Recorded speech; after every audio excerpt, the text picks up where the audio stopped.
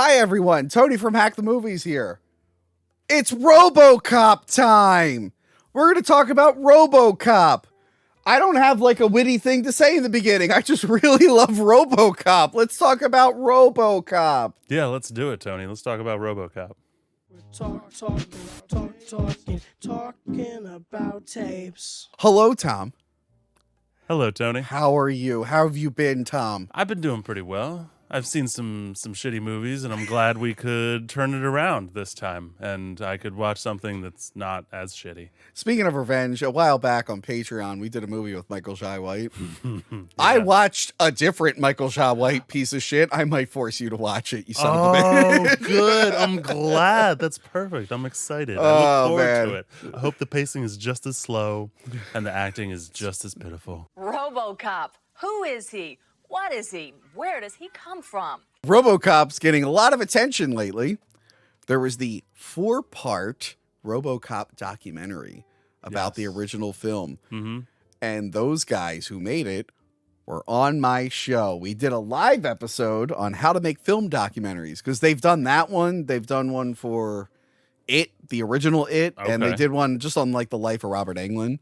So I had those guys on a live episode. That is so cool. Yeah. I'm so jealous, not gonna lie. Yeah, and if you guys have not seen the 4-part, like we're going to skip over some of the behind the scenes in this just because they covered it so well. Yeah. But while doing that episode, I was like, man, it actually hasn't been that long since I watched RoboCop because when we moved the store, you helped actually rebuild the store with me. Yes. And the one night we sat there and we watched RoboCop in 4K. We did. I was actually a little bit excited. Yeah. I was just like, ooh, I can see things that you can't normally see when it's not in 4K. So yeah, and then after that episode, I'm like, I should watch RoboCop again. I'm like, you know what? I should review RoboCop. And again, depending when this comes out, the RoboCop game has either just come out or it's been out for many months. It's great. I've been playing it all the time. Look. I look forward to it coming out. Honestly, at the time of this recording, like the early reviews and people I know who have played like the demos say like it's amazing. Yeah, all right. I'm actually I'm on board excited for shooting people in the dick. I'm excited for movie games again because I liked Friday the 13th. I enjoyed the Evil Dead game. I enjoyed the Texas Chainsaw game, but I can't do those online multiplayers anymore. Oh, okay. Yeah. I enjoy them. It's just you play them, too many people play too much and they're too good at it. Yeah. It takes forever to level up, especially when you're busy. So I like that this new RoboCop is like a first-person shooter. Yeah. It's just you. Maybe there's an online element. I don't know, but it seems like it's a first-person shooter. They all have an online element. But yeah, like, because I thought movie games were coming back, and it's like, oh, are they all gonna be multiplayer, online only stuff? It's like, because they kind of die, and then if they don't do well, they kind of kill. They like Evil Dead were basically like, yeah, we're not updating the game anymore. It's like, cool. Yeah. Awesome. No. I mean, what do you think they're gonna do? Like a giant, like massive, like MMO for Back to the Future or something now? It's just like Marty's going around on his hoverboard. You know what? I never played the Telltale game for Back to the Future. I heard it wasn't very good. Oh, it was interesting to view with my eyes. I played the Jurassic Park one. I didn't play the Back to the Future one. I heard that I was watched bad. someone play it, and they weren't very good at playing it, so that probably made it even worse. So like some of the cutscenes and really it's just the character art is slightly disturbing. Yeah, it did look a little bizarre. But yes, RoboCop. Who is he? What is he? Where did he come from? I know these quotes. Tom. Yeah. When was the first time you saw RoboCop? So the first time I watched it, it was actually the second half. Okay. And out of context on television when I was probably like 12 or 13 and I had no idea what was going on. Yeah. But you were I just did like know a robot cop is shooting people. There's a robot cop shooting people in a giant like valley. There's a bunch of steel stuff all around and Red Foreman is there.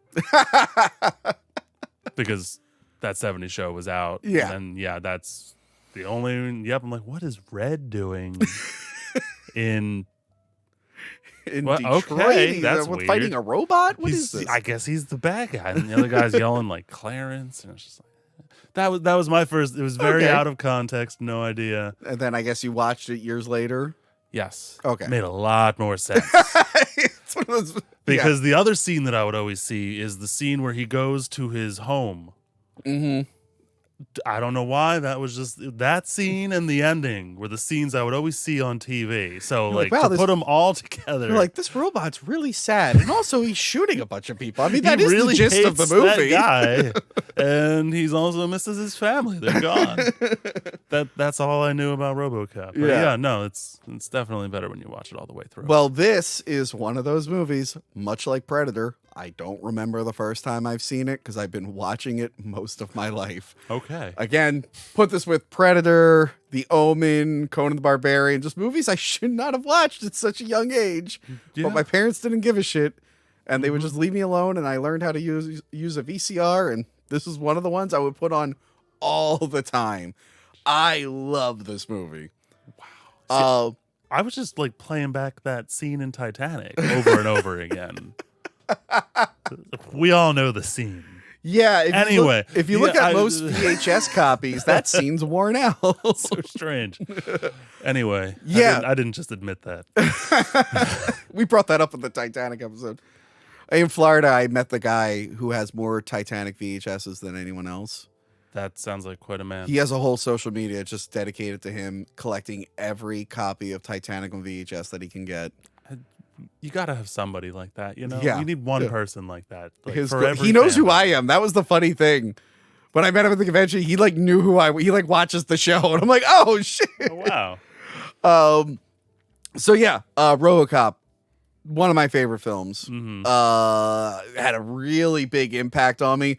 One that I didn't realize till like years later. This is probably where I got like my love of satire. And like before I could really understand what was going on, and the news segments, which I kind of did in Mummy Cop commercials. And that Mummy Cop wouldn't exist without a lot of RoboCop. It's just a very like important film to me, and I'm just like, wow, this so much of like my comedy and everything, like everything I wrote just comedically, your sense of humor, like the tongue-in-cheek stuff, like it doesn't play off as a comedy, and yet it's very, very funny. Well, it's those bits that just make it, and like the gore, like that's what. Since I'm not huge into horror, but I do like a good amount of gore. So I'm like, I'm a big fan of the Evil Dead series in that regard. So when I saw this go, like the scene with the top with the executive with the and you're Ed 209. These days kids can just get the director's cut and see that. So I remember like in high school when they released like the director's cut, I was like, whoa, I'm like, this is so much more awesome. That's what I mean. I'd love to see that scene. A little bit longer. I think a lot of those scenes went even longer, and like, okay, it can't be like a minute long. Like, we got to trim some of this down. Well, that's what made it even funnier, like in that context, which goes well with the movie because it's just hyper violent, hyper everything in that sense because it's the future, dystopian, and all that. One of the things I like about the making of this movie, briefly, because again, there's a 4-hour documentary. The writers behind this, I think the one was like on the set of Blade Runner. And he's like, oh, this is a movie about robots. What do the robots look like? And it just was like a normal person. He was disappointed that the robots look like normal people. And I'm like, well, no, it made sense for that movie, but okay. So he's like, I'm going to write my own robot movie. Except they're going to be called cyborgs. Yeah, they came up with RoboCop, these two writers. If I remember right, I don't think that was always meant to be I think it was one of those, like, we'll change the title later, and it just never did. Oh, no. The script was given to the director, Paul Verhoeven. And he apparently looked at it and was like, this is stupid. I'm not doing this. And then he went to go swim in the ocean. Apparently his wife actually started reading the script. Really? And when he came back, she was the one who was like, you should probably read this. It's actually really good. Really? Yeah. That's kind of crazy. I didn't know that. So that's what got him to sign on. And also, it did take inspiration from the 2000 AD comics like Judge Dredd. Okay. And actually early design, you can look up early designs of RoboCop's armor, and he has the Judge Dredd, pretty much the Judge Dredd helmet. And it's like, okay, let's not get sued. Yeah. So yeah, this idea just came out about this cop who's turned into a robot. Actually, you know what?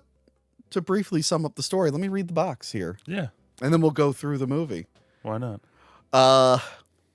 Part man, part machine. all cop. Mm. That's such a good tagline. By the way, great poster. Yeah, no, seriously, that Yeah. tells you everything you really need to know, and I'm glad they have it with him out of the car, because if he was in the car, he would look really. Well, really if he's in the lame. car, they would have to take the legs off because he couldn't fit in that's like a funny thing. That's true. Whenever like a C-3PO kind of. yeah, bullshit. whenever RoboCop is in the car, they had to take his legs off because he couldn't fit in the car with the legs. All right, he's RoboCop, and in the near future, he's law enforcement's only hope. A sadistic crime wave is sweeping across America.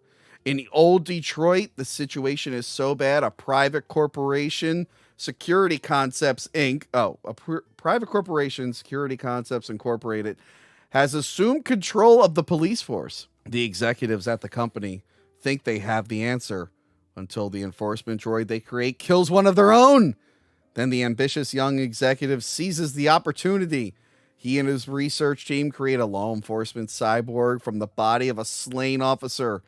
They program RoboCop to 1, serve the public trust, 2, uphold the law, 3, protect the innocent. All goes well at first. RoboCop stops every sleazeball he encounters with deadly, piercing, and sometimes gruesome accuracy. But there are forces on the street and within Security Concepts itself that will stop at nothing to see this super cyborg violently eliminated. Prepare yourself for non-stop action and adventure in one of the most explosive sci-fi stories you'll ever witness. RoboCop. That sounds like an awesome fucking movie. That does actually sound really intense. Intensely awesome. Yeah. And like the firepower. Lots of guns. lots of guns all over. I like that. Guns. And we should say for the effects, Rob Bottin, famous makeup effects guy, he like made the RoboCop suit. Just nuts, and like some of the makeup. They were talking about like the paint would kind of come off the suit, so they had to constantly like adjust the paint on the suit like every day. And then like a bunch of people worked on the Ed 209 puppet. Phil Tippett, who would end up going on to Jurassic Park and making his own company, he did like a lot of the stop motion stuff in this, or maybe it was Go Motion at this point. But yeah, let's jump into this movie here. All right. I love the opening news segments that give us like a picture of the wider world. Because we're only ever in old Detroit. Yeah. We never see anything else. I think, well, other than RoboCop's old neighborhood, And, which like, is like outside of old Yeah, Detroit. we see some views from space occasionally. Yeah, well, like the news is the only time we ever see what's going on in the world. Yeah. There's military coups. The president is stuck in space because the anti-gravity was turned off. And corporations are just selling hearts. Yes. Yeah, and then we find out OCB has bought the police force, and some cops were killed by a gang leader, but one might survive. Again, like the whole like satirical stuff, like they're talking about horrifying things, and they're kind of like smiling through it. Yeah. Well, that's why it's just it hits different in a good kind of way. It's just kind of makes me feel like wait, it's kind of why are they making fun of serious? like how like America was getting like in the 80s, like big business was getting like yeah. like the corporate overlords were taking over. Like I said, like, oh, we're going to help you with the heart. You could buy one from Yamaha and whatnot. I was like, oh my God, like you're treating this as like a retail thing. Yeah, well, that's what the later commercials with the SUX 6000. Yes. Like, that's very obvious because at that point, America was having a lot of trouble making anything that worked really well in the automotive industry, at least. Yeah. Which is funny because this takes place in Detroit, which was like the home of that. Yeah, so it's just like it's painting a picture of this like horrifying world, and the corporations are kind of taking over everything, and they're just obsessed with money. A lot of social commentary in Lots. this. Nothing that has like it didn't translate. Honestly, like all those that doesn't happen now at all. This movie did predict some things. Some things, yeah. But yeah, we'll circle back to the whole social commentary thing because I want to bring up something. Yeah. I do like that the lawyers at the police station, they're like, attempted murder? It's not like he killed anyone. They like really show in this world like there are so many just like soulless, money hungry people. Human life is really it not means valuable. nothing in this world. And it's just like and then like you just have the citizens and whatnot, and they're like just trying to survive how violent and crime ridden everything is. Then when they get a new transfer, Murphy, Yes. played by Peter Weller. Now, is that before or after the co-ed changing scene? Before. Okay. Before. Murphy transfers in. He mentions how OCP is moving everyone around. Yeah. And then they bring it up in a later scene that like that was done on purpose. Mm-hmm. But he's from like a nicer district, and now he's here, and it's like a little rougher. Yeah. Apparently, a lot of the cops, their last names are from like famous serial killers. Really? I did not know that at all. Forgot to write them down. I found that out in the documentary RoboDoc. I never realized it before. So yeah, he's transferring in there. He goes into the co-ed. Very reminiscent of Starship Troopers. Well, Starship Troopers is reminiscent of this because he did it later on. Same director. Wait, what? Yeah. Really? Paul Verhoeven, yes. Oh, that's why Starship Troopers also has the news segments and whatnot. Oh my god, that's why I probably like Star. Because I saw Starship Troopers before I saw. Yeah, Rogue. yeah. I was talking with someone. Sad. Because when I saw the wrong one first, so I thought that one was reference. No, okay. I rewatched one of the early Saw movies with Dinah Meyer in it. Okay. And I remember telling the person I was watching with, I'm like, that's the first woman I ever saw naked in a movie theater because my grandfather took me to Starship Troopers. And whenever I see her in anything, I'm like, I'll never forget. I'll be like, oh my God, those are the biggest boobs I've ever seen because they're being projected on a giant screen. Wait, so is that how you were introduced to NPH? Neil Patrick Harris? Sorry, I just think that's a funny way to be. I'd have to go through him. his IMDb to see if I knew him from anything before that. Well, I doubt you were watching Doogie Howser. So I was not. Off the top of my head, you know what? That was my introduction to Neil Patrick Harris. Anyway. Then we meet Ann Lewis, who is Murphy's partner, and she's a girl boss. I actually like her character a lot. Like the way what they did with her. Yeah. Honestly, like I liked because she wasn't sexualized. Yeah. And like when you watch an action movie in that time period. I mean, she shouldn't be. He has a wife and everything. I'm glad there's not like a romance in this. I think it's refreshing. You know what I mean? It's funny because I'm watching this, and this is a movie I'm sure most people will like. Because I already saw the boobs in the co-eds. The point is, like, I saw the scene that needed to happen for it to be an 80s action film. Yeah. Already happened. Like, I don't need to see this. It is funny. You know what I mean? It is funny. The only nudity in this is just like brief. Yeah. And it's sandwiched. They got it out of the way. And it's sandwiched between naked dudes. Yeah. We forgot to mention that one cop died. And then they mentioned doing a strike. And Sergeant Reed is like, you sons of bitches are not striking. But yeah, we meet Ann Lewis. And it was kind of cracking me up because I'm like, if this movie was made now, all the social commentary and then a tough female girl, everyone would be complaining about it online. It would be a million things. I'm like, yeah, no, it wouldn't. It's one of those like I think there's been so many. Now that I think about it, you're right. It would cause a problem. I think the problem is there's been so many like bad examples of people shoehorning messages in, and so people like, and I call them out a lot, like a lot of those YouTubers, not by name because I don't feel like dealing with them. But like they think like any kind of social commentary or any strong female lead is now bad. It's like, no, those both can be good. People are going to do it well and people are going to not do it well. But like there's this whole generation of YouTubers that are training people to hate social commentary, strong female leads. Like, no, it can be good sometimes. This is an example where it works extremely well. It's like, we don't have to ban it altogether, guys. Like, relax. Yeah. And don't get me wrong. We're doing this before The Marvels comes out. That doesn't look like a good example. That's probably going to be a bad one. Well, the reason that, like, I could get into that for a while, but like the Marvels isn't going to be great because the last like 4 Marvel movies have not been great. Besides like Guardians. Guardians is its own entity. Thank goodness. I have another good trilogy. Anyway, but aside from that, they're just showing us what the Marvels is going to be. And if it's going to be like Ant-Man, if it's going to be like Thor, if it's going to be like Eternals, then we're not going to enjoy it. But what I'm saying is you can put a social commentary. It can't be your only reason for making the movie.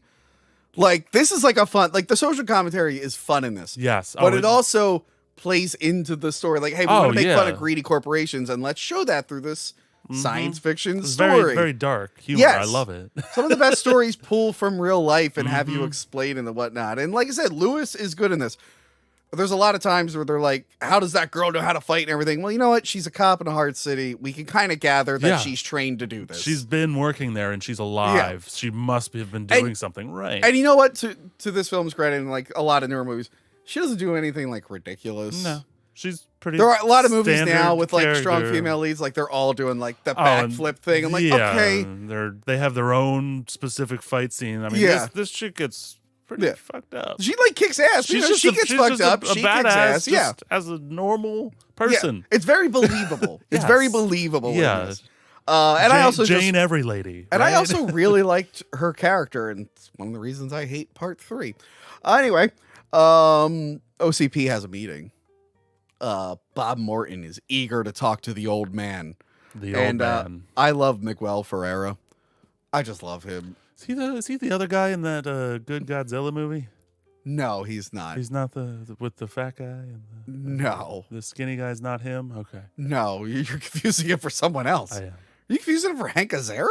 No, this the duo of the movie people they were supposed to be. Oh, mimicking. no, I don't Isn't think the that's him. skinny guy? No. the same guy. Wait, Mayor Ebert and Gene who were making fun of Siskel and Ebert? Yes, No. those I two. think that's a different guy. Okay, I do love Miguel Ferreira. I'm using a shit ton of stuff. I loved him in Twin Peaks. Speaking of which, I just called him Twin Peaks. Like that's all he is. well, speaking of which, Bob Morton, Miguel Ferreira was in Twin Peaks. The old man was also in Twin Peaks. Jeez. And later on, Clarence's gang, Nash, is Leland Palmer from Twin Peaks. Yeah. Let me know if I missed anyone. I feel like there might be one or two other people in this that They are from probably- Twin Peaks. They snuck one in there. I'm sure. Let me know if I missed one. So Bob Morton, he really wants to pitch his idea to the old man, but Dick Jones is the superior one that they listen to. And we find out about Delta City. Mm-hmm. Like, the idea is they're going to basically rebuild old Detroit as Delta City, a city Yeah. they will actually own, which is horrifying. Yeah, only a little bit. I mean, could you imagine like a company just buying up all the land and doing whatever they want with it? Delta City is like it's like this cool thing that's in the background. Like, you see it throughout the film, like the billboards and whatnot. Yeah. I don't know. It's been a while since I've seen 2 and 3. I don't know if they ever get to Delta City. I don't know if they ever get to building it. But they were like, you know what? Detroit just has too much crime. We want to rebuild this new city and ship in all these new workers and whatnot. Yeah, just like wipe out all Yeah. the ones that are there. Gentrification. Like, we want to gentrify this and kick out everyone and rebuild. Yeah. But there's just too many criminals we can't get rid of. So Dick Jones introduced everyone to Ed 209, or how he sometimes says ED 209. Yeah, erectile dysfunction 209. I'm sorry. I know it's childish, but And this is cool because they built a full-size one, and I think all that one could do was this, like, just lean back and forth. But the effects, I believe it really was good. Go Motion, which Phil Tippett developed, which is stop motion with a motion blur to kind of cover up the jerkiness. yeah, it's still as long as there's not a person in frame. Honestly, I really enjoy the effects as long as there's not another. It person. really worked for this because it is a robot. Yeah. So I actually don't mind the jerkiness too much. Mm-hmm. It actually in the jerkiness actually adds to this thing. Yeah. But this is probably the best stop motion thing I've ever seen. Like when it comes to stop motion, I mean, yeah, I'm like, yeah, this it's is up there. This is pretty good. I love stop motion. Yeah. But it's very noticeable. Oh, I mean, famously, The Thing is like one of the best effects movies in the world, and Yeah. that stop motion tentacle at the end is really bad. And thank God they trimmed down that ending. Yeah. Because at one point that dog comes out of the big thing and it's all Yeah. stop motion. It's like, oh God, this is awful. Get rid of this. Yeah. We talked about it over the summer. Like, I love Nightmare on Elm Street 3, but that stop motion skeleton at the end is really bad. Jeez. But this, again, this is after he just got it's after he did like the Star Wars trilogy and whatnot. Like, it blends together with the scenery. yeah. There's no hard line. It's not invisible. Yeah, it doesn't look like it's on like a It doesn't. That's a good thing. It's psych like, wall or a screen. yeah, we or talk about anything. this like when they do these composited. Sometimes it's lit differently and it stands out. But like, no, this feels like it's in the scene. Yeah. It is like phenomenal. And Ed 209 used to scare the shit out of me every time he talks. I mean, because it's a lion. It's a lion. It roars like a lion. It literally roars like a lion. But yeah, the whole and snorts like a pig. His voice. Yeah.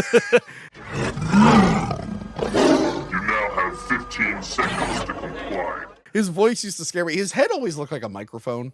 Like, it looks like a microphone. It does. I agree. So yeah, they go to show it off. Poor Kenny. Poor Kenny is there to demonstrate it. I am And all about this moment. It's like there's I think this was like one of my favorite there's a moments. malfunction and Kenny just gets obliterated. Obliterated. He's hiding behind me. Yeah, I love he goes to hide behind me. Throwing No, people get away. Guys, come on, please, somebody help me. Everyone's just like, oh, no, thank you. And then he gets murdered. So good. He gets completely demolished. It's great. And in because the dirt, the gun has the triple Yeah. spray, so it's just like, oh well, if there's the normal amount of violence, By the way, just triple it. way too armed for this. It's like, okay. Shoot him In in real the life, kneecaps. EZ2 and I would end up like killing nearby people. Like, it's He's just- shooting him in the kneecaps and the shins. Yeah. I'm like, what? Oh, well, that was the thing. What? So in the Why? director's He's cut, dead. this, Still shooting. this part wasn't in the theatrical cut. The director's cut, when he falls on the table and then it keeps going, that's unique to the director's cut. Really? In the theatrical cut, they like shoot him and then he falls on the table. Yeah. And then and when I I think first that's saw what the I director's think cut, that's what I I saw. died laughing when he fell on the table, and then it just kept it just- going. I mean, I caught myself laughing, like the I don't know why, but getting shot in the shins when like he's dead. Yeah. Why even like that's? I you love- could keep shooting him in the. Why the shit? I love the technician who like yanks out the cord. I love when he's just like, it That's didn't very- hear him. That felt very Spider-Man too. I'm Yeah. just saying, he's trying Yeah. to pull the thing out, just like all of his strength. It was just two little computer chips and a little bit of wire. Just I can't And do it. I love it. Again, to the commentary on like corporations being soulless. When like the old man's just like, I'm disappointed, and then he's like, I'm sure it's just a glitch. Like, a man was just destroyed with bullets in front of is you. blood all over Yeah, and your they're like, "Oh, employees. this is There's gonna a woman set us back." crying in Yeah. the background, literally grieving Yeah. over the loss. And they're like, oh, this is gonna set us back. And I felt bad because like Bob and the black guy's name I always forget. He's in like all 3 RoboCop movies. Oh, I like his Yeah. smile. He's just got that. Yeah, he's got like a real Yeah. fun smile. It's like, Um, why? I always enjoyed that guy. They were in the elevator with Kenny earlier, and then Bob Morton goes to pitch RoboCop to the old man. He's like, "All right, let me hear your proposal." But he lets out here. He's just like, you know, we've already started moving around the precincts based off potential candidates. So he's kind of the reason Murphy got sent there, because they were probably like, he's a really good cop. Let's put him in a dangerous district so if he dies, we get his body. It took me years. Because they know that he's gonna go and be a good cop. Yeah. In a bad situation. Yeah. Best case scenario, he just keeps being a good cop in a bad town. Worst case scenario, Exactly. they're like, well, we have his body. Let's make him RoboCop. Actually didn't catch on to that till like years later. I'm like, oh, I didn't realize like Bob is kind of like the guy who indirectly, I mean, well, not Murphy specifically, but he Yeah. set up all that. But I love when they get on the elevator and he's all like, that's what you got to do. You got to take charge. He's like, hey, Kenny died. Yeah. It's like, it sucks Yeah. for him. He Like, literally goes, moments earlier. he's just like, it's life in the big city. Like, oh my God. You got to take your chance. It's like yeah. there's a dead man behind you. Who One's even cleaned up. who you were friends with and were just talking with and having a good time with. And he damaged that model. That model Yeah. probably took some time to make. I know. By the way, the match shots in this are great. That elevator like going up and the OCP, I love that match shot. And then Yeah. the outside of the OCP building is like a big, beautiful like match shot. Yeah. Beautiful Those are match shots nice. in this. And they still hold up in 4K. Mm-hmm. It's one of those things where like sometimes you watch older movies in 4K and it just really highlights the effects. This is the one where like the effects look better. Yeah, no, I watched Jaws recently in 4K and Yeah, the animatronics there's stuff some does it. things that should have stayed hidden. Yeah. You know what's funny? Like, what was it? Blade Runner. When they did that like final cut, they like digitally enhanced Blade Runner. They did like a George Lucas where they made changes and stuff. Yeah. And I keep talking about how I'm like, but it didn't impact the story, so no one ever really no one ever complains or Well, did notices. the Lucas changes affect the story? No, they were just No, they stupid did. and They did distracting. making Han Solo shoot second, stuff like that. Luke's screaming when he gets thrown off. Yeah. Anyway, but no, this movie, it seems like they didn't digitally enhance any of it. It just seems like these are really good effects that have held up. It's just really clean. Yeah. And a lot of the original Blade Runner effects also hold up, but I did see that they digitally enhance things here and there. Yeah. So Murphy is doing this thing with his gun, which, by the way, I used to have like a airsoft gun of the RoboCop gun. Nice. It broke. I wish I still had it. I should just get another one. He's doing the thing where he's twirling his gun.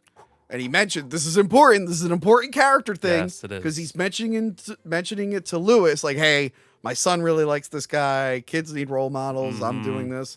And you bet your ass, kid Tony, anytime he had a toy gun, would try to do could never get it right. No. Well, I don't understand how they don't pull the trigger doing that, but I've also never tried to do it in real life. Yeah, I was going to say maybe the safety's on, but I'm like, yeah, but also, like... But, like, come on, like, you're still... Because then you'd be like, bang, bang, bang. Click. I'm going to get you. But yeah, they get a call about a bank robbery, and then we meet Clarence Boddicker. Clarence, I think they're called the Wrecking Crew. I think they are the Wrecking. Yes, that's it. The Wrecking Crew is pretty badass. The Wrecking Crew. And Red Foreman is the leader. Red Foreman is the leader. Leland Palmer is there. The ginger receding hairline doctor from ER is there. Mm-hmm. There's also, I think, a Native American or Mexican guy there. Yes, he is also there with little to no dialogue. And also Bobby. Don't get attached to Bobby because Bobby, first off, they burnt the money from the bank heist, so the money means nothing. Yeah. I forgot about Bobby until you just mentioned him. I will never forget Bobby because they they open fire on the cops. I like Murphy outside the car with 2 guns. That was pretty funny. But yeah, they hit Bobby in the leg, and of course, this is like me and my friend Anthony. This is like one of our favorite line from this movie where he just goes, Can you fly, Bobby? Clarence, no! it's such a good line, and they fucking throw Bobby onto the police car. I mean, you don't expect it, and it helps show how evil Red Foreman is. You know, Clarence. Sorry, it just goes to, you know what I mean. He is ruthless without telling you. You know what I mean? Because the audience isn't always that stupid. Speaking of Red Foreman, did you give 90 Show a chance? I didn't bother. I tried 1 episode. Can do it. Nope, I'm good. It was just not interesting. I don't know if it was like the live audience thing, or it's just like people enter and everyone claps, and it's just like, no. I mean, that's the old show. I'm sitting at home. Stop clapping. Get to the jokes. I mean, that's in the old show. Not like this. This is one of those like. Sorry, you're right. There is a gnat in the store, and it's driving me crazy now because he's just hovering. We're doing this the day after Halloween, and my door, I was going in and out all yesterday, and I let flies in like an idiot. Yeah, I bought the big candy bars because I wanted to be that guy. Because, like, you know, when you were a kid, you wanted the big candy bar house. Because, like, oh my God, I got a big candy bar. That guy's the coolest.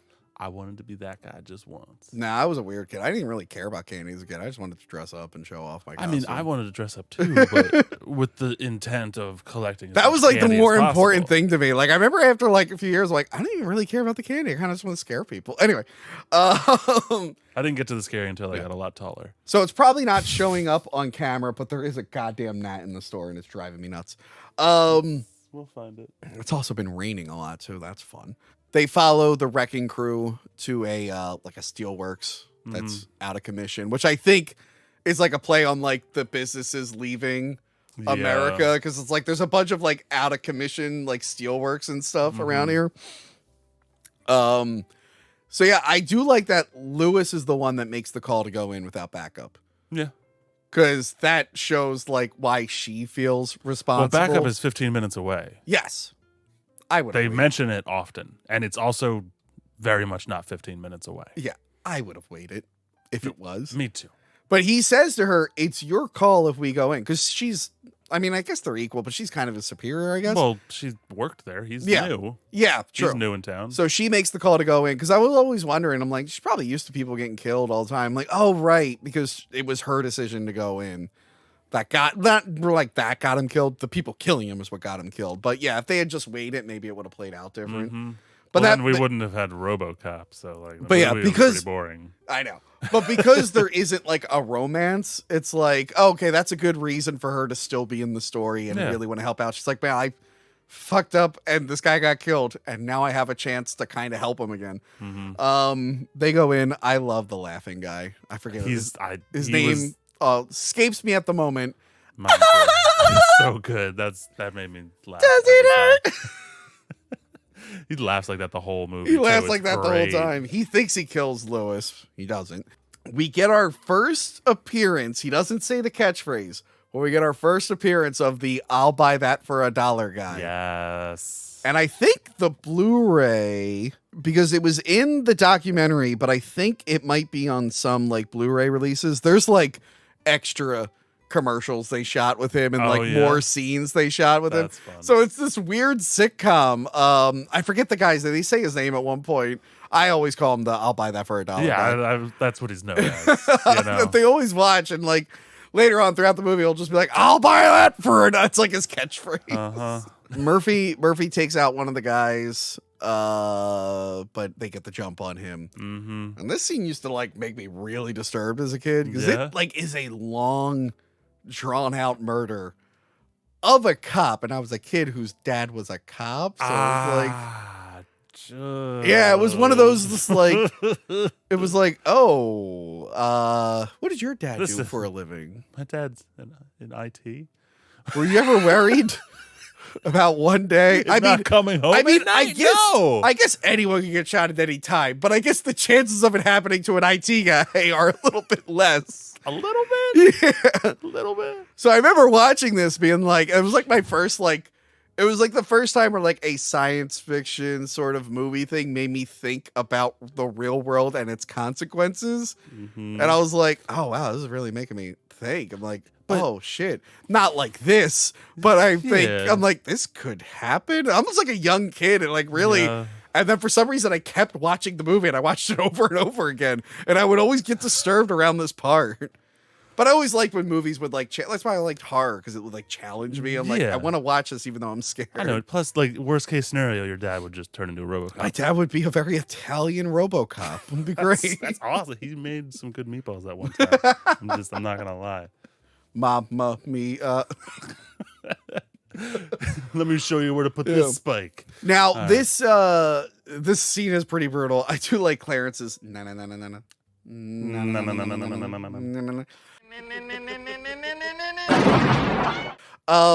So for the director's cut has the scene of like Murphy's head screaming and the camera going around him. That's a cool shot.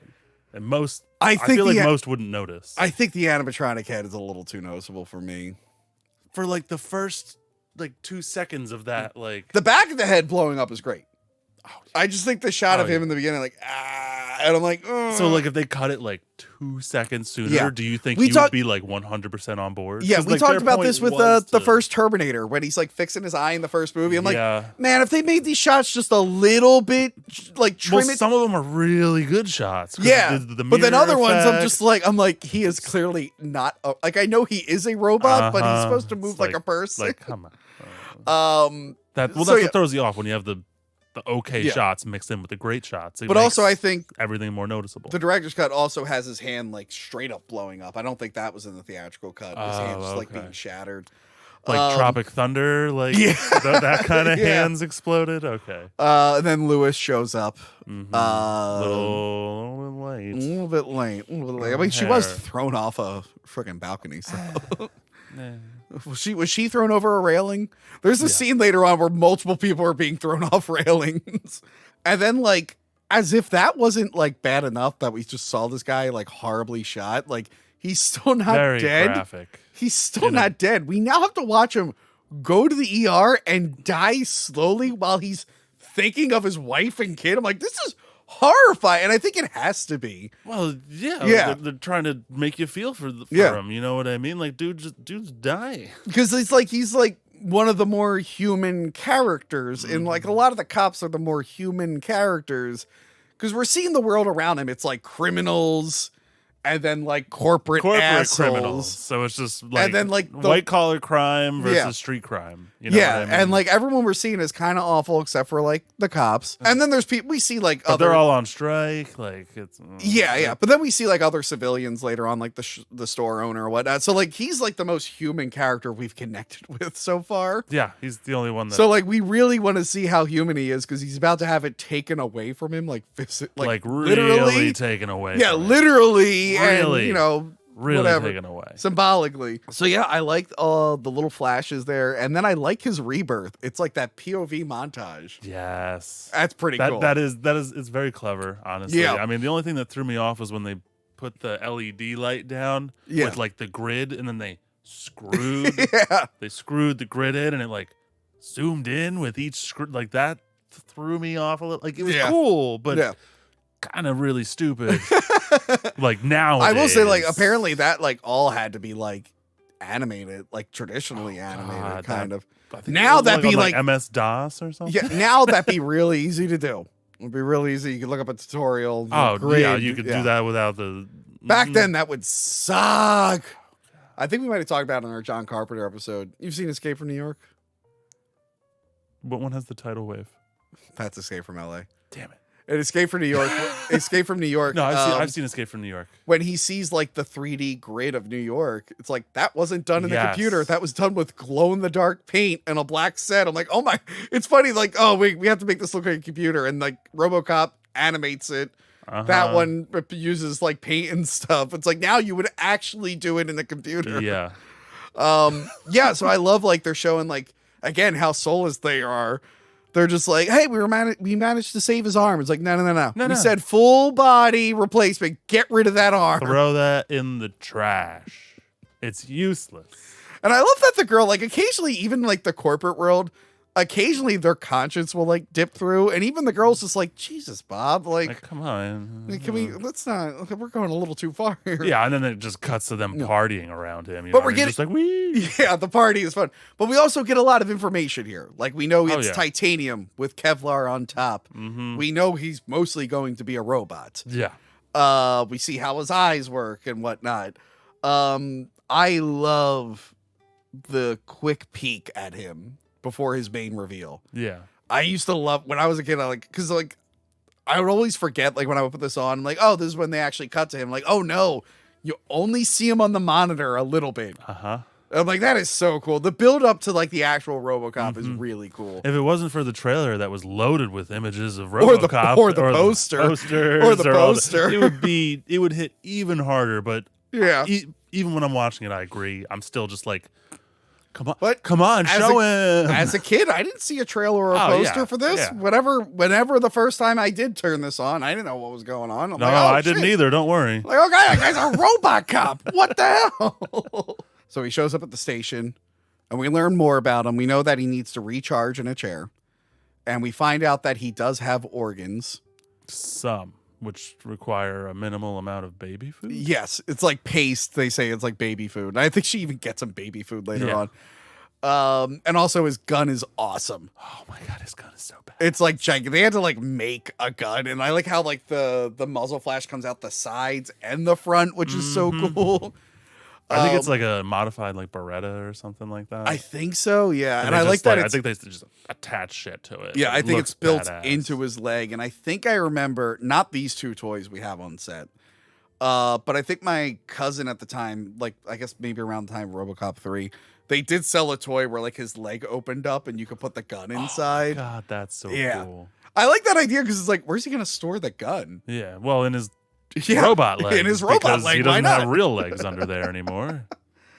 And I like how all the cops are just like, it's Super Cop. Like they're listening to the gun. They're like, holy shit. Super Cop. Meet the cop that can't be stopped. So then he goes on his first run, his first beat. Yeah. I like him grabbing the keys. Apparently that took a really long time to get right. That sucks. Well, he's got all that shit. I'm sure he can't even really see. Yeah. You know what I mean? It's just like, hey, close your eyes and catch these keys as they come to your rubbery glove that you can't feel anything through. Just like that, easy. And credit to Peter Weller for wearing the mask most of the movie. Peter Weller's great, Yeah. honestly. Like for this. Like he did amazing. Again, it's the opposite of the Stallone Judge Dredd, where you're not supposed to see Dredd's face ever. Yeah. And he's like, make sure to show my face after my first scene. Like, all right, well, that kind of defeats Until the purpose. Carl Urban did it. Yes. Or like older like superhero movies where they would always find an excuse to take the mask off. Like what you call it? Like Spider-Man. They're like, we have to figure out a reason for him to take his mask off. Mm-hmm. I guess that's one good thing about the nano machines with movies now. Yeah. It's like, oh, I need to see his face for the scene. Real quick. I'm Ant-Man. I'm scared. All right, put the mask back on so kids know I'm Ant-Man. But anyway. I'd buy that for $1. His first crime is a guy who's robbing a convenience store. Yes. Don't fuck with me. Yo, the moment he runs in there, he literally grabs an Iron Man comic. Yes. And I'm just like, And there is that is some sort of reference to a robot man? there is, and I think the story in that comic is kind of significant to the plot. Really? But I forget the specifics. Oh. And if you want to know more, Yeah. you can watch RoboDoc on Screenbox. RoboDoc. You know, This Where isn't, can I by the watch way, this that? isn't an ad or anything. I just really like the documentary, and I really like that the directors came on my show. yeah. No, that's And awesome. also, I Seriously. genuinely forget what the significance of that Iron Man issue is, and I don't have time to look it up. So go watch that documentary. But they make a point to say, like, he grabbed an Iron Man issue, and there was, like, a reason behind it. Yeah. So RoboCop interrupts. Now, originally... With style. Yeah. He always has a sound effect. And just all the bass. Just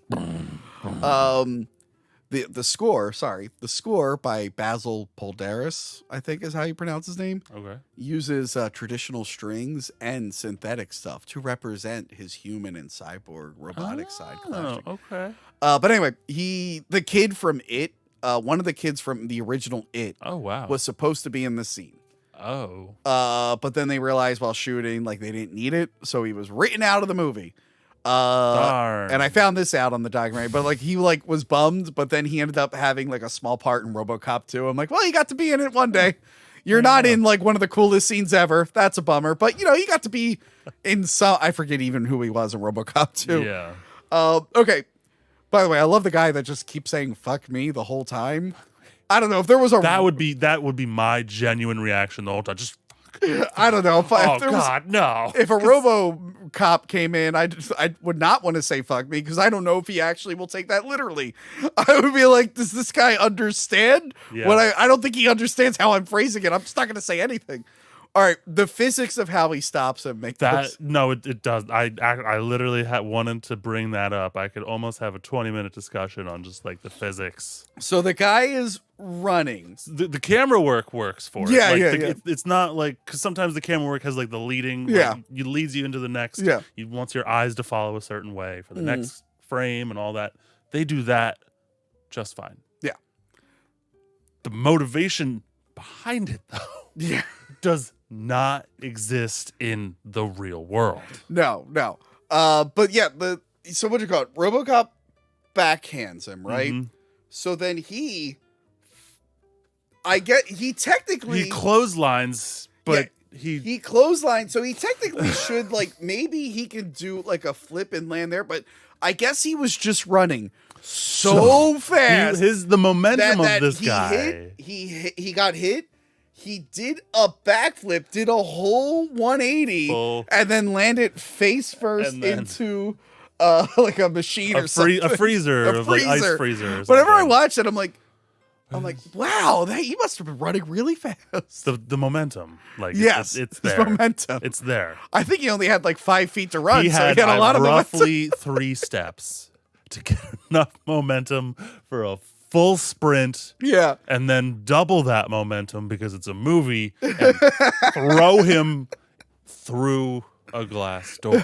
Yeah, that's suspended belief, but given what we've seen and like the satire of the movie, Yeah. honestly, it works perfect. It works pretty well. It works great because that's what I want to see. Yeah. I want to see him destroy someone. I don't want him to just, that guy's a little bit. No, he's a robot. Okay. Yes.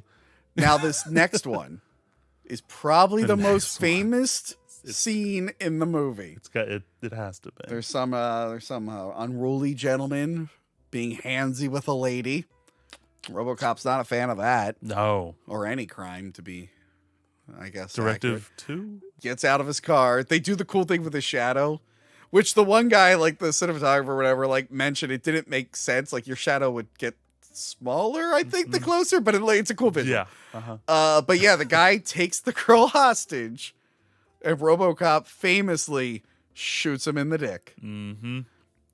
Now, when the remake came out, Maybe is that the connection between ED 209? Just literally just castration. So when the RoboCop remake came out, there was a fan remake called R RoboCop remake. Oh no. Where it was kind of like the Shrek one that I participated in, where a bunch of different people remade scenes from the movie and stitched them together. Yes. The one they did for this scene. You did that with Dragon Ball Z as well. They did? You did. I did. Oh no, that was different. That was different. That was a different thing. But there's like what you call it? There's like Star Wars retold, Shrek retold, and then there was our RoboCop remake. The one for this, I think Fatal Farm might have done it. I'll correct it if it's wrong. Their scene became super popular because they just did this scene. The effects were amazing. Yeah. It looks like it's right out from the movie. Really? But the twist is that more rapists with more hostages keep showing up and he keeps shooting them all in the dick. By the end, he's just shooting like 100 people in dicks. And then the last guy has like a fake dick with a boner and he shoots it off. It's the most ridiculous. You've never seen it. No, I have not So seen the R that. RoboCop remake has some really good segments. When Murphy gets killed, the people who did that segment, they did it as an interpretive dance where they're dancing to the RoboCop theme. And then whenever they shoot, they like do this with their hands. And then when he gets shot, like red fabric comes out wrong. And then right before that, when they're kicking him in the ground, whoever filmed that segment, they did it with their babies. They dressed their babies up like Clarence. They made it look like the babies are kicking each other. Some of the whitest kids you know are in it. Yeah. Sam is in it. Oh, nice. Our RoboCop remake was a lot of fun. Yeah. They got like real creative with that. I'll have to check that out for sure. It was a good time. It was a good time. But like, look up the dick shooting one because it's the highlight of that movie. It's so fun. I mean, it's the highlight of this movie too. It's the highlight I'll of be this movie honest, too. like, Famously, you don't see it coming. You can now get a shirt that says, "Remember when RoboCop shot that guy in the dick?" I've seen pictures where people see Weller at like Comic-Con or whatever, and they wear that shirt, and he's just like the happiest he could be.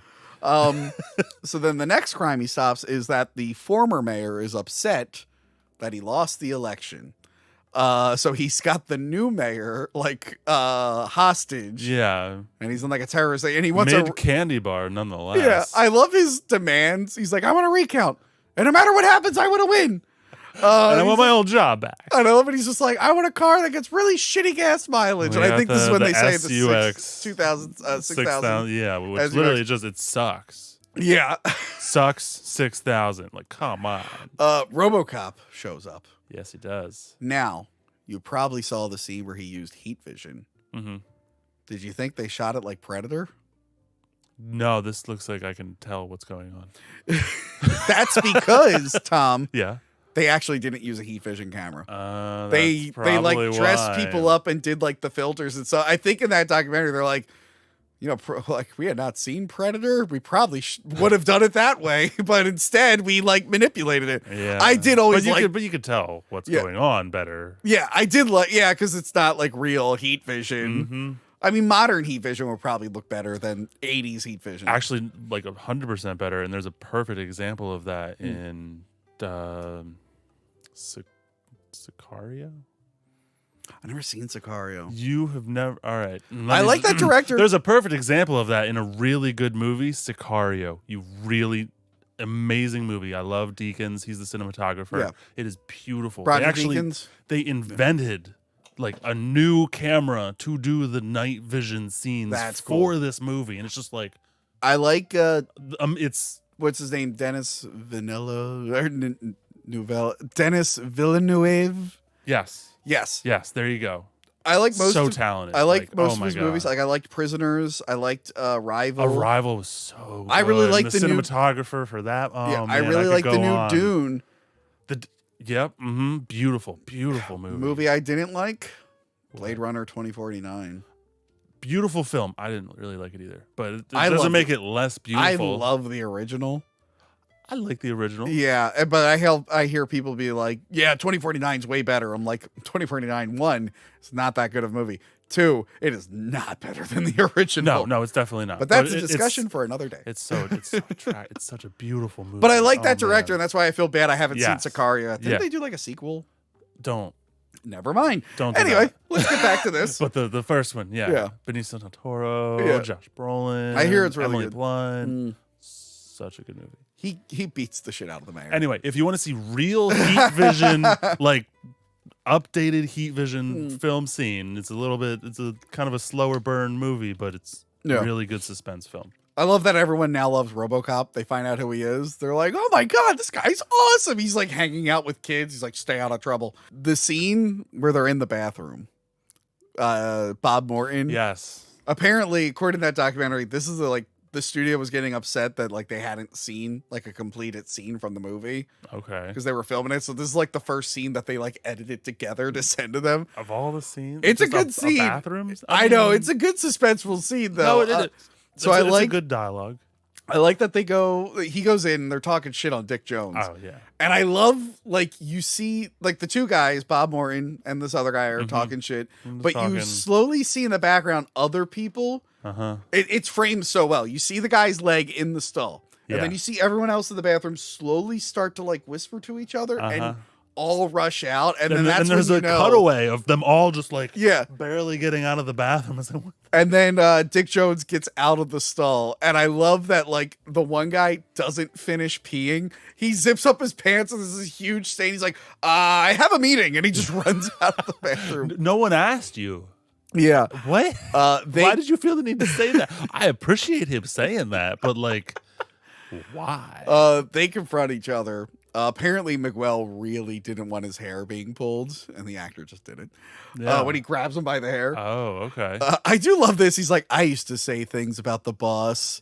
At one time, I even called him asshole or something like that. Yeah, just very specific. I called him an asshole. It's like, but I like his complaint. He's like, I had a defense like contract for ED-209. We had a renewal program for parts. And then he goes, who cares if it worked or not? Like, so he was going to put out a shitty product, which again, corporations love to do. Let's put out a shitty product. Who gives a shit if it actually works? Like, and it's just, I know exactly what well, that's when you officially knew that he's very much a bad guy. Like, he was a bad guy before, but the fact that he is literally going to put out a faulty product that kills people, like, just willy-nilly. Bob Morton, he's just like, Bob Morton's like standing up to him. He's basically like, your time's done, guy. I'm the new dude. And also Bob mentioned that he's going to hang out with 2 models in this scene. He does. Which he does. He does. Yes. RoboCop has a dream about his death when he's recharging in the chair. Yes. Which is cool because they said they were gonna wipe his memory, but I guess like it still was in there. I mean, but we don't know what future holds for memory erasing in regards to After Effects and efficiency.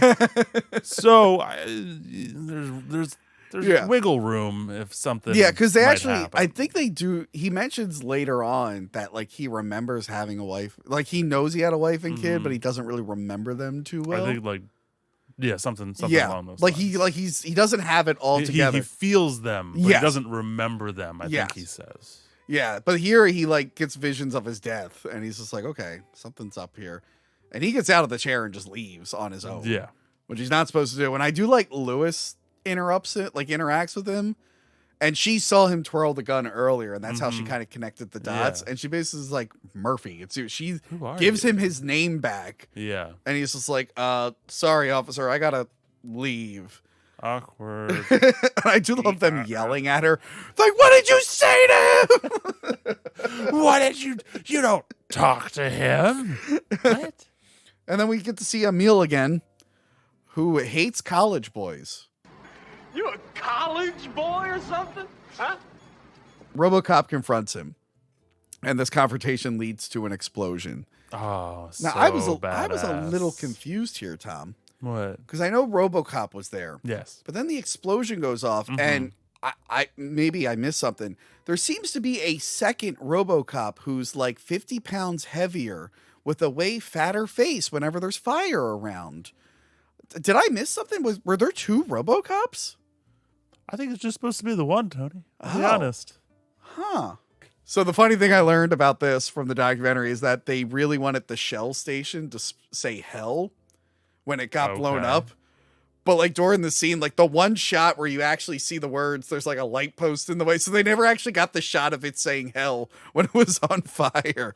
But awesome explosion. Oh, so badass. Huge explosion.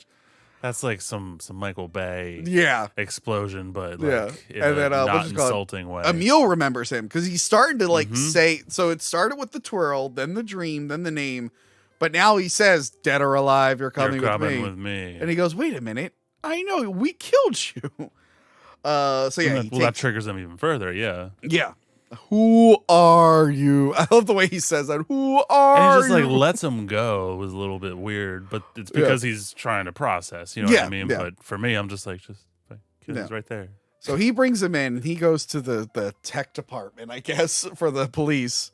How does he access their database, Tom? What does he use to access their database? He has this.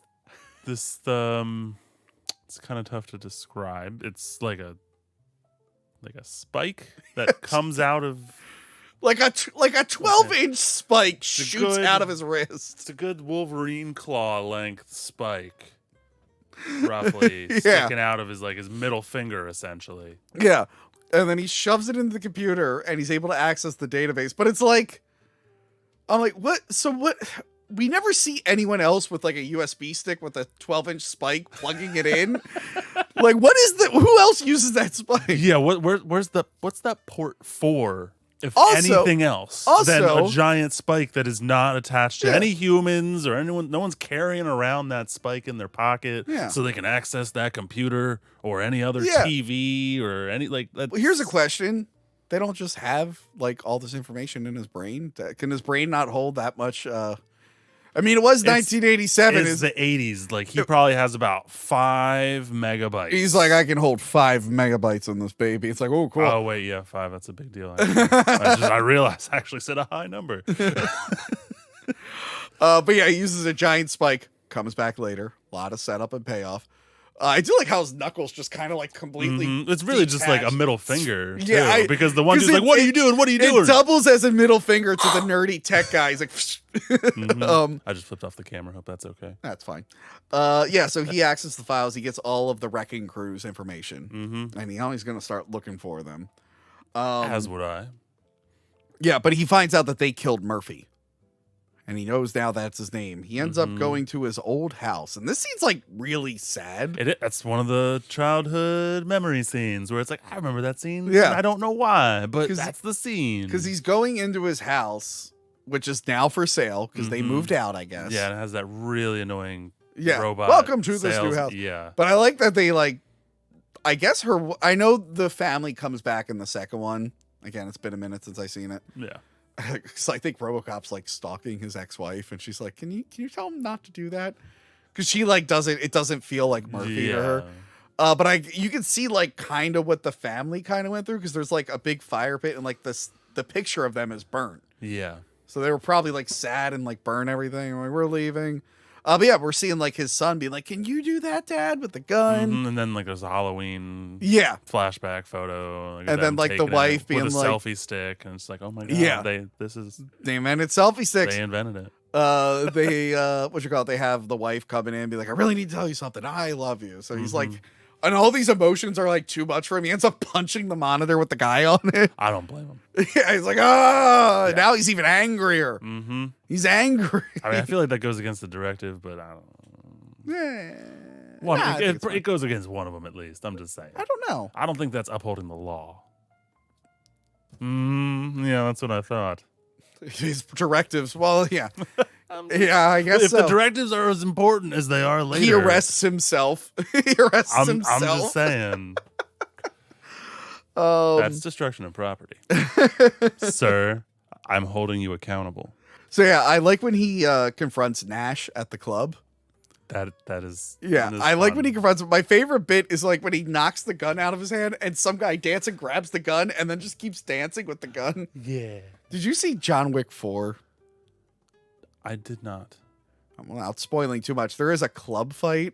Okay. They did that in 2. Yeah, no, but for this one, the fight goes on for a really long time before the dancers finally decide to leave. Wait, no, I think I did see where he fights the big fat guy. Maybe I didn't. Yeah. Okay. No, it goes on for a while. I remember being like, wait, they still haven't left with all the gunfighting? Well, that's just the second movie, though, when like there's literally like hundreds of people and like they're actively looking at him shooting people, and they're just like, yeah, Oh no, that's a guy with a gun. I'm on enough drugs to not care. So yeah, he gets Nash. Maybe that's the same situation. That character's probably just on enough drugs to just not care. Maybe. He's just like, No. listen, perfect accessory for this dance move. Yeah. So he arrests 2 of them now. Yes. Meanwhile, Bob's got a date with some models, and they're doing coke. Yes. It's in the movie, I guess it's the future, but this was shot in the 80s. Dystopian 80s. They're like being all flirty with him and whatnot, and then Clarence shows up, does one of the most famous lines. Bitches leave. The delivery of it is Bitches leave. fantastic. And I love how the one's like, are you going to call me? Really? It's like, lady, not now. Not now. But yeah, Clarence uses the first DVD. He puts the CD into the thing. By the way, I love that he just has a wall, like a media wall of 3 separate monitors. And then he has a pillar in his house with 2 more tube monitors. Yeah, I'm sure they have that weird cylindrical spike somewhere down there by so that spike. other people can access this media, Yeah. you know. But If yeah, it's as universal as it's implied. yeah, he shoots Bob in the shins, in the legs. Why is this movie about shins? Like they don't just know. go for the shins. It's great. I love it. This No movie- one goes for the shins. This movie loves It's multiple such a dick things. move. It loves It's shin shooting shooting. people in the dick. Yeah. I love it. It likes shin shooting, railing kills, and glass. A lot of glass gets broken in this, even in the scene. But yeah, they play the thing where Dick Jones is like, "You screwed me over." I'm like, "You're done, buddy." And I like Clarence with his tongue pulling the grenade out. Like, that's so cool. Yeah, and then Bob dies. Yeah. It's a bummer. I actually didn't see that coming. I mean, I've seen it coming just because I've Well, seen the movie yeah, a trillion times. I know what you mean. Yeah, it's weird they didn't keep that character around. I mean, it makes sense. They shouldn't have, but he was so like charismatic. You'd think He you'd want to keep was him around. almost slightly a good guy.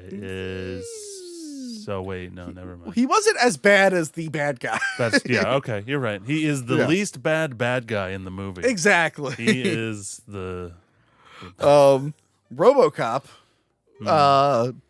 goes to the drug factory where Clarence is having a bad business negotiation with a guy. But yeah, he goes to the factory, and for some reason, they're all just shooting RoboCop. It's like, just leave. You clearly, like, 50 people just shot him, and he's still walking. I would just leave. I'm like, all right, I'm done. Goodbye. Yeah. But yeah, this is where he's shooting people, and I think they're falling over railings and whatnot, and all the cocaine is getting everywhere. But yeah, RoboCop just fucking lights everyone up. Yeah. And then he beats the shit out of Clarence. He like wrecks Clarence's face. It's so good. And Clarence just rats Dick Jones out. He's like, I work for Dick Like, Jones. Yeah. Come on, buddy. Like, where's your loyalty? You're supposed to be like somewhat of like a kingpin of the entire city, and You should know better. Bend over that quickly. Yeah. I understand it's like for the plot of the movie Yeah. to move things forward, but like Because RoboCop as needs his to know cha- who the bad guy But is. as his character, I honestly don't think he would be giving it up that easily. And Clarence is really bad because he used an Italian slur. What did he say? I'm not going to repeat it. Oh. But he was yelling at the other crime boss. He used an Italian slur. So I remember being like, you know what? This Clarence deserves to die You right now. spicy meatball bitch. Like what? Yeah, what he did called him a spicy meatball bitch. I don't know what he said. No, he I said something forget. way more offensive. Don't worry. Oh, okay. I honestly forget. I don't see words like that. But yeah, I like how he reminds RoboCop. He's like, "You're a cop." He's like, "Oh shit, you're right. I can't just murder you." One of those directives again. He brings him in. He's a cop killer. I do love Clarence just spitting blood on the paper. It's like, give me. Everyone's just like, come on. give me. Like, my I just wrote goddamn that. phone call. Like, So yeah, RoboCop goes to confront Dick Jones, and here you'd be like, "Oh, it's the end of the movie." Yeah. But it's not. no, this is where the first big fight Yes. happens. So RoboCop's like, "All right, it's time for me to take you in. You're a criminal," but he finds out that Directive 4 makes it Directive 4. impossible for him to arrest any high ranking member of OCP, which I think is illegal, but whatever. Yeah, and any like basically high-ranking employee. Yeah. And he's like, yeah, it's my own personal touch. I wouldn't let you be able to take one of us in. And it like melts him down. He's like, ah, like it like gives him pain. And then he's like, all right, let me introduce you to my good friend. And Ed 209 comes back, which you really wanted to cut. Like, whenever you watch like these movies and you realize there's like two robots, you're like, well, they gotta fight at some point. They have to. Like, they better fight. Required. Yeah, they should. Awesome fight.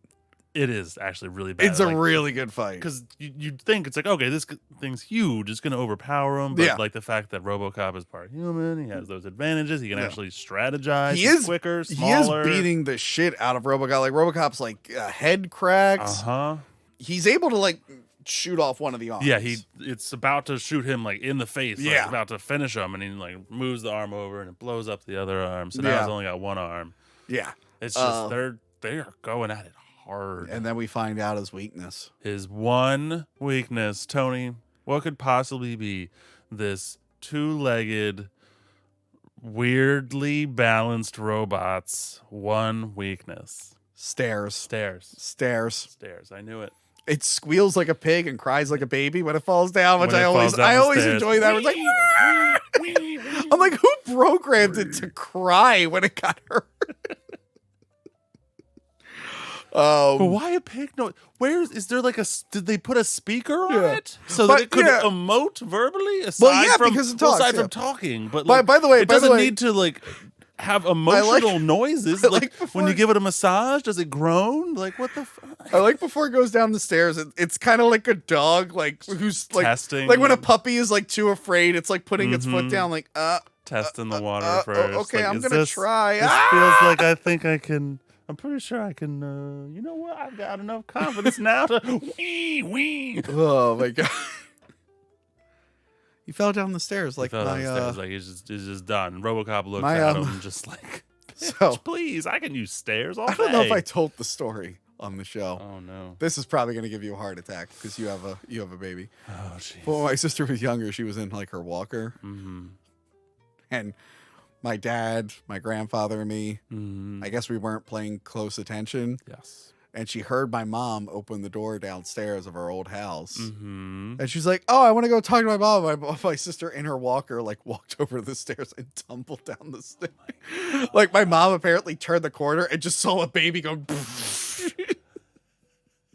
What a way to end. I mean, she was fine. It was, I know. It was horrifying in the moment. So resilient. It was horrifying in the moment. You walk in the door and just a baby falls in front of you.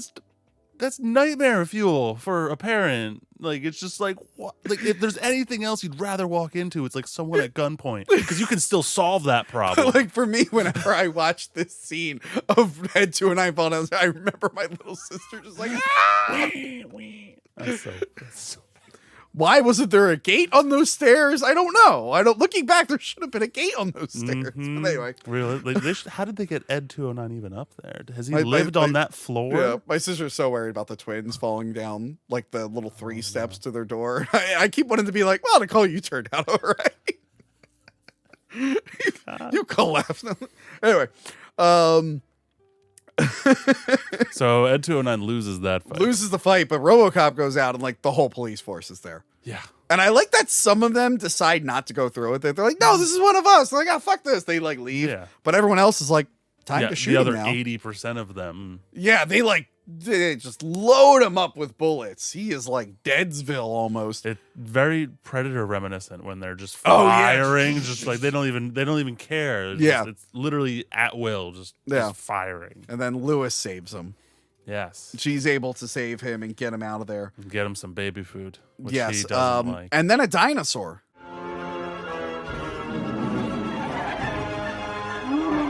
The 6000 SUX commercial. Do you know who did this commercial? The Chiodo brothers. They actually even acted it. They are the ones who ended up doing Killer Clowns from Outer Space. What? Yeah, they did the whole awesome. stop motion T-Rex of the thing, and I think they're the guys who were pointing. I remember cool. I remember when I was a kid, I would always forget about the dinosaur scene because it comes after like a very super emotional moment. Very just random. a random dinosaur like, ah.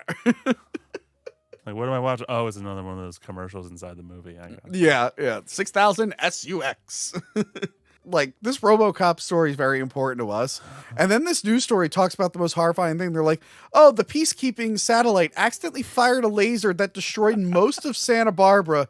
It killed thousands of people, including 2 former presidents. And they say it so casually, like, oh yeah, no, it just killed 2 former presidents. Like, oopsie, this little space laser. Yeah, they do that. And they're like, I wouldn't be surprised if OCP was involved. Yeah, they were honestly. like, yeah, it's very, very tragic. They're like, also RoboCop's on the list. Yeah, in other news. But then we meet my favorite character, Yeah. Kiva Rosenberg, unemployed person. Unemployed. Hey, me.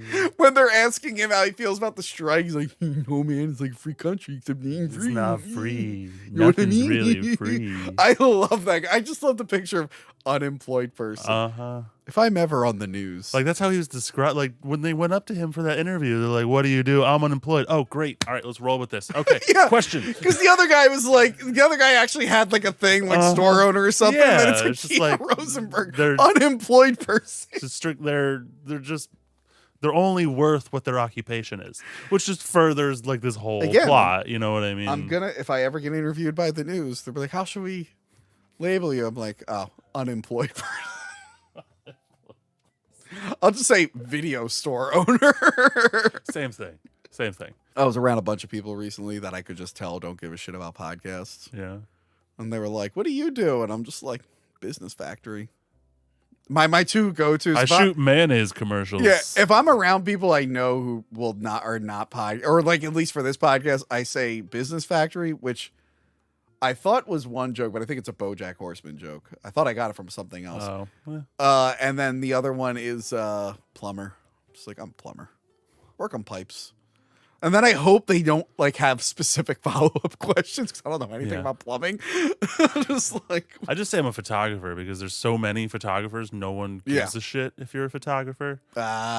Even though I'm actually a videographer. Remember that? Cinematographer, videographer right here. Not a photographer. I mean, the plug part's at the end, but if you just want to throw it in the middle, do it now. You know what would be a great documentary to watch right now? What? Super Doc. RoboDoc, you mean? RoboDoc, that's the one. I meant, do you want to plug your thing now? No. You brought it up. That's okay. We'll do it at the end. So yeah, the police are on strike. Yes. Like, what you call it? Yeah, Lewis. the police are on strike. So right after they just go to town on RoboCop, they're like, all right. Yeah, we're done. Let's take a break. Yeah. Dick and Clarence have a little bit of a meeting. Yeah. And they're like hot. They're like pretty mean to each other at first, but then he's like, hey, look, let's start over. Yeah. Delta City's coming. We're going to have a bunch of people, bunch of workers, a lot of new people. That are going to need. And they're going to need drugs and all this. Prostitution. And it's like, I'll be in charge of the legitimate corporate world if you can run the whole crime world. Because he's like trying to he wants them to make crime to justify making Ed 209s and shit. Yeah, well, just so that he can get the military contracts, that he can get all the money, Yes. so that he can get all the money. That's it. Speaking of military. By the way, I love that Clarence is wearing, this is the first time we see him in a nice suit, but his face is all fucked. Look what he did to my face, dick. He finally calls up Richard at the end he of calls that him conversation. Richard. Listen, Richard. I love when he goes, I'm going to need military grade weapons. He's like, you have any of those? He's like, we are the military. Pretty much the military. Come on. Excuse me while I go vomit some more money. That's better. It just comes out of me. Lewis grabs him his supplies. He gives him like the baby food and whatnot. Yeah. And the drill to take off his helmet. Yes. And then I pointed this out to you last time we watched it. Mm-hmm. It was like a funny thing I didn't notice until years and years and years later. I think someone on someone on X pointed it out. But when he takes off his helmet, his chin strap disappears.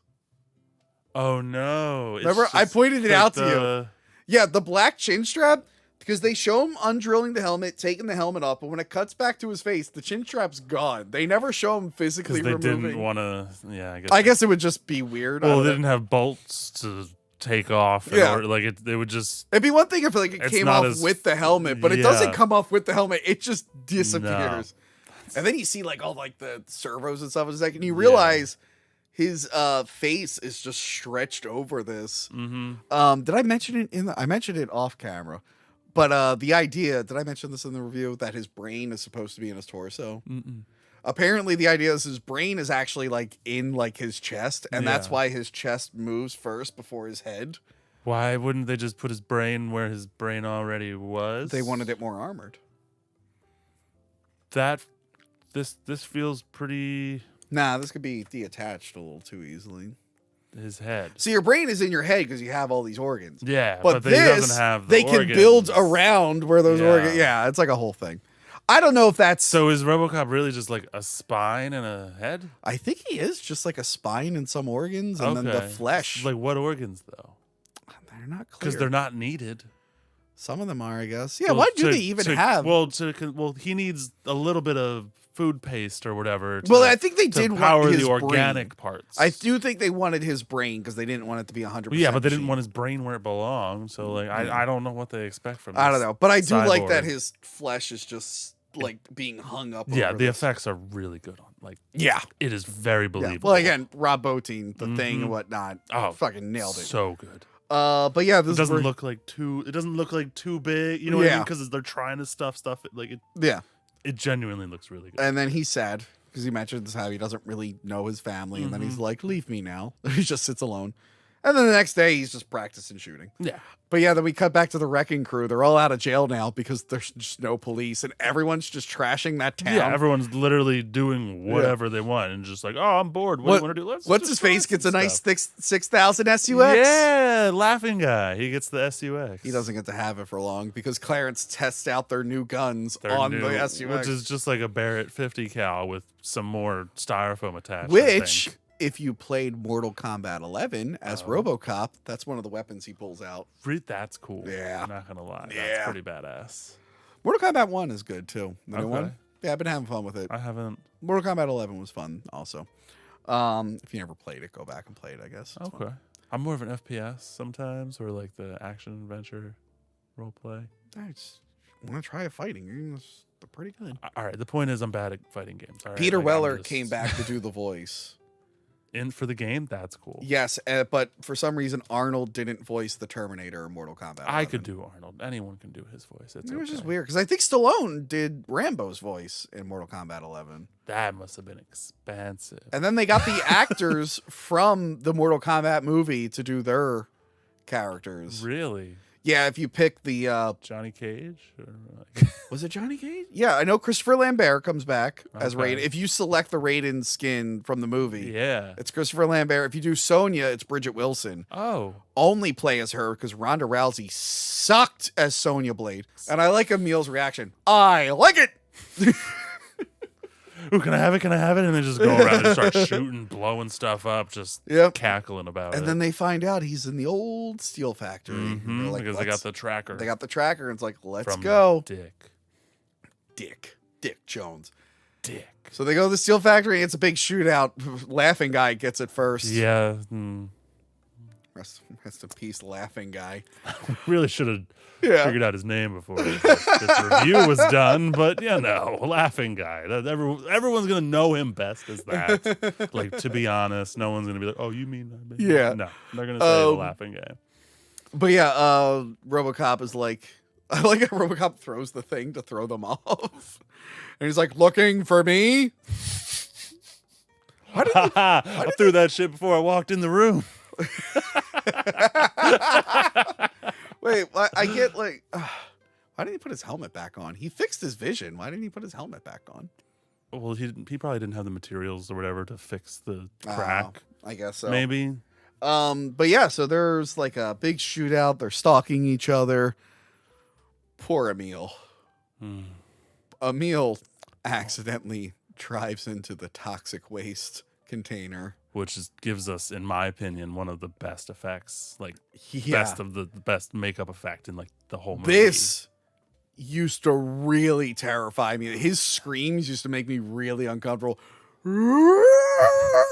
His fingers just like, oh, it's so good. His fingers are falling off. It looks I feel just like, because so basically bad it's like the bones are the only thing that exists. Not that you see the bones, but like that's all of his flesh is melting off of the bones, just shy and then like the he bones. Tries to go to Nash, and Nash is like, "Get away from me, man!" Help me. it's just like, yeah, I don't blame Twin Peaks. Honestly, I would have been like, get off. Yeah, then there's like a bit of a car chase, and Clarence just runs right into toxic waste. Through him, not and in him. Because like, the toxic waste has made him into like paste. But I like the head rolls on the fucking... The head's the only thing that like still stays a little bit. The rest of it, just when he hits it, is just goo. Yeah, one of my favorite goo. parts of the chase is when the one car hits a bump and the hubcap falls off, and they give it a little sound effect. That always cracked me up. I wanted to like check the wheels to see if the hubcap came back later, but because I'm neurotic like that. But yeah, Lewis crashes. Mm-hmm. Then she's like incapacitated. Yeah. Well, she gets shot. Yeah, she gets shot too. Clarence survives the car crash. Uh-huh. RoboCop is just like, I'm taking you in. He's like, you gonna arrest me? He's like, I'm not arresting you anymore. Nah. And I like that Nash like just drops all the steel beams on him. Yeah, that effect is actually pretty good. I know that's like a model or like a stop motion when they do the cutaway. And like my point is it's really good. I think it's a dummy that they drop the stuff like on. It looks really good. Yeah, Whatever it they looks do, really like good. it's just fast enough of a cut where I'm not sitting there analyzing it. It looked. They pulled that shot off really well. And I really like as they're celebrating, Lewis just grabs the gun and blows up Nash. Clarence goes to kill. Yeah, Clarence. And he's like celebrating. Hey, look what I did! Look, I did a good job. Yeah. Dick should have given Clarence a little bit more information. Yeah. Like, hey, by the way, if you get like in close quarters with him, he's got a giant spike in his arm. Just a heads up. Clarence didn't know about that, so he was like killing RoboCop. I like the sayonara RoboCop, and then boom, spike neck. And the blood just shoots out on RoboCop's chest. It's like a diarrhea, like explosion of blood. It's not just like a little, like, oh, you got to split. It's just like someone popped a balloon of blood. Yeah. And it's just like fell on him. Because it's Paul Verhoeven doesn't stop there. It cuts to him just blood is just shooting out of his neck. It's almost Tarantino-esque. Like, yeah, just the blood. It almost reminds me of the first Addams Family movie when the kids they have the blood spray during their play. Yes. It reminds me of that. So but yeah, good. he's just like it's shooting everywhere. But it's you feel good though. Yeah. Like you're just like it's a very satisfying death. It's a very satisfying death. Just like that death is satisfying. And then you feel bad for Lewis, but she said she'll get better. I think there was a deleted ending where they he visits her in the hospital. Oh, okay. But I get why you would want that in during the script. For us as a viewer. Yeah, to know that she survived. But for RoboCop as a character, he doesn't care. He cares. He cares about her. But as a friend. Considering the ending we're getting to, it ends on such a good note. Like to slow it down and have him go to a hospital kind of would have killed it. Yeah. He goes to the office and there's an Ed 209 outside.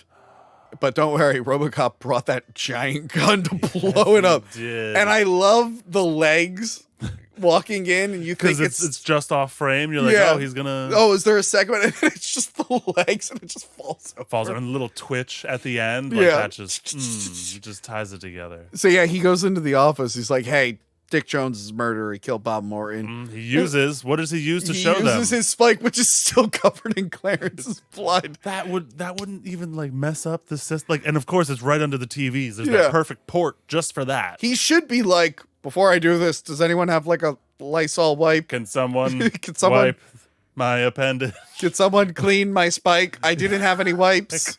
I need a Lysol wipe. I don't want to. But yeah, it goes in there and it's him saying, "I killed Bob Morton." Mm-hmm. And of course, Dick is like, "Okay, well, I'm going to take the old man hostage. I want a chopper and whatever." And I like RoboCop lets him know. He's like, "Hey, I can't do anything because he's an employee." And the old man is just like, "Hey, Dick, you're fired." And then Directive 4 just erases off of his visor. And it's just like, he just shoots Dick Jones out of the window and then his arms grow. So apparently, if I remember right, the model that they use. I think it was like whatever lens they were using. It kind of Yeah. like warped the Well, I'm sure like arms. if they were using like a fisheye kind of a thing, like it would. Yeah. And the closer to the lens, the more Yeah. it would like. Expand From what I know, you. like the model did not have giant arms, if I'm remembering right. Yeah, but I remember it like accentuates it just for years. because I'm of just that. like, why are his arms? That's a stop motion that doesn't hold up. No. Whereas that the Ed looks- 209s are great, but this guy, they're like, ah. That is the worst effect in the movie, in my opinion. I don't know. If I saw that in theaters, I'd be like, yeah, maybe just we could go with him just going out the window, Just- right? Yeah, I think it's pretty implied. They're Yeah. at the top of a building. Thank God this came out before Die Hard, so Hans Gruber's death was also not. Ah! Yeah. They did that correct, thankfully. But they like dropped him as a They real actually dropped him person. on a blue And they were screen, just yeah. like, hey, listen, we're totally poop. Bye. Yeah, Just that like, was a good "You one." mother-" That's why, if you don't know, that's why he looks so terrified in Die Because Hard. he is in real life Yeah. terrified. By the way, on this channel, we did Die Hard 2 and Die Hard with a Vengeance. Go check those out. Die Hard with a Vengeance. Yeah. I remember that. Sam one. Jackson. That's the good What one. are we thinking? I'm thinking we saw another one with Michael Jai White. No. Jai Courtney. There you go. Jai Courtney. two yes. totally different I didn't see that actors. one with you. I thought we saw that one. We saw. No, we saw two Jai Courtney movies together. Okay. I Frankenstein and Terminator Genesis. We did not see. We did not see Good Day to Die Hard together. I can see how you could be confused because yeah. apparently we were just big We're Jai just- Courtney fans. Huge Jai Courtney fans at that time. Just I don't mind Let's Jai- just watch Jurassic Park 3, I you know? I don't mind Jai Courtney now, but they were really shoving him down our throats for a couple years. Anyway, I love at the very end where the old man goes, "What's your name?" And he's like, "Murphy." It's like that's him being like, "I finally have my humanity back," and then the theme song goes up. Credit roll. Credit roll again. If they would have sucked the energy out if they like cut to her in the hospital. So it's just boom, and like this movie, it's a movie I'll never get tired of. It's very fast paced.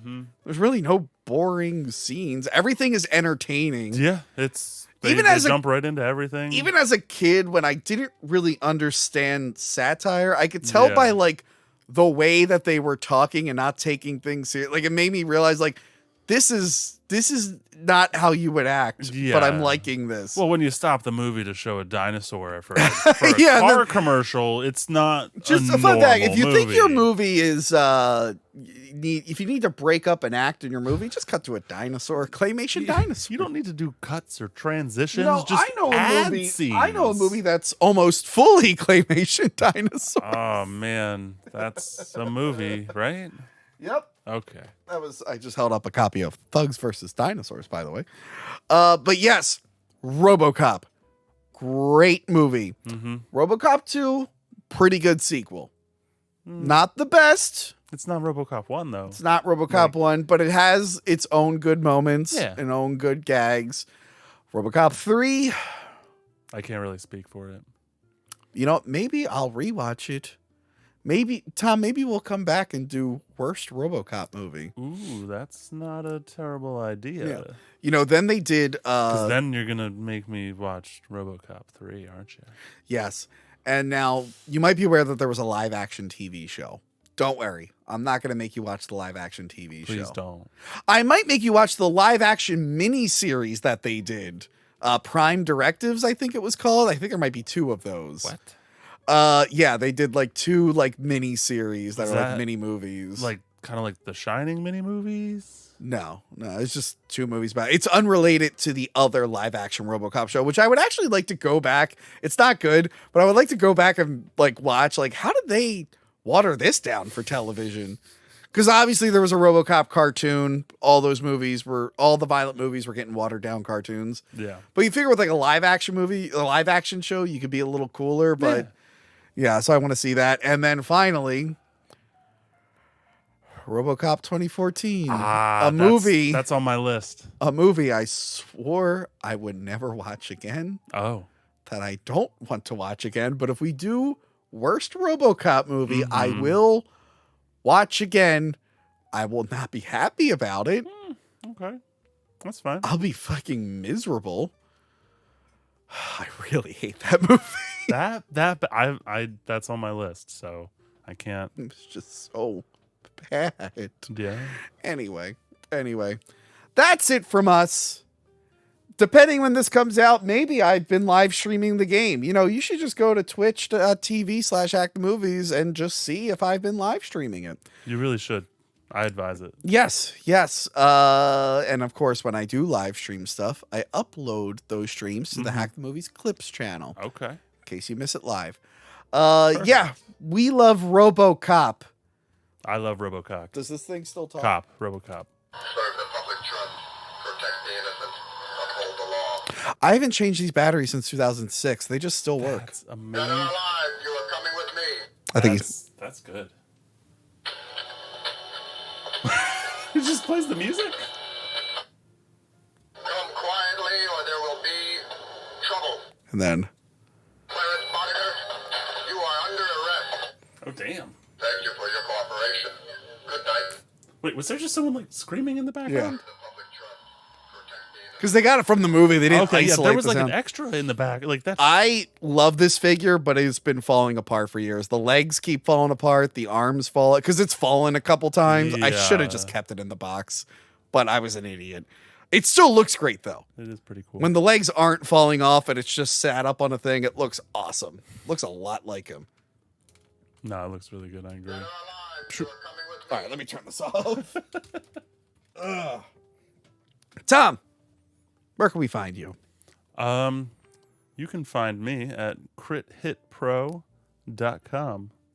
That is Critical Hit Productions LLC. It's my my video cinematography. Do you mean I can hire you to do video stuff? Yes, you can, just like other people have. I actually shot some episodes of AVGN. Ooh, Yeah, go figure. I get around. I think I worked on a few of those episodes. You know what? I think you did. So you're saying that if I live in like the tri-state area, Yeah. I can hire critical hit pros to film something? Yeah, no, we definitely would love to do promotional work for your YouTube Ooh. channel. I'm very versed in the YouTube space. I vouch for Tom. There we go. I support him in everything. I like that. I realize you've said critical hit pro before, but we never really explained what that was. So Yeah, I'm no, like, it's we should just probably mention what it is. Yeah, no, it's People just- might want to hire you. Yeah, it's a production company, you know. It's Yeah. a little bit of kind of a nerdy feel to some normal production Yeah. stuff. Tom's great. Been working with Tom for years. Yeah, I Hire mean, him. who else would have been able to pull off Mummy Cop? You're welcome. Well, the guy who shot the first season didn't want to come back, so I don't know why. I don't know why. Honestly, it was such a delight. Season 2. Season 2 was great. I wish there was more. Quality. If you want to see Quality my people. Super Cop show, go back and watch Mummy Cop the series. Tom was very involved in the second season. Mm-hmm. He helped shoot it. I even have a few characters. You either have multiple characters or one character who goes through multiple career changes. We haven't really decided which one's which. You know what? Let's just leave that up to the audience. You know, that's not one of those things that like you're supposed to answer. If you even catch on, it's good already. But yeah, RoboCop opens up with like news segments in season 2, and then I had like the news articles in season 1. I think like our Christmas episode, we cut to fake commercials. It's a lot of fun. Like and Mummy Cop also has like people are taking it seriously, but they're kind of saying ridiculous shit. Yeah. So yeah, and again, RoboCop very much inspired Mummy Cop, along with the movie Mitchell with Joe Don Baker. Don't worry about it. That is it from us. Thank you. Please like, share, subscribe. Check us out on Patreon. Buy our commentary tracks. I put them up on Bandcamp. The ones from previous years go up on Bandcamp, but they are also Patreon exclusives too before that. Okay. Yes, do that. I love you. Goodbye. Thank you so much for having me on Hack the Movies today, Tony. You know, other people don't thank me as much. Oh. Should I take that back? No, Johanna, Crystal, okay. they haven't thanked me in forever. Maybe it's a thankless job. Goodbye. Hi, everyone. Tony from Hack the Movies here. And earlier this week, I reviewed the original RoboCop film on my podcast. If you're new here, please subscribe and check out my podcast. It comes out every Monday, and sometimes we go live on Thursdays. But yes, we reviewed the new movie because, for two reasons, there's a new documentary out called RoboDoc, and I actually did an episode with the creators of that documentary. And there's this new game, RoboCop Rogue City. It's a brand new game set inside the RoboCop universe and featuring the voice acting of Peter Weller, the original RoboCop. And I just have to ask myself one question. Is RoboCop Rogue City just like the movies?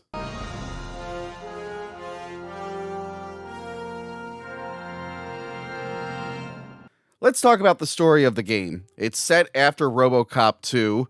The death of Kane has caused a power struggle in the nuke selling industry, and there's a new guy in town. It's eventually revealed that he is Wendell Antonowski, the brother of Emil Antonowski, one of the members of the Wrecking Crew who originally killed Alex Murphy before he became RoboCop. You might forget which one Emil is. You might know him better as Toxic Waste Guy.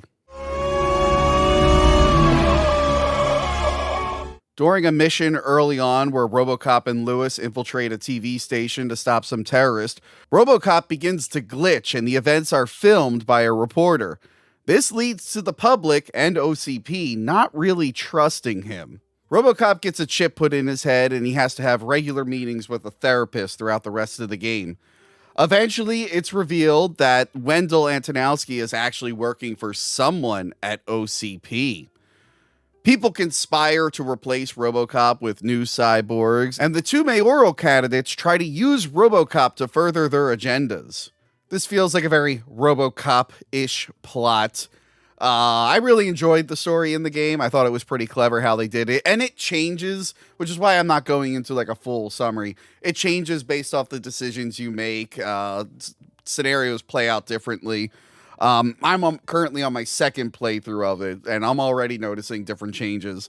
Honestly, I think the story is better than the ones in RoboCop 2 and 3. Speaking of which, I appreciate that it does lead into RoboCop 3, even though I think no one would have cared if it ignored the events of that film. It had some funny loose ends that they needed to tie up, and they came up with a clever way around it. For example, RoboCop 3 mentions that the old man, the head of OCP, is dead. This game reveals how he died. It's very interesting and unexpected. Also, the mayor from RoboCop 2 didn't show up again in RoboCop 3, and they didn't even mention the mayor at all, I think, in RoboCop 3. So there's a fun element in this game where you can help either re-elect the mayor from RoboCop 2 or get a new guy who's kind of in bed with OCP elected. Since the film never confirms who wins, whatever you pick could be canon in your head. So I really enjoyed the story, but a story is only as good as its characters, and let's get into those right now.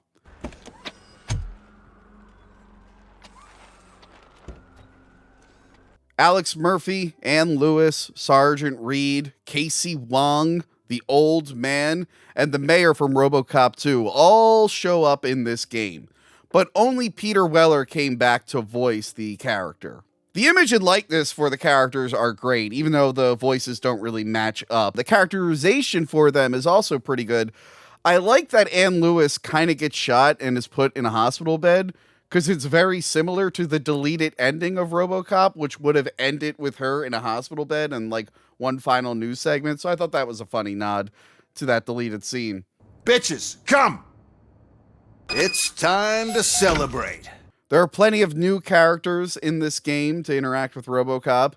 We have an OCP higher up called Max Becker, an engineer named Morgan, a psychologist named Olivia. There's also a cop informant named Pickles. And my favorite thing about him is hearing Peter Wellers say the word pickles. Pickles. There's a rookie cop named Ulysses Washington, which you can either be nice to or be a total dick to because he's kind of an OCP plant. So yeah, I was nice to him in my playthrough, except for one mission. So I don't know how his characterization is if you're really mean to him, but I thought he was an interesting character. There's the reporter Samantha Ortiz, who's the one who films RoboCop have his glitch, but she's on her own mission to stop OCP. And then, of course, there's a bunch of gang members, a bunch of just random dudes. I didn't really care to remember a lot of them. There's a lot of characters in this game, but those are the really important ones that I mentioned. Overall, I think the characters are pretty good. The ones that exist feel like they do in the movies. And the ones that are new feel like they could fit into the RoboCop universe, so I'm totally fine with them. Now let's talk about the look and feel of the game. This game looks right out of the movies. There are some locations lifted directly from the films. The steel mill where Murphy died can be visited, as well as the police station. You can even visit the OCP building and ride that cool elevator.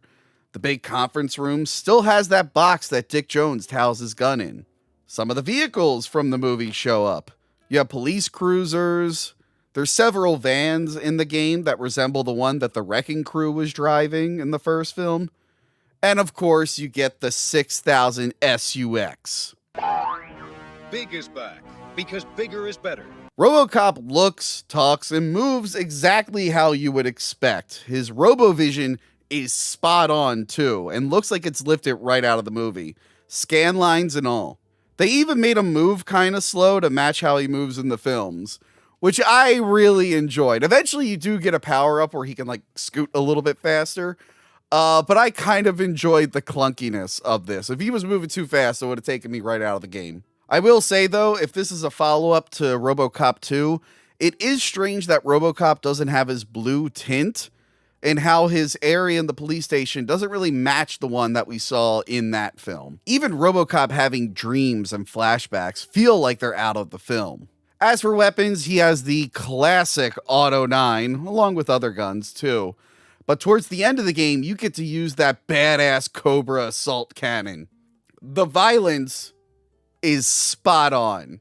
Heads explode, you can throw people out of windows, and you can shoot dudes in the dick. A lot of people have probably already pointed out little details like film quotes showing up as graffiti or products from the film like the game Nukem being found around town. I love that you can go around town and find radios that play these ridiculous commercials like the ones you got to see in the film. Are we going to be okay? Dad, I'm scared. Snoozers. Sleeping pills for kids. One of the side missions even has you investigating a murder that takes place on the set of one of those commercials. It's a commercial for the sunblock being advertised in RoboCop 2. Spoiler, the sunblock doesn't work as well as that commercial suggested. I actually like that we see Dick Jones' prediction coming true. In the film, he talks about how there will be 2 million workers living on site during the construction of Delta City. And he wants to set it up as a haven for drugs and prostitution. Dick and Clarence didn't live long enough to see that vision, but this game shows that it started to come true. It's not RoboCop unless you have robots fighting. I have now authorized to use physical force.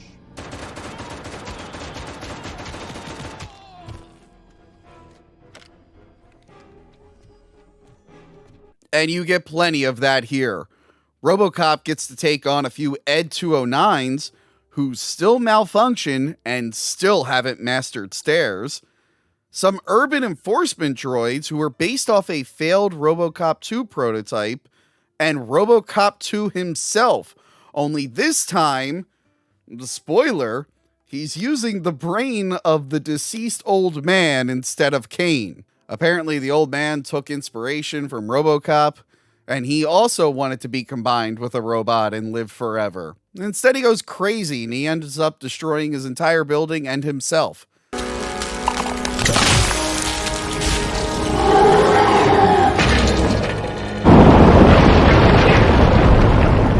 Also, that's why the building looks different in RoboCop 3. Okay, one of my favorite deep cuts in this game, and I'm not biased because I work in a video store, but it's the mission where they go to the video store. Pickles apparently knows a lot about films, and they are looking for a particular film. They find a box for one of them, and Pickles gives RoboCop a bunch of information on the behind the scenes of this film. Kind Shepherd. Love that one. You know, that movie could have never happened. The director threw out the script after reading a couple of pages. Thankfully, his wife picked it out of the trash, and after reading it, she forced her husband to give it another look. Everyone deserves a second chance. This whole story is based on the real life story of how Paul Verhoeven almost turned down RoboCop. It's a very deep cut. I think all the other films in that store are also references to Paul Verhoeven. It was a really, really fun mission. But yeah, I really enjoyed that the game not only references the films and deleted scenes, it's also referencing behind the scenes stuff. I thought that was pretty cool. I think it's safe to say that RoboCop Rogue City is just like the movies. It is me, Lewis. It has always been me. I had a lot of fun doing this one. I had a lot of fun with this game. If you want to know what I think about the game itself, like gameplay, it's a little buggy here and there, and it needs a new Game Plus mode. Other than that, I had a great time with it. If you enjoyed this video, check out the other episodes of Just Like the Movie I've done. It's a little show that I do here once in a while. Like you probably just saw, I take a game based off a movie or a series of movies, and I just rate it on how accurate it is. But my main show here is my podcast every Monday. Sometimes it's an older movie, we call it Talk About Tapes, and sometimes it's a newer movie where it's just the Hack the Movie show. Please subscribe to Hack the Movies. We have a lot of great content here. We have a huge back catalog. I did play some of this on Twitch. I'm probably going to play more of it on Twitch. So head over to Twitch and follow me there. And yeah, hey, if you become a fan of the channel, we got a great Patreon with even more bonus content. So yes, that is it for me. Did you play this game? Do you think it's just like the movies? Let me know. Goodbye. Hi everyone, Tony from Hack the Movies here. And we already talked about the original RoboCop and how much we loved it. Yes. Now it's time to talk about all the other RoboCop movies, the theatrical ones. We're not doing the made-for-TV ones. We will revisit those another day. But yes, what is the worst RoboCop movie? Let's find out today on Hack the Movies. Yes.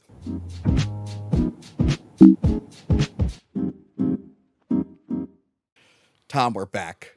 Yeah. We're back. And as I promised, like I said in the intro, I decided not to include the Prime Directive movies.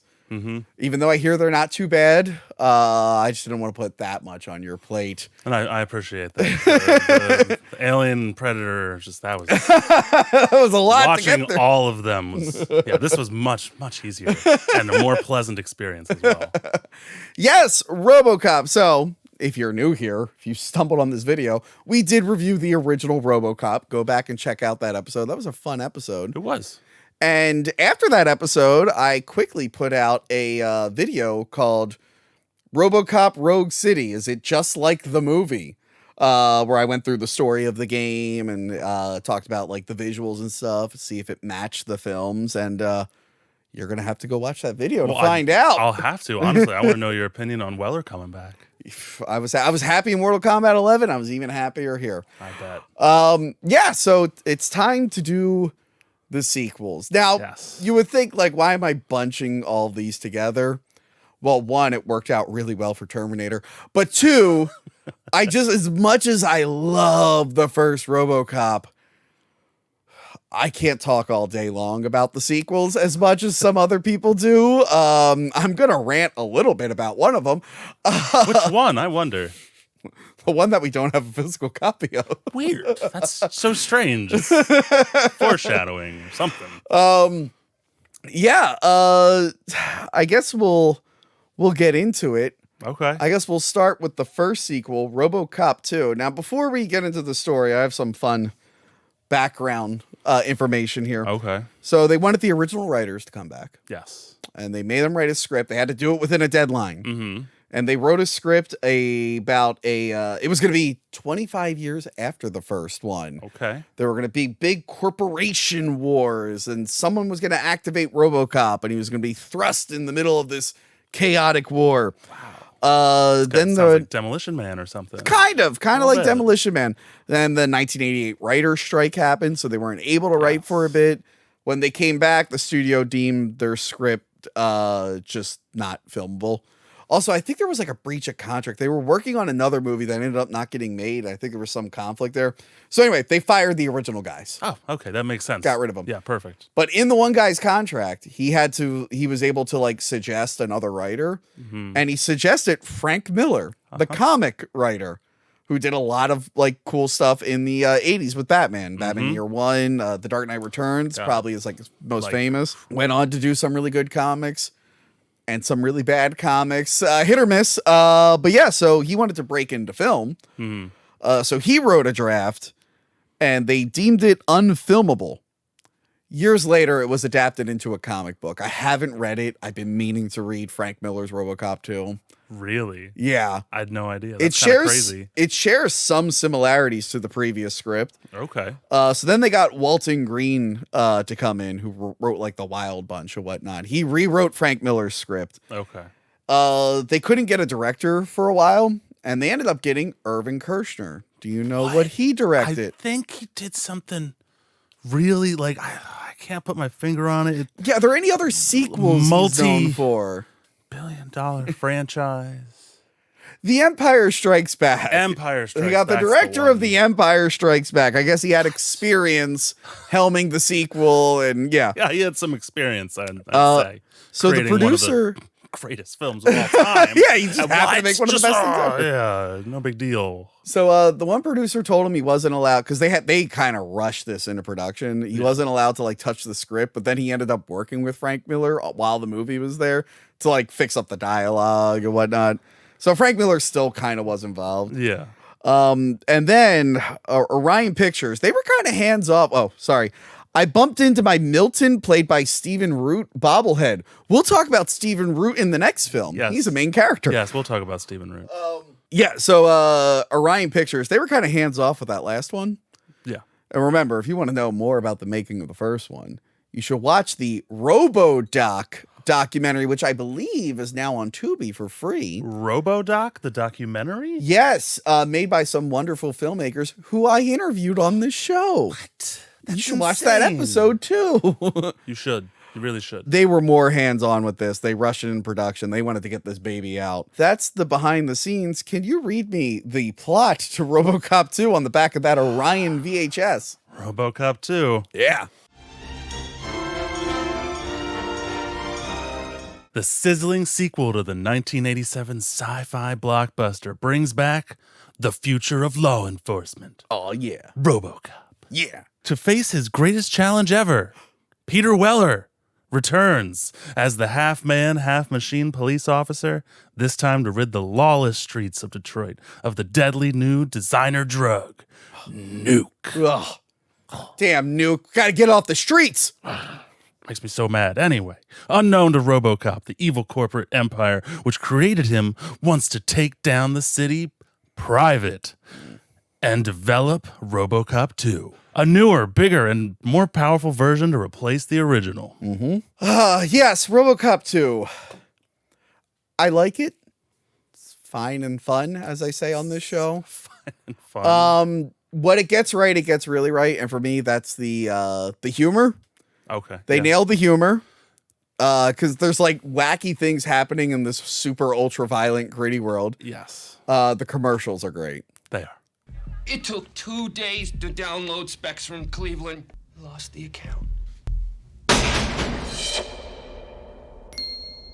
I love the well, God damn it, the Volt. The Volt something, the electrocution thing, and I love the amazing SPF 3000. Yeah, it's just like blue and yeah. You know who that actress is? No, I do not. The girl who played a lot of vagina in Austin Powers. She's the model in that scene. That's kind of hilarious. So they get the humor right. They get that. The commercials are good. The violence is nice. The violence is nice. I'm glad it was still coming violent. from RoboCop 1, yes. you know, okay. The violence is still there. Yeah, still had to be a little violent. It doesn't work 100% for me. No? No. How do you feel about RoboCop in this, Peter Weller? Because for me, I think we might have talked about this before. At the end of the first movie, it feels like he got his humanity back. Yeah. But in this one, he's acting like he's still... He like smiles, like he has like the closing dialogue. Yeah. It's but perfect. In this one, it's a he's nice little bow on it. He's reverted back to like robot mode. Yeah, he's a little dumbed down. Isn't this a school day? Yeah, that felt weird to me. I'm like, why wouldn't he have more like human... Maybe they so that he could grow again? I guess. But I was interested to see where he was going to go. Yeah, no. From there. Why would you that just makes sense, Tony? Come I think they just wanted to make him like a robot to remind you of the first movie. I think they did. So they could sell more stuff. But I'm just like, it just doesn't work for me, like story-wise. I'm like, he should be a little bit more human here. Yeah. What was the whole point of finding his humanity in the last film? It's almost as if we didn't really need a RoboCop sequel and they said all they needed to say in the first one. Maybe. Nah. No. I think this couldn't be powered by any toy lines or anything of that nature. Well, this is completely organic second movie. They did have toys, but the next one is where they really push the toys.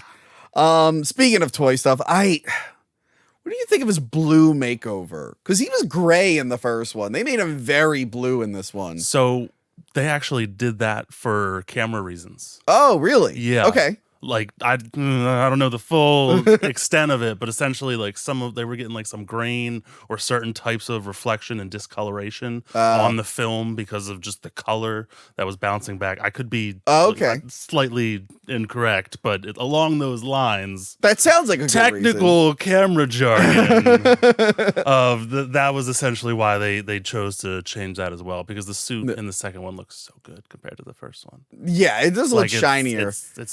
It fools me a lot better. Yeah. You know what I mean with the practical, because compared to the third one with the gloves, like it's well, the second one to me looks really nice. I have a fun fact about the suit in the third one. But yeah, for me, the characterization is off on RoboCop a little bit. It gets fun when they plug all the protocols in him. Yeah. Where they there's like, oh, he's always so violent, he uses his gun, he should be doing this and this. So they put like a million protocols. I love when like a dude dies and he's reading him his rights. Yeah. It's like, Murphy, you're reading rights to a corpse. Yeah. And he's like, I'm having trouble. And then like I think he like beats up a guy. Like this motion right there just like took me completely, like humans don't do that. I'm sorry. I understand he's Robot Man, but like that motion it stuck with me for a little too long. I love when he's like arresting the baseball kid gang in the store. And then he ends up, he like tries, he's like, okay, and now discussion about nutrition. And then they just leave. I love that. That should have been the whole movie. Him just like, because he already found his humanity, and then they plug all this shit, and now it's him having to fight against all these protocols to get his job done. But that's such a small part of the movie. Yeah. Well, there's other parts, but none of them like make sense together. Yeah. Okay. So that's like the female, what's her the robot chick, the chick that likes Dr. Juliet Fax, the doctor lady character. Yes. Now she made no fucking sense. Like her motivation. Well, she's trying to make a new RoboCop and impress the company to get a promotion and money. She's also sleeping with the old man. Yeah, okay. Yeah, I'm just like, I know greed, it's the satire of RoboCop in general. But, why she decided to pick who she picked for RoboCop 2 is anyone's guess. Yeah. It seems like a really bad idea. Yeah. I get her reasoning for it, but speaking of things that don't go anywhere, the beginning, RoboCop is like following his family. Yes. And his wife is oh God, Stephen Root! What have you done? Let me move. Madness. Okay. Madness. You weren't that bad in RoboCop 3, I promise. So he's following his wife in the beginning. Yeah. And like, I don't watch this one too much. I've watched it more in recent years, but like growing up, whenever I would like turn this on, I would always be like, oh, right. Is there like a whole story with his wife? I forget. No, that's it. He follows her. She gets creeped out, and then she's at the station. Yeah. And then he's just like, oh, your husband's dead. Yeah. But then I'm like, okay, is he going to like do something to prove that he's still there to her? And maybe she'll accept him. No, she's just gone. No, she's gone. She gave up. I mean, come on. How many years of marriage? Obviously, you're just going to give up. Just like, it's just a very like weird. They only have one kid tying them together. I know. Like, why if they had more kids? Why even introduce? I imagine he'd try. Why even introduce the subplot? if you're not even gonna like go through with it. Like it makes no sense to even have it there. So that was a bummer. They wanted to try to humanize him, but it didn't make sense and they didn't follow through. Just another dead end. Yeah, it's another dead end. This movie feels like a bunch of dead ends. Now there are some story things I like. I like the whole running for mayor. What's his face? Marvin Cusack is running for mayor to save old Detroit because they're still trying to build Delta City. Yeah, and he's trying everything in his power to stop Delta City from being made. But he gets in league with Hobb, a young boy who's like a crime lord. Yeah.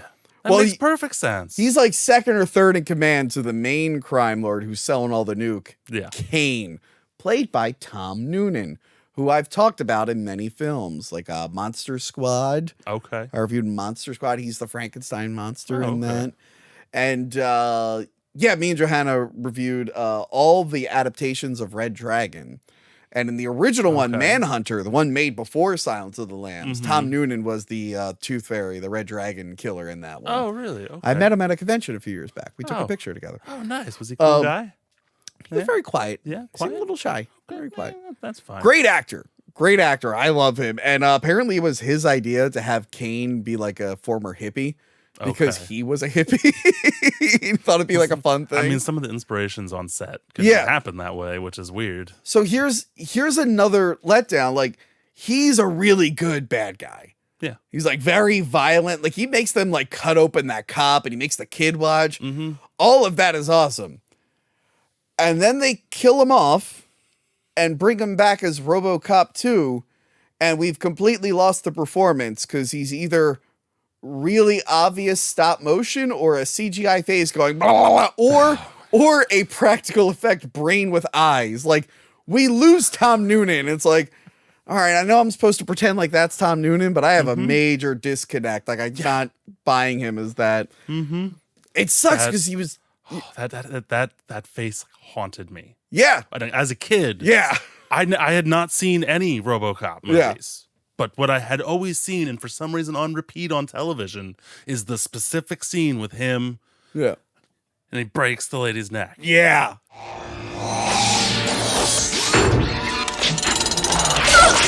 Yeah. And like with that face, and I don't know why. Yeah. That anytime I turn the TV on, if RoboCop happened to be on, it wasn't the first, wasn't the third, it was the second one, and it was that same damn scene. I do like the idea that he was addicted to Nuke. So what's her name? Dr. Fax is like, we'll keep him addicted to Nuke, and that's how we'll keep him in line. Because OCP wants to make a new RoboCop. Yeah. The last RoboCop, Murphy, he's a little unpredictable. He gets caught in that trap and they disassemble him. They like rip him apart, which is pretty brutal. Yeah. And he's like, I like when they dump him out and he's like, that was pretty good effects, honestly. That was good. So they want to make another RoboCop 2, and I love one of the good things they did. When Johnson is like showing the video of the previous RoboCop 2s they attempted. The one RoboCop 2 you actually get to fight a bunch of in the video game. The new video game. But I love that he just rips his head off and starts screaming. And I like it's nice. I like that the other one just shoots everyone and then himself, and then the alarms go. But basically, it's like every time they've tried to replicate RoboCop, the person in the robot has just gone insane and can't handle just it. Like, no, I'm good. I'm done. Yeah. So they have that, but again, like, and Ann Lewis, she's just there. Yeah, she's there. Thought she was going to do more. Maybe they could develop. If you're doing a RoboCop sequel, it's like, how are they going to develop their relationship as a partner? Is RoboCop going to connect with his family? What's OCP up to? They went all in on what's OCP up to. They teased the idea of the wife, threw her away, and then Lewis is just there to help RoboCop. Yeah, that's it. That's it.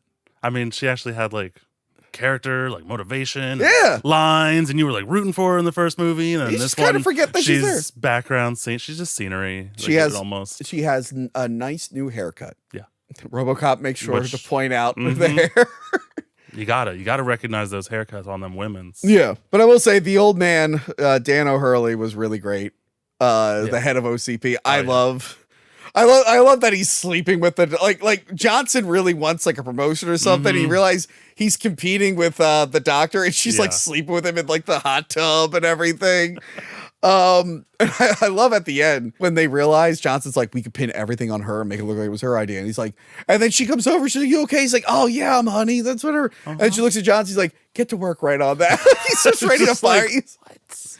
Even at the end where RoboCop 2 was like firing on the crowd and everything, and RoboCop 1 is fighting him, and he's like, behave yourselves. And he's like, this doesn't look good for OCP. Get our best spin team. Like he's doesn't? Okay. He's already, as it's going on, he's already thinking of ways to get out of it legally. He was really good. Johnson's really good. Yeah. I love that whole dynamic. RoboCop himself, I don't know what, and even Peter Weller had a problem with this script. Yeah. He literally went like, there's no third act. Like, Is there a second? I get injured. You put these protocols. I free myself. But then like, they just assumed him killing the big robot would be the big finale. And I'm like, well, go back and watch the first RoboCop. That really wasn't the finale, him fighting Ed 209. I mean, he shoots one at the end, but like there was a little bit more with like the company and stuff. And they were like, nope, just the bad guy's brain is in the robot. Kill him. But like the real bad guy, like what's his face? I know the old man lives, but he's not really the bad. He's a bad guy, but not the bad guy in the first one. But in the first one, it was Dick Jones. He was the real bad guy. You wanted to see him die. And Clarence Boddicker. It wasn't genuine. You knew they were the bad guy. Yeah. Like they were. Yeah. And then that doesn't happen. He just shows up and it's okay. Look, I like stop motion and go motion. They overdid it. Yeah. You think? Yeah. Just a little bit. Maybe? They look, I can't stress this enough. They just look like toys are beating each other up. They don't look like when RoboCop 2 picks him up and is slamming him on the walls. I'm like, I just look like I'm looking at toys. Like it doesn't look like that's really there. Compared to the go motion in the first RoboCop with that 209, which of course can be a little janky. But like the outline wasn't as the outline. I feel and like also it's just so prominent. A lot of those shots were like super quick. Yeah. Like this one, they linger on a lot of those fights. And granted, Phil Tippett's doing his best, but it's just at some point it takes you out. Like just like bad CGI will take you out of a movie. You're like, what is this? I don't know what this. I don't like this. No, I know. We talk about that later. Yeah. And yeah, it's just kind of like a nothing. It's got funny moments. The mayor's really funny. How he's like trying to do the right thing, but he's doing it kind of shady. OCP is funny. Yeah. RoboCop's a letdown. Yeah. Like the dialogue, even just like the non-RoboCop dialogue just felt very like, okay, why do I care what they're talking about? Why is someone dying, bleeding, being shot? Just come on. I do like the ricochet shot they do in the beginning. Yes. Which is a game mechanic in the game. That's awesome. Yeah, you can do ricochet shots. Okay. They knew what to take from 2, and that was one of them. Well, that was good. At least as long as they take the good stuff. And I never thought RoboCop 2 looked as, like the machine RoboCop 2 never looked as good as Ed 209. Did you like the face is scary, but the rest of him I just thought it looked a little too busy. It looks stupid. I mean, I can't really. It looks like a bad gorilla. Yeah, it does kind of look like a gorilla. I'm thinking like Transformers Beast Wars, like gorilla. Just like, it's Optimus Primal. There you go. That's the one. Have you not seen Rise of the Beasts yet? I have. I already forgot. It's that good. The funny thing is, it's actually probably the best Transformers movie. But no, it's not that. It's not bad. I just didn't. It's better than Extinction. Anyway. Most things are. Most things are. You're right. You're very right. And I saw Dark of the Moon. Okay. Anyway. But yeah, it's okay. Like, I don't hate it, but I can live without it. I know some people love it. Some people put it in high regard, like the same as 1. I'm just like. The commercials are better.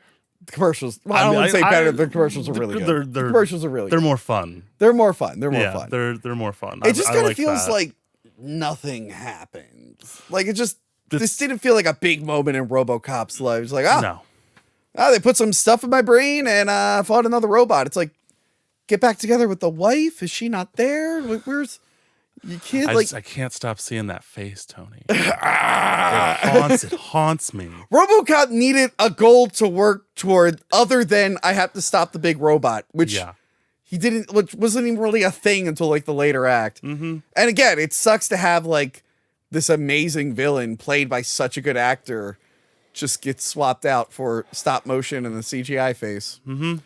It's the problem we had with the Lawnmower Man movie. What's his face? Jeff Fahey is so good. And in the last act of that movie, he's just a big 90s CGI angry face. Like Spawn levels of bad? Pre-Spawn levels of bad.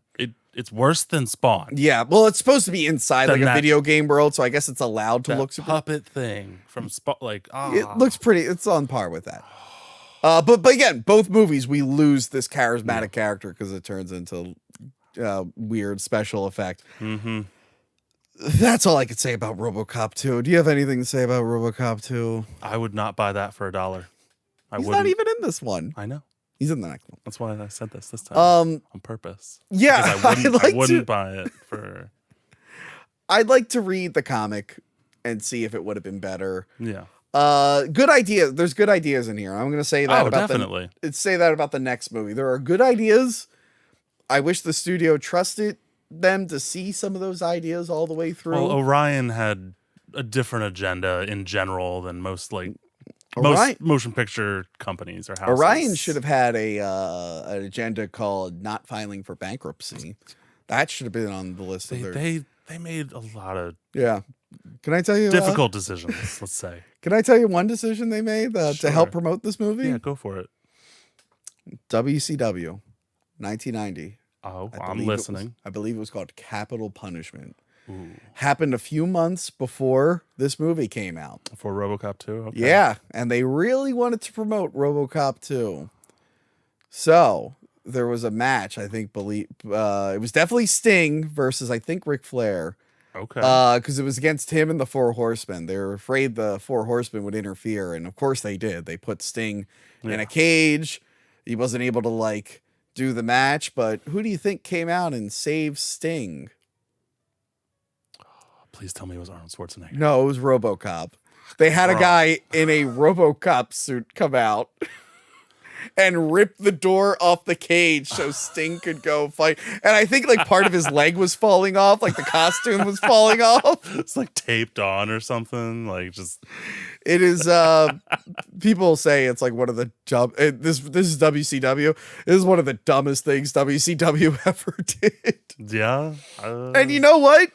Not the last time they had a movie character interfere. Chucky once cut a promo with Rick Steiner when Bride of Chucky was coming out. Oh my God. And actually, is there no end? Yeah, actually, it's funny. They did do a clever callback because NXT, WWE's developmental thing. Yeah. It also airs on USA, just like the Chucky show.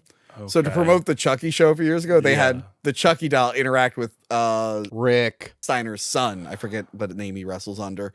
So I thought that was a funny callback. That's ridiculous. But yes, you could look up video of RoboCop saving Sting in WCW, which is bizarre because as a kid, I thought wrestling was real.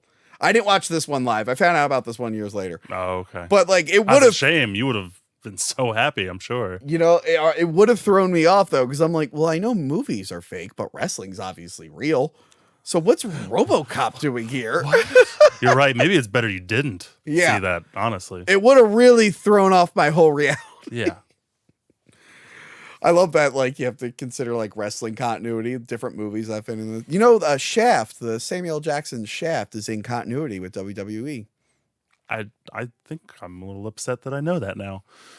Keep in mind, that Shaft movie with Samuel L. Jackson was tied to the old film. So all the Shaft movies are in continuity with WWE. Because the week that movie came out, they did a thing where different wrestlers were going to a nightclub to get advice from Shaft. And it was Samuel L. Jackson.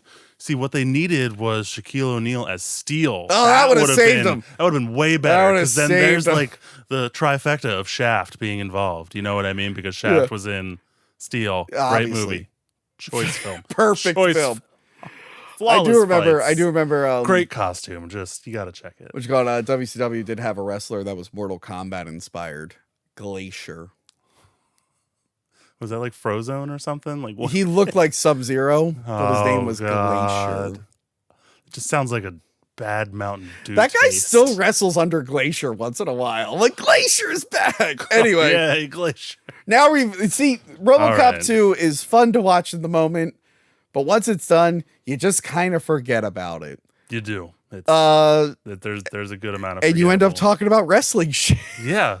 Wow, it got more interesting talking about RoboCop wrestling. It would have been very awkward if 2014 they had that RoboCop save someone, because obviously WWE, once they bought WCW, everything's in continuity. Yeah. How could there be these two different Are we supposed to believe there's a multiverse in WWE? That would throw me off. Anyway, So hard. next up, RoboCop 3. This was they got lucky with filming. Lucky. Everything That's what looked you like say about everything RoboCop? looked like, I mean, where they were filming, it looked kind of like a rundown town. They were blowing shit up. That's because they filmed in Atlanta, Georgia, right before the Summer Olympics, and all those buildings were going to be torn down anyway. So they're like, hey, got a bunch of desolate buildings we can film our gentrification story here with. Perfect. Do you want to know a funny little tip about our lead actor who's RoboCop? Robert John Burke, yeah. So he plays Smitty in Wakanda Forever. That's right.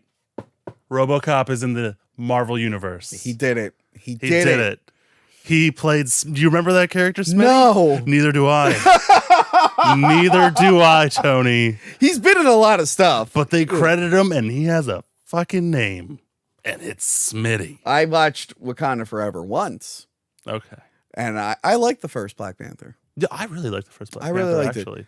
The effects, Forever the effects in the third act, they clearly weren't confident in how well the movie would do, and they should have spent a little bit more money on that third act. Yeah. But overall, the movie's fine. I watched Wakanda Forever, and I went, oh, this sucks. Yeah, I didn't like it. I thought it was a very beautiful film, oddly. Like some of the, I liked the cinematography of it. Like it was a very attractive film, like the way that they did that. I can't speak much more good about it, though. After that, it's just, oh, that movie's kind of pretty. What happened in it? There were stuff. There were water people. Yeah. Oh, no, I forgot. They looked really stupid, didn't they? Anyway. Yeah. Wait, hold on. Oh, they had little girl Iron Man. They need to bring back the Rhino. The rhinos from the first one. Oh, yes, which I have an action figure of over there. What? Small world. Yeah, no, Wakanda Forever was garbage. Yeah, it was pretty bad. I didn't like it. It was clear they didn't know what to do. Well, what's his face from Nope was doing Nope. Yeah. So it sucked he wasn't able to come back. Yeah, and he would have helped, honestly. I don't mind the girl who plays Black Panther's sister, but I don't really think she's the we all wanted Chadwick Boseman. Obviously. But like, period. The end. But yeah, no, that if you're a Black Panther fan, good luck with the future of those movies. I'm tapping out.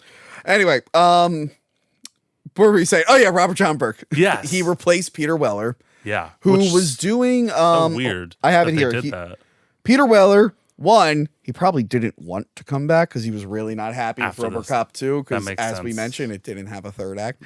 But he was filming a movie called Naked Lunch, so he was not able to do it. So they got Robert John Burke to come in.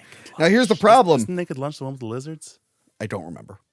I don't know if I've seen it. I know the Simpsons joke where it was just like that. No one was naked or eating lunch. That's for sure. Maybe. I don't know. We should probably watch it. Let's watch it right now. We'll be right back. All right. Naked Lunch it is. The suit that Robert John Burke is wearing was built for Peter Weller in RoboCop 2. And Robert John Burke is taller than Peter Weller. We all know the problems from the first movie that they had with that. So, okay. Yeah.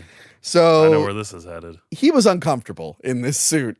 Oh, yeah? Which I don't blame him if you're a little bit taller and it doesn't fit but right. I feel like he was more mobile in this movie for sure. Like, at least when it comes to, like, just noticing poses that he was doing. I guess so, Like, yeah. if he was on the ground, like, in the first two movies, he couldn't articulate up to look. Yeah, maybe you know they what I changed mean? it up Like, a little bit. And by yeah. the third one, like, I specifically remember, I'm like, how is he, like...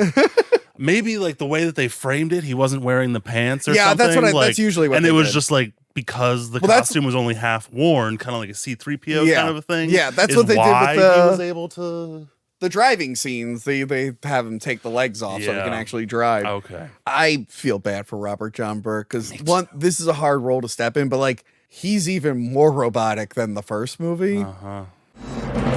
Police officer, no loitering. Maybe he only watched again, like the problem is he should be more relaxed and more sociable by the end of the first movie, but they to establish that he's still very robotic.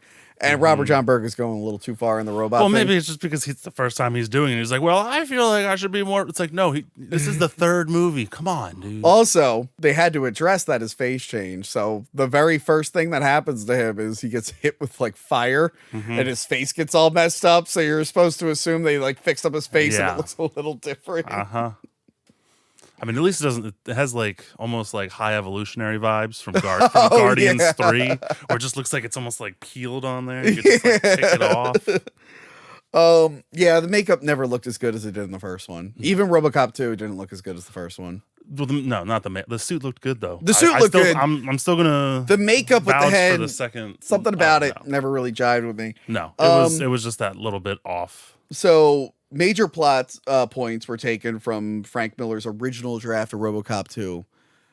But then he like kind of walked away. He had a quote saying like the director is the one with all the power.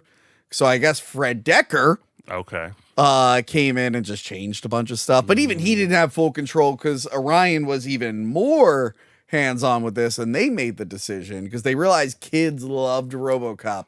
Even though they weren't technically allowed to watch it. Yeah. So they made it PG-13. That made me very upset. Yep. They toned down the violence. They added a kid to the movie. Toned down the good stuff. Come on. Yeah. Yeah. And I like Fred Decker. He's a really good writer. He works a lot with Shane Black, and Shane Black actually is one of the cops in the film at the donut shop, the one that goes with Murphy. Oh, okay. Shane Black, who of course was in Predator. And then, of course, would team up with Fred Decker to direct The Predator 2018, which we reviewed. Another movie with Fred Decker that the studio got a little too involved with. That seems to be some sort of trend. Fred Decker has some good movies out there. All right. Trust me. Monster Squad. That's one of them. Yeah. Night of the Creeps. Really, really good. Okay. Yeah. Good stuff. So they toned down the violence on this one. Yeah, but they had some good stars in it. Honestly, like I was really happy. Yeah, I actually was really happy when I saw Bradley Whitford. Yeah, like, young Bradley Whitford is yes, please, and he's Jeffrey Fleck. Okay, yeah, this is the who's who of character actors. You got CCH Pounder as Bertha. Black Lady. Yes, Bertha. Okay. Bradley Whitford, like you said. Rip Torn that replaces the old man. Right? Freddy Got Fingers' dad. Like, come on. Which, by the way, one cool thing with the game. So the movie tells you the old man died. Yeah. This movie never tells you who the mayor is. So the new game, Rogue City, has a lot of fun with that. They're like, because it's between 2 and 3. Yeah. So it's like, well, now we can figure out how the old man died. And then it's like, also, we can figure out who's mayor. And it's multiple choice because there's no confirmation in the third film. So you can pick who you want. Literally get to pick the mayor. Okay. Jeff Garlin from Curb Your Enthusiasm. He's Donut Jerk is how he's Donut Jerk. Why is he Donut? He's Donut Jerk. Okay. Lee Arenberg is Hold Up Man. I think that's the bald guy who tries to rob the donut store. He's one of the pirates from Pirates of the Caribbean. Oh, I know exactly. Yeah, the wacky duo. Yeah, he was also in Seinfeld. He played a big phony in that one. Fulton Perry comes back as Donald Johnson. Yeah, a lot of people Mako. coming back. So OCP has been bought out by the Kanimitsu organization, and Mako from Conan the Barbarian, a bunch of other movies, is the head of that organization. There was like another character actor I wanted to point out. We mentioned Stephen Root. Oh, Daniel von Bargen. Stephen Root, the bulldozer. Yeah. Oh. He's one of the rebels. The other rebel is Daniel von Bargen, who was Malcolm in the Middle. He was the military school dude. Yes, that made me so happy when I saw him. I was like, yes! Yeah, we reviewed a movie with him a while back. Not me and you. Me and Joey C. We did The Faculty with him. I wanted to see that because I'm an Elijah Wood fan. This is fun seeing all of like the character actors and smaller part actors. By the way, this is my first time ever watching. Oh, RoboCop really? 3. I watched this. So seeing Bradley Whitford and seeing all these people was just like, oh my God, how have I not seen this? This was like the new one when I was a kid. Like the first one was 1990. I was alive, but I was like 1. This is one where I'm like paying attention to movies and stuff. Now, was supposed to come out in 1992. Okay. Sat on a shelf for like over a year because Orion Pictures went bankrupt and someone else took over. Oh, Orion just is a story of its own. Yeah, they did a funny thing. They released it in a couple Asian countries like Japan, the Philippines, I think South Korea. Okay. Like a year before it came out in America, because then the American release got delayed. So people were getting bootleg tapes from Asia and they were just watching the movie. And also from what I read, the video game came out, which I don't know if there was an AVGN episode on it. Oh. Did you work on that one? The RoboCop one? Yeah, actually, I think I shot that episode. I shot that episode. Holy It's been a minute since I watched it. I forgot if it's mentioned in the episode, but the game came out way before the movie, so the whole movie was spoiled by the game or bootleg tapes. No, I remember that episode specifically because of the jetpack on the. Oh yeah. Anyway, I'm assuming it was theatrical in America. I think maybe they shot it out on home video. I don't know. It wasn't a big movie. 1993, that's not the time you want to put your neutered RoboCop movie out into theaters. There's a lot going on in 1993. Although 1992 was also very busy. Yes. You don't want to put RoboCop 3 up against Terminator 2. That is not. No, you don't want to do that. You don't want to do that. I literally texted that confusion to you. You're this week. I was just like, "Hey, do you happen to have a copy of the Terminator 3?" I'm like, "Oh wow, you must have really liked it, Tom, and wanted to watch it again." No, it was RoboCop 3 that you need a copy of. If you want to know what Tom thinks about Terminator 3, watch our "What is the Worst Terminator" episode, or go to the Clips and Streams channel. When we do these best and worst later on, I chop them up. Okay. So if you're like, I want to know what Tom has to say about Terminator 3 and only Terminator 3, you could just look up the Terminator 3 segment from that full episode. That's badass. But you should watch the full episode. It's one of our biggest ones. Yeah, so you got the who's who of the cast. You have a good writer, director, but you have not the best management ahead of it. Yeah, it's not Empire Strikes Back. You know what I mean? Yeah, it's neutered. That being said, I don't mind the story and the plot for the movie. Yeah. I think it flows a little bit better than the second one. Like, there's a focus. RoboCop. Yeah. We'll get to the problem with RoboCop, but there is a motivation for RoboCop to do what he's doing. Yeah. The rebels have clear motivation. The punks or whatever. The crazy punks are. Well, they're used by the bad guys. OCP is there. Before we go more into the plot, let me actually read it. Okay. Omni Consumer Products, OCP, the conglomerate that designed RoboCop, now owns Detroit. The company plans to demolish one of the city's largest neighborhoods to build a gleaming city of the future. After an army of ruthless mercenaries finishes throwing everyone out of their homes, but RoboCop, Robert John Burke, sworn to protect the public, joins forces with a band of urban freedom fighters battling to save their neighborhood. After battling a lethally efficient ninja android and equipped with a new arsenal of high-tech weaponry, RoboCop and the courageous residents take on OCP's private army. It's all-out war, an explosive street fight that could destroy either the city or the evil powers behind the brutal corporate raid. And some guy, Candy Taylor said, "This is the best RoboCop ever." Okay, Candy. I think the story works for the most part. It's a fun plot. I like that there's now an even more sinister organization owning the sinister organization. Somehow it got more layers. What did you think of this one? How did you feel about it? I enjoyed the ideas of it. Since I'm coming off of it fresh. Yeah.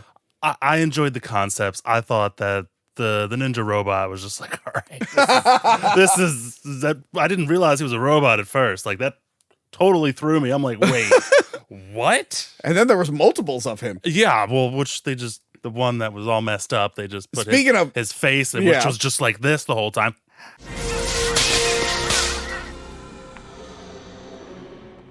Speaking of people creeped out by sleepaway faces. camp, just like a weird face that just sticks with you. Speaking of people creeped out by the face of RoboCop 2, I have known people who were really scared of the ninja's face in this, with the jaw and then the shattered face. No, RoboCop 2 face is so much scarier.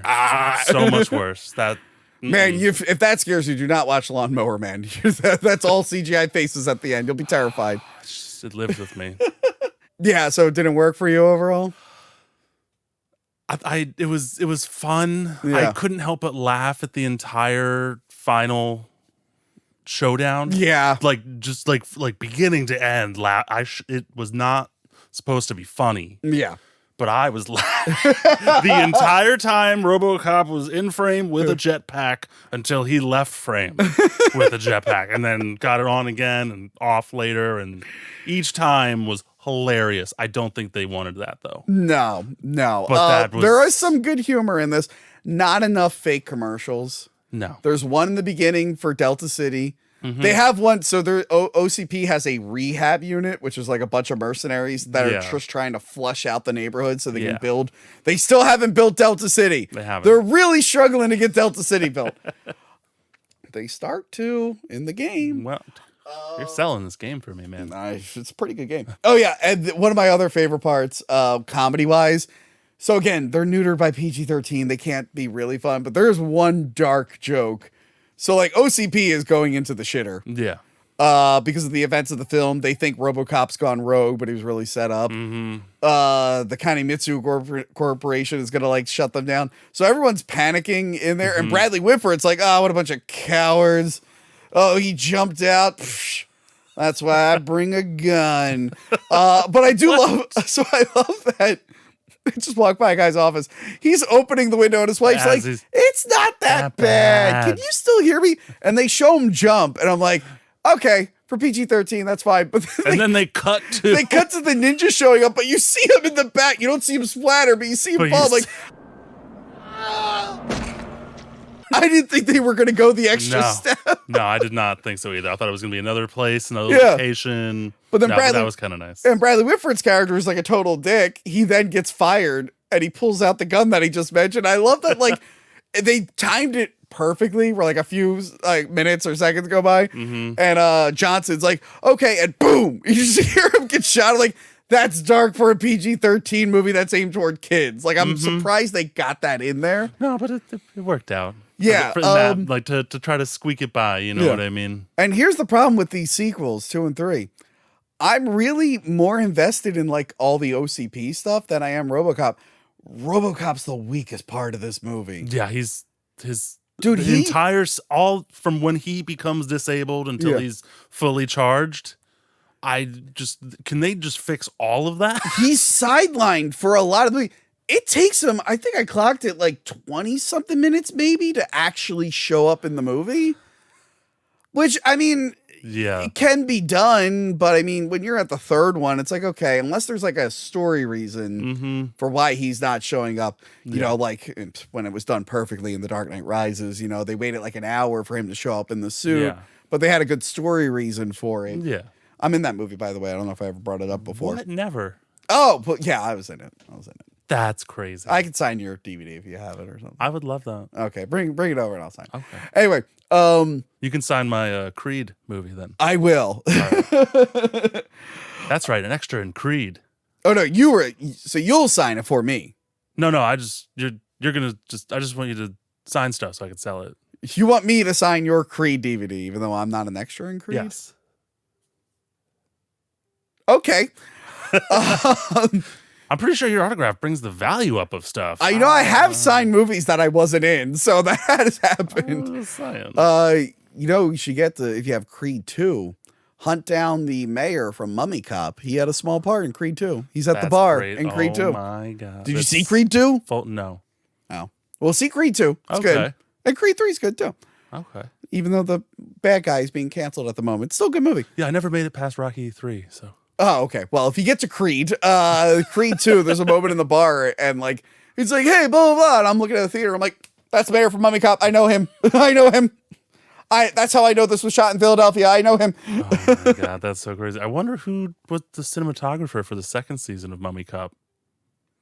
Oh, I think it was this guy's. You know what? Probably the same guy that shot a couple episodes of Angry Video Game Nerd. Yeah, yeah. Weirdly enough, I think that's connected. And we all know we're talking about me. I'm just so talented. And I Tony's just so many hats Tony wears. So many hats. You did a very good job, Tom. Thank you. Anyway. I appreciate it. I'll just give myself a little pat. So the continuity I had the biggest issue with in the third movie. Okay. So I have a couple things here. So like the repair scene, which was fun. I liked that when they were just like, "Oh, I didn't know that was under there." Yeah, that was fun. Like gushing out. I'm stuff like, right, stuff like that feels like the first one. That was a cute little thing, but there was some continuity in there because I believe he said they were at 24. He's like, "Oh, I'm at 24% efficiency," and then seconds later, they have the visor down and it says 12% efficiency. I'm like, you son of a bitch. Who are you lying to here? The movie's broken. The movie's broken. I need to know percentages. Because later on, he's like, I'm 93% efficient. I only need to be 90 to be normal. I'm like, okay, I'm paying attention to your percentages. Why? Don't put a number on it. We're going to look at that number and see if it matches. And it does. It's seconds. Come on. All right. There's other ones. So when in the finale, when the swords connect. Yes, when they tricks the girl is a hacker. There's a little girl in the movie. Yes. Who is a hacker. So when the little girl hacks the ninja robots. Yeah. For the ending fight finale. Yeah. Once they do the double sword, the swords don't connect with the body. The heads just fly off. And one of them just like explodes.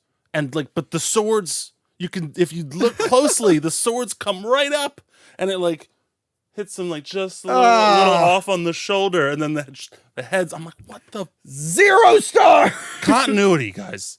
I was already out at the ending because RoboCop finally comes back. He kills the one ninja. Robo comes back. Yeah. Good old Robo. He's always coming back and then he gets sidelined. He kills the one ninja. So I do love that like the cops and the rebels and the citizens are warring on the streets against the tyrannical mercenaries, much like the end of The Dark Knight Rises.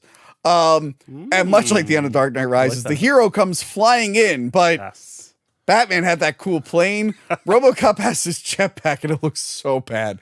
With like the F-14 jet, and like as they start to hear it coming in, and like the glass like shatters because this aircraft is essentially coming through. Really, the effect is so bad.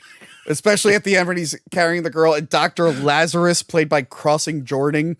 Remember that show, Crossing Jordan? Yeah. She was the star of it. I don't know what that show is about. I just know her because I used to see her in cross advertisements. Jordan. That's what it was about. Better not cross her. When he's flying with them at the end. Once again, the continuity. So if the jet engine from a distance is loud enough and strong enough to resonate and break glass. Yeah. And like people are like wincing and crowd like, oh, this is so loud. They would be dead. Their heads would have exploded if they were riding and being carried by RoboCop. Did you like the jet dead? Just mush people, just a splatter on the pavement. They would have not survived. Their inner eardrum would have imploded. They just blood. And also, they don't pouring have out flights, of their faces. if they don't have like flight suits on, so they're and going. For how fast he was, like, I know. He slowed down to go 2 miles per hour with his jet engine to pick them up safely, and then said, "Oh no, let me just and then fire." No, that's not how physics works. Did you enjoy when he like shows up at the end? How he just kind of like swung in awkwardly, like as if he was on a wire and they let him go. Like he just paused for a he second. He doesn't look like he's fine. He looks like because he literally was swung in with a wire. The effects on that are the worst. They're so bad. Yeah, again, RoboCop's the weakest part of the film because he's played by a new guy, so you're switching up the main character. He's not even really the main character. No. You're switching him up. He's out last of commission. minute. Oh wait, and we forgot his partner dies. I was just getting to that. Fuck, sorry. So I was disappointed that Lewis was just kind of there in the second one. Yeah. Not really doing much. And I'm like, all right, when I was a kid and saw this, I'm like, all right, Lewis is going to kick ass. Yeah. And her introduction's really good where they're at the bar and they're like, Lewis.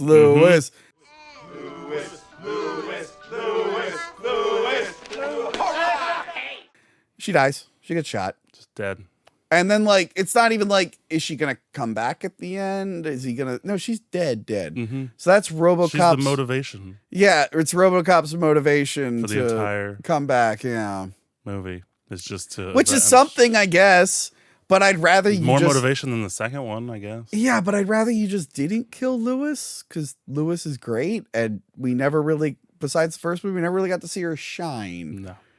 No. Like if you think about it, like Ripley and Sarah Connor, like they're not badasses in their first films. No. They get the job done, but the second films are where they got to like shine and be the ultimate badass. Mm-hmm. So if you're like, okay, in these era of movies, like, all right, Lewis is a badass in the first one. I want to see how much more ass she kicks in 2 and 3, and then she just doesn't. So is it kind of like a maniac cop, kind of like a disappointment where you just go in, oh, I can't wait to have this character in the movie. Can't wait for Bruce Campbell to kick Campbell's more ass. gonna be so good in this Maniac Cop movie. does it right. I like how they have Bruce Campbell so much in that movie and then kill him to really trick you. That's awesome. Yeah, this was, don't ever put this in the same league as Maniac Cop 2. Maniac Cop 2 is okay, Dark Phoenix. We'll say Dark Phoenix because when Jennifer Lawrence is just like, I don't want to be blue anymore, fucking end it. Just come on, please. Don't want to be blue anymore. Like, I'm literally going to start wearing suits now so you don't have to make me fucking blue. She wanted out of those movies so bad. Maybe she wanted out of RoboCop, you know? She was like, there's going to be RoboCop 4 and 5 and I just don't got time for this. I'm getting too old. Sorry, she's just getting too you're old so for upset this. you died there for a second. She's getting too old for this shit, man. She's getting too old. Yeah, Lewis dying is a bummer. So much of the focus is on crossing Jordan and the little girl. They're kind of the main characters of the film. The little girl is very important. Yeah, which again makes sense in a RoboCop movie. You don't really. The only kid I would ever want to see in a RoboCop movie is his son. Like him trying to reconnect with his son. Oh, I was thinking like Robo Boy. I'm like, no, what? They're gonna find like a dying child, turn him into no. He had a son in the first movie. What? I wanted him to reconnect with him. I know. I'm sorry. It's just I immediately envisioned Robo son. I mean, maybe his son also got shot up by Clarence Boddicker. Clarence Boddicker's son shot so him. terrible. And they have a dog too. Clarence Boddicker's dog. His group of dogs ate RoboCop's dog. I'm like, oh no! And Clarence Boddicker's dog was working with the head of the dog food company. No, it's perfect. There's a dog food, evil dog food. RoboDoc. Well, they kind of did RoboDoc. It's called Man's Best Friend. I reviewed it with James. It's not very good. I thought it was Axel or something like that. Oh, I didn't watch that. I didn't either. I just heard about that legendary film. Yeah, there was a robot. Some sort of robot dog. It's not like Mega You know Man what? Robot Dog. There's probably 10,000 RoboDog movies. Yeah, now that we get down to it, I mean, just short of Cujo, yeah. Yeah. That's a good movie, Robo Cujo. Cujo, we're doing it. We're doing it. Thought of it here first. Yeah, RoboCop 3. People hate this movie. I can't bring myself to hate it. Because it's just, again, much like 2. There were some good ideas. I could see what they were trying to do. It didn't quite stick. Neither of them stick the landing for me. I hit them again. I've gone so many episodes not really bumping into Stephen Root. And now that we're reviewing a movie with Stephen Root, I'm hitting Stephen Root left and right. And you know what? He deserves it. He's a traitor in this movie. He backstabs the rebels. The Bulldozer is a piece of shit in this. God, I'm not looking forward to the King of the Hill reboot. Why don't you just watch News Radio? Watch News Radio instead. You know, I was watching some clips from it. I never got too into that show back in the day, but I was watching some Stephen Root clips. Phil Hartman, right? Or am I thinking Spin City?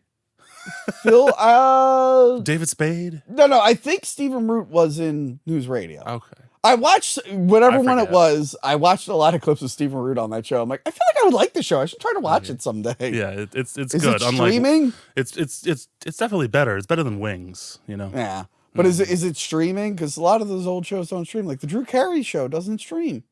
I think there was some I think the some music stuff about it. No, I think the music, they use so much copyright music in that, and I think the licensing. Gotcha. But I was also thinking, sorry, we're on the 90s show thing. I'm like, why don't most girls talk about Ally McBeal? That was like a big show for women. And I'm like, oh, it just never streams. I think Robert Downey Jr. was on there? Yeah. You feel like that would be a bigger show that people would be rewatching. It just doesn't replay anywhere.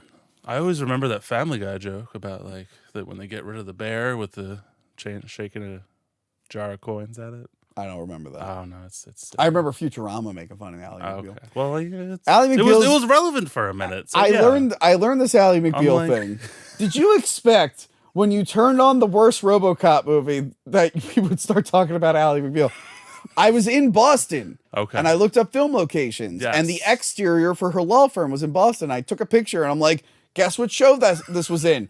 Not one person guessed Ally McBeal. That's how much it's left. You're gonna get like Murphy Brown locations over Ally McBeal, okay? Oh God. So Murphy? Murphy. Wait, we still have another movie, don't we? Alex Murphy Brown. Why are we talking about forgettable 90s things? Oh yeah, RoboCop 3. RoboCop 3, that's it. That's why. Same level there. At least they knew that you had to have a human villain. Yeah. So they have the ninja robot. But again, there's multiple ninja robots, but you still needed that. Also a good surprise. Yeah, but you also needed that human element. You needed that, like Clarence Boddicker, Dick Jones, and they have that in the who's the bad guy? The corporation. The white-haired guy. Yeah, it's always the white-haired guy in these movies. Sergeant Warren Reed. Is that the name of the guy? Captain Power Trip. You know, the normal. Oh, I have all the power. that guy. I think it's Warren Reed. He's pretty trope. Yeah. But like he's a human villain. He's evil. He's working for the Kanemitsu and OCP, but he's more on Kanemitsu's side. Yeah, because of money, because that's how they build the conglomerate. Blah blah blah. And he's the one who got Alex. No, he's the one who got Lewis killed. Yes. So they were smart with that, although his death scene is not satisfying. He just not at all. You don't even get to see him blow up. His legs get burnt. Uh-huh. RoboCop fires on the jets, and they burn his legs, and he tries to stop the explosion with OCP, and OCP blows up. But again, it's PG-13. A beautiful CGI of him flying with them. And I was thrown off in the beginning when they're showing the Delta City commercial in CGI. I'm like, when I rewatched this like a few years back, I'm like, oh man, it's a commercial within the movie. We're not meant to believe. I'm like, okay, for a minute, I'm like, oh, they thought that was real. Oh my God. It was almost there. Maybe if it had a little bit more violence. Yeah, oh definitely. And if it was, that's what it was missing. If it had more violence, less of that kid and that plot line. More RoboCop, preferably Peter Weller if it was an option, and a little bit more violence, I think you would have had something here. Yeah, they hid the violence in there pretty well for what it was. Yeah, but like it just felt it was missing. The whole time, regardless. It feels like they want it to be more adult oriented, but they had to be more kid friendly. Luckily, Fred Decker had practice with Monster Squad, which is supposed to be a movie for kids, but it's also very mature. So they got the right guy to kind of toe the line. Yeah. But it still wasn't enough.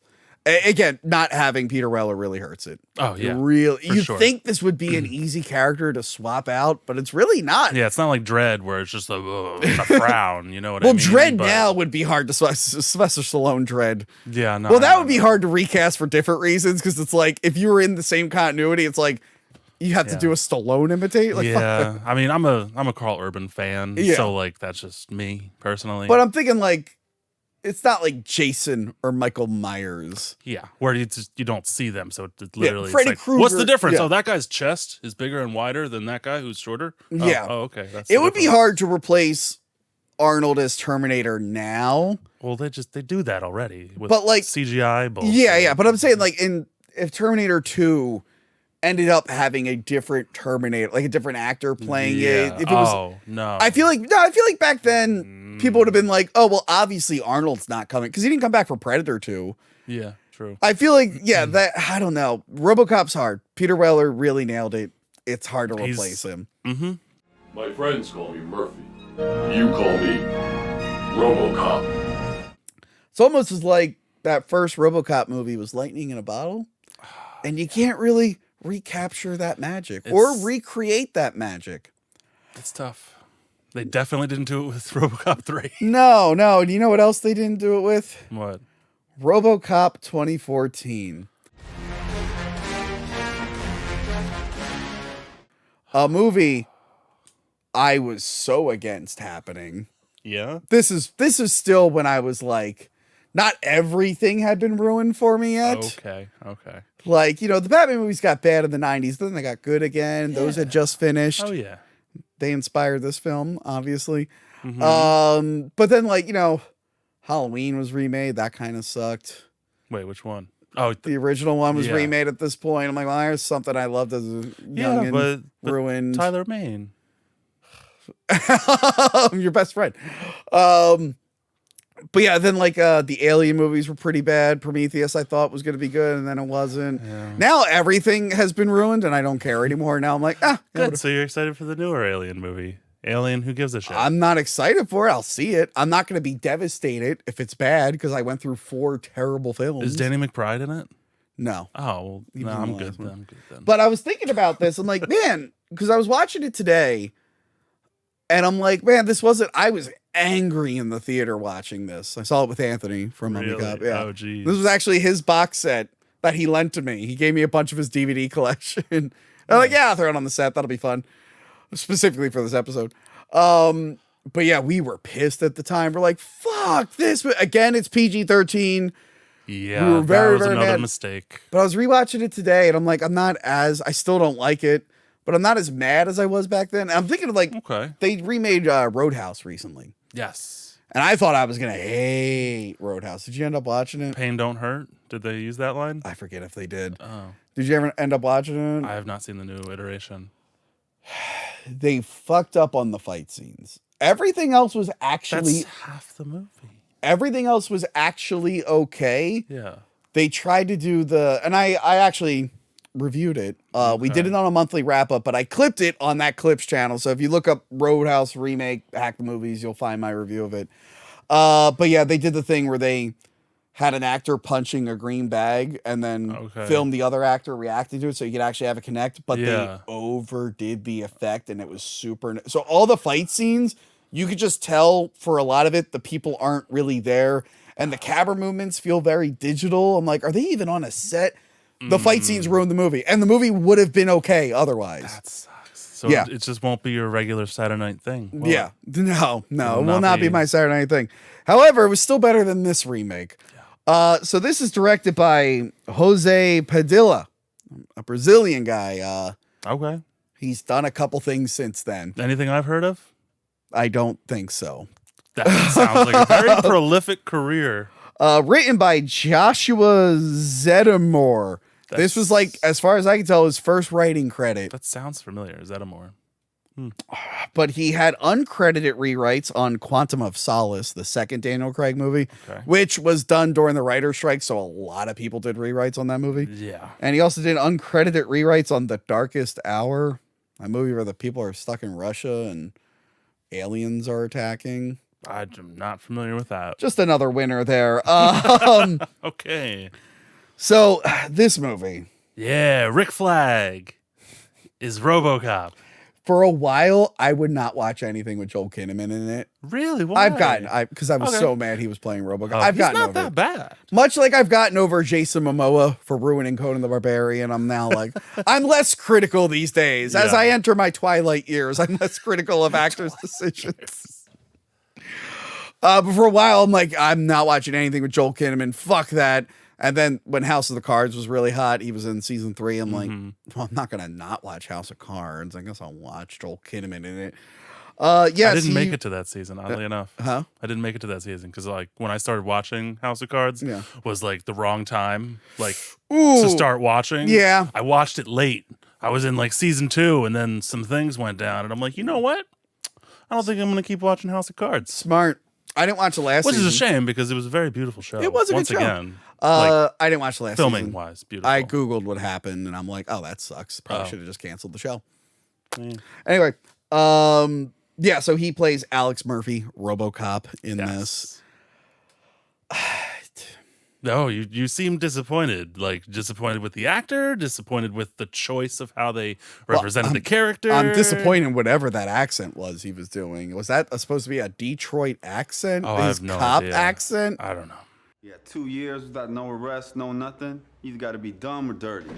Why you acting so nervous, man? You fishing on us, Jerry? I didn't like his. I'm like, what is he doing? This sounds like a first-year acting student trying to be like a cop from like. Well, that was his big city. first big break, so maybe they wanted him to phone it in a little bit. I don't know, but He's a lot bigger of a deal now. I like that they changed Lewis into a man. Yeah, played by the late Michael K. Williams. I believe he originally was the bad guy in Solo, a Star Wars story, when it was supposed to be motion capture. And then they had to reshoot the whole movie, and they were like, we do not have a budget for a motion capture actor. Get Paul Bettany and put some weird shit on his face. There we go. That stinks, because like the cinematographer, I forget his name for Solo, is beautiful film. Yeah. Beautiful film. Sorry, I watch movies a little bit differently than most people. No, he was the cinematographer for Arrival, which was really good. Oh my God, Arrival's so good. Which did he do? Even like for a movie that not much happens in, such a great movie. I wonder if he did Dune with Denis Villeneuve. I forget. He's up there with like the real quality talent. Well, speaking of Dune, we learned that Joshua Zedemer, the writer, wrote like a treatment or something for an unproduced reboot of Dune. So this movie, my problem with it, it's trying to be anything other than RoboCop. And it's not RoboCop. It seems annoyed when it has to be RoboCop. It does.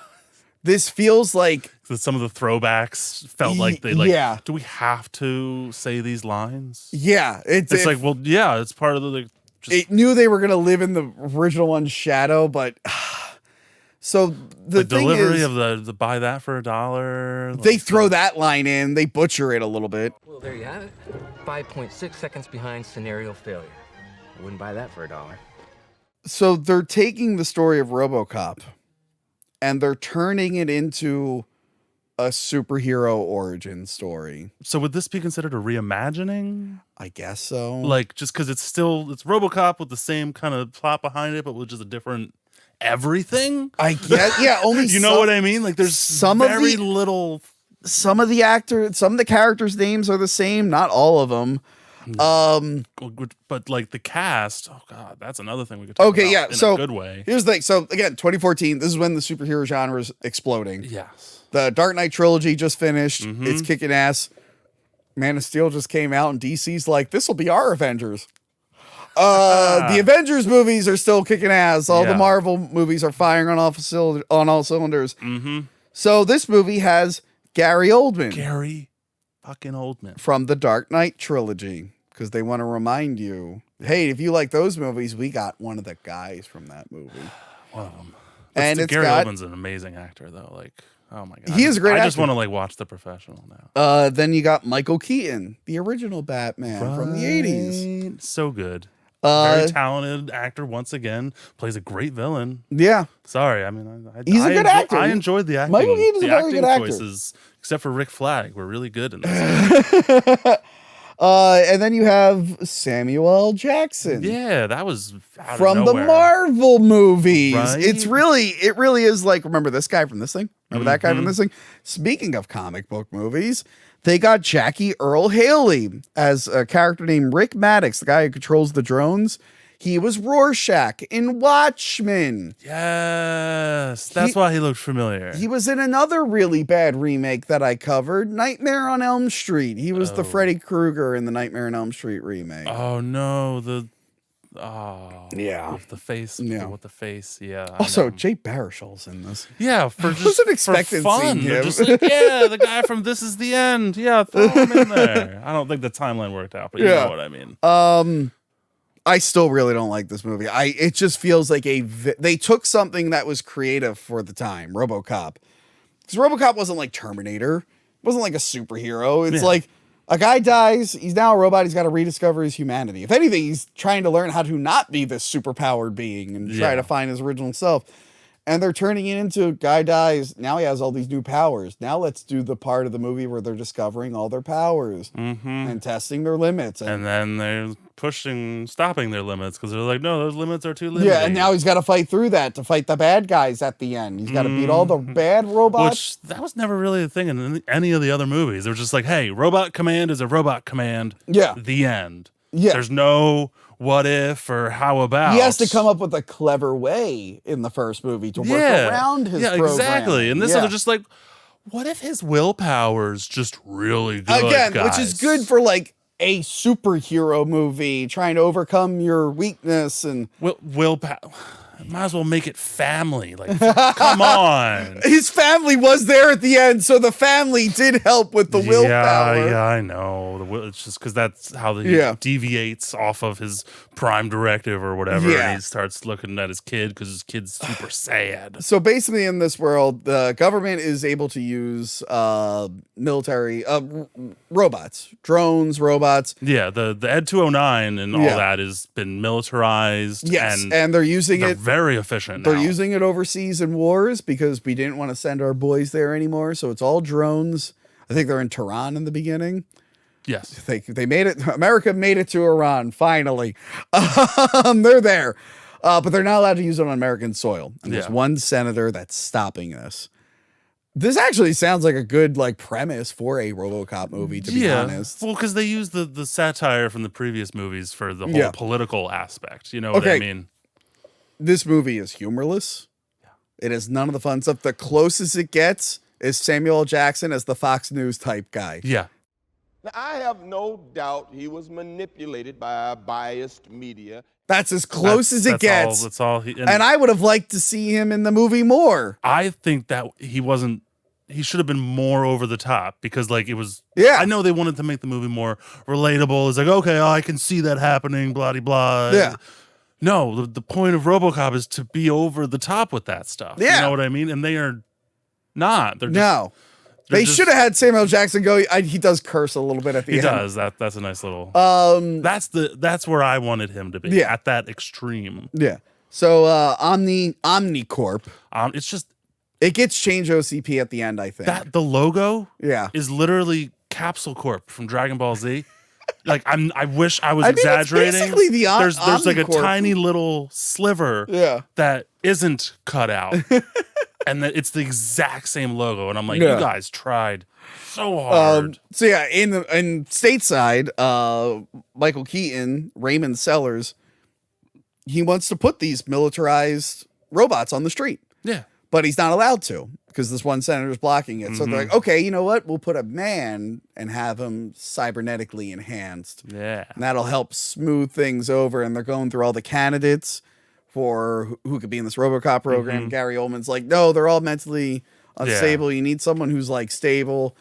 And as luck would have it, they didn't interfere with this like they did in remember the original one? Bob Morton said, yeah, we repositioned potential candidates into high crime areas. Yeah. Basically making setting up the things so that he would get a crippled person. It's just coincidence. Alex Murphy and his partner. Hey guys, you won't believe this. This guy's dying. All right, we're gonna totally make him. His wife is so distraught, but it's gonna work. He got a head, some lungs, and one hand. One hand. Way more survived. I saw the footage. They replayed it for a third of the movie. Yeah. There was more body left than that. Yeah. So the problem with Alex Murphy, him and his partner were undercover, and they were trying to expose this gun running thing. Yeah. But the other two detectives were sabotaging them because they're dirty cops. So his partner got shot and sent to the hospital. The dirty cops plant a bomb on his car. Alex Murphy gets blown up. Not anywhere near as violent as you can replay that explosion a million times. It will not have the effect. Which they do. Yeah. Very PG-13 way of killing someone. They don't even show his charred body. Star Wars showed charred bodies. Yeah. Same rating. Anyway. I'm sorry. I'm not the MPAA, okay? So the wife signs over the stuff to save him. Yeah. He gets built in, I think he's in like China where they're doing it. Yeah, which is like another reveal. Yeah. So he basically becomes RoboCop, and they're 3 months later with a really shitty dream sequence scene to kind of fool you. I'm like, come on, movie. And they're like We're fucking not with his that head, stupid. making him think he's not in control. Messing with his dreams and stuff. I will say the stuff with his family, him trying to reconnect with his family, that's what I would have liked to have seen in RoboCop 2. Yeah. If they committed to it. Instead, they just had the wife show up and disappear and never do anything ever again. Exactly. So that aspect is cool. Now, when they first showed the image of RoboCop, like the behind the scenes, I went, "What the fuck is that?" Oh, because of the I'm like, beautiful color scheme. You mean the black? I'm like, why are you making him look like Batman? And the red slanted visor, which looks, more continuity issues with that visor, and I will bring them up. Okay, it looks really bad. His main suit in the film looks terrible. I don't think it's terrible. Well, it's okay. It's terrible compared to the black suit. No. Yeah, no. The black suit is the one I'm bitching about. That is his main suit. I thought you meant like the black the gray with like that wasn't so I'll bad. get back to that. Yeah. So the black suit, those pictures made it to the internet. I'm like, that looks awful. And that's the one in all the advertising. And then I see the movie and I see the gray suit and it actually doesn't look bad. No, it doesn't look bad. It looks what I think a modern RoboCop at that time would have looked like. And I'm like, wait. The CGI was good on that. Like, it looked half decent. So they had a good suit. And they switched it with the shit black one to look like Batman. I'm like, I guarantee like an actual producer, even though they just made it as sellers, like the character was like, oh, we got to upgrade it, make it more streamlined. And it's like, that is exactly what a producer off camera that is said. like a wink and a nod. That feels like a wink and a nod to Michael Keaton. Like, make it black because his bat suit was black. I get it. But so it was real frustrating to see like they had a good suit that I actually like. And they got rid of it. Yep. Yeah, that's 10 minutes of screen time with the good suit. Oh my god. I hate the black suit. I hate it. It just looks awful. He doesn't look like RoboCop. He looks like fucking Snake Eyes from the G.I. Joe movie. That I literally have in here in my notes. I'm just like, hey, remember that scene with the G.I. Joe suit? Because this is the same. Or just any ninja, like cyber ninja. It just looks like a Terminator kind of feeling. Yeah. It was. It's bad. It's bad. It's not. It's not good. I agree. And his acting's not good in this. He ends up being a better actor later on. At least his face looks not like but even then it doesn't look repulsive, kind of like in the second then and they don't have third, the skin wrapped over the thing. I prefer the not skin wrap. Really? Yeah, I prefer it does look a little silly. It looked like he was just wearing a helmet. But after like a little bit, I'm like, okay, this is more appealing to me because they have a lot more with him, just his face. You know what I mean? I feel like they hide it in the other ones because of costs and prosthetics, but what was the point? Well, that's another thing. So if you're going to rip off Iron Man, make him look more like Iron Man, I guess, than Batman. Yeah. But they are doing the Iron Man thing where the head's finally coming off. They're even talking to like Jay Baruchel's just like, oh, the kids love when he transforms. They love when he transforms. Okay, yeah. So they have a couple nods to the original. They have the guy going, I wouldn't buy that for $1. But then they show... They're like, oh yeah, this one tested really well, and it's the original RoboCop design, and it looks. I'm just like, use that. But then they're like, it transforms. The kids love it, and like they even the whole thing are like, nah, they don't know what they want. I'm like, no, I want that. We all want that. Although it is the original RoboCop look, but they made it look a little stupider. A little bit. Well, so I feel like they made the head. So look if you hadn't seen RoboCop in a while, and you're watching this remake, you're like, oh, is that what he looked like in the original? That looks stupid. It's like, nah, they dumbed it up a little bit. It didn't look quite that clunky in the other movie. Yeah. Yeah, and it's just, can you name a single memorable action thing from this film? Like an action sequence that really stood out to you? It stood out because it underperformed, and that was the night vision scene where he uses his night vision and all the bad guys turn the lights out because they just wanted to be at a disadvantage for some reason. I guess so, yeah. They're just like, hey guys, I know he can see in the dark and we can't. So let's all put goggles on and turn the lights off. They knew that, but yeah. Okay, good point. They might not have known that, but like how stupid. Well, argument. still, then you'd all be in the dark and you'd all probably shoot each other. That's what it just. Yeah. I knew the reason it impacted me is because like within that time frame, the movie Sicario, amazing movie, great cinematography. I need to see it. I need to see it. Amazing cinematography. They like invented a special camera to do night vision scenes. Yeah, like right around this time frame. And so then when I saw this, I was just like, "What is this garbage?" I'm trying to think. Okay, like it was an unnecessary night vision scene that didn't get executed as well as I think that they wanted to make just this cool action scene in the dark. It's like, no. I'm thinking of like memorable. Okay, RoboCop 2. The opening where he saves the hostage, the baby hostage. Yeah. With the ricochet. Good. When RoboCop 2 like attacks his whole crew. That was pretty cool. Yeah. The final fight, as cartoony as it is, it's memorable. Yes. RoboCop 3. I like when RoboCop takes the Pimpmobile. The pimp, yeah. And it like keeps getting more and more destroyed, where it's just him like driving basically nothing. And it turns into a convertible. That was fun.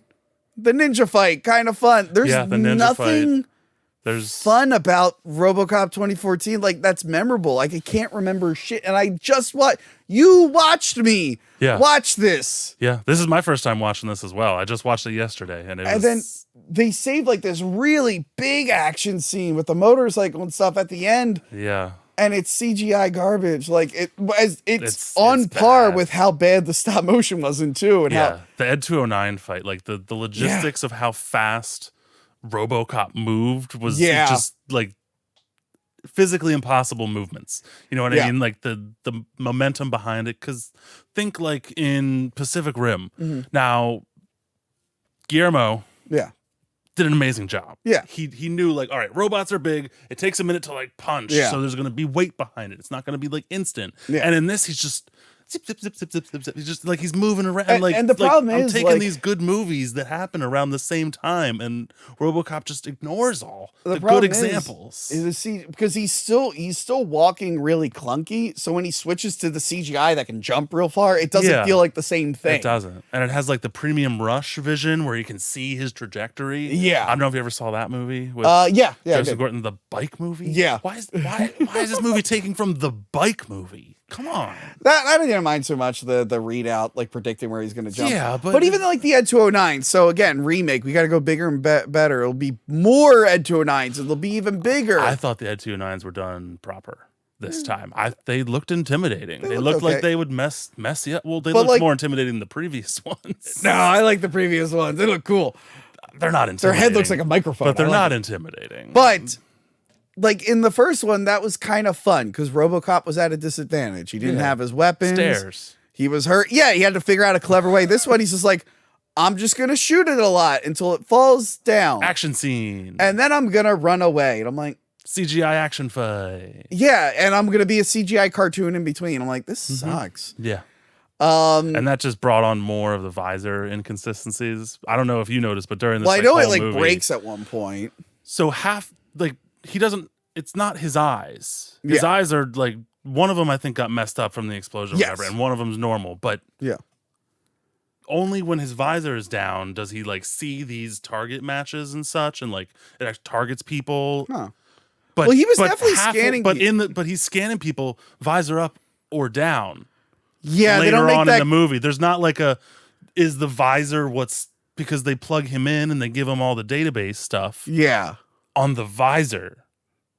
Later in the movie, he can do that without the visor. Well, in the original one, it wasn't like the visor. The visor was just to protect. Yeah, him. it was just like a helmet. But in this one, like they were just like they're trying to make it very specific. The visor version is very different than the normal version because also, the visor version's a robot. It is annoying when it was like normal human. It was cracked, and then it shows his POV, but then the POV isn't all cracked. And it's the inconsistencies of the visor kind of upset me a little bit, but I'm me, and those things annoy me. Yeah.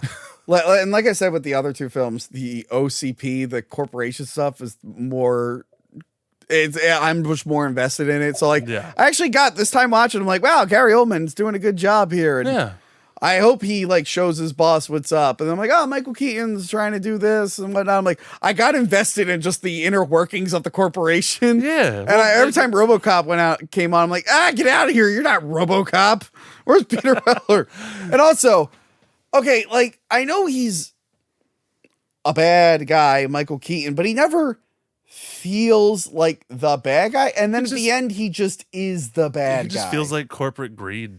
Feels like normal shitty corporate guy, but like there's not like I know the plan is to get the bill passed so he can put more robot cops on the street. So he can be richer than so he can be richer, but I'm just like, okay, I mean, there's some ethical stuff with that, but that doesn't really seem like a bad guy. Like in the original, they're trying to tear down Detroit and move people from their homes. Innocents. To make a new city and kick all the old people out, but also have new crime in the new city. So like shitty things are going to happen, but like this one, I'm like, all right, I guess we're going to have robot cops. I mean, that'll suck, but I guess it was just... Sounds like Ultrons all around the world. Yeah, he just never feels like the bad guy, and then he just is at the end. Well, it's because he has to be, because it's like, oh, this goes all the way up to the top. Oh, how high does it go? Oh, I wonder. Maybe the...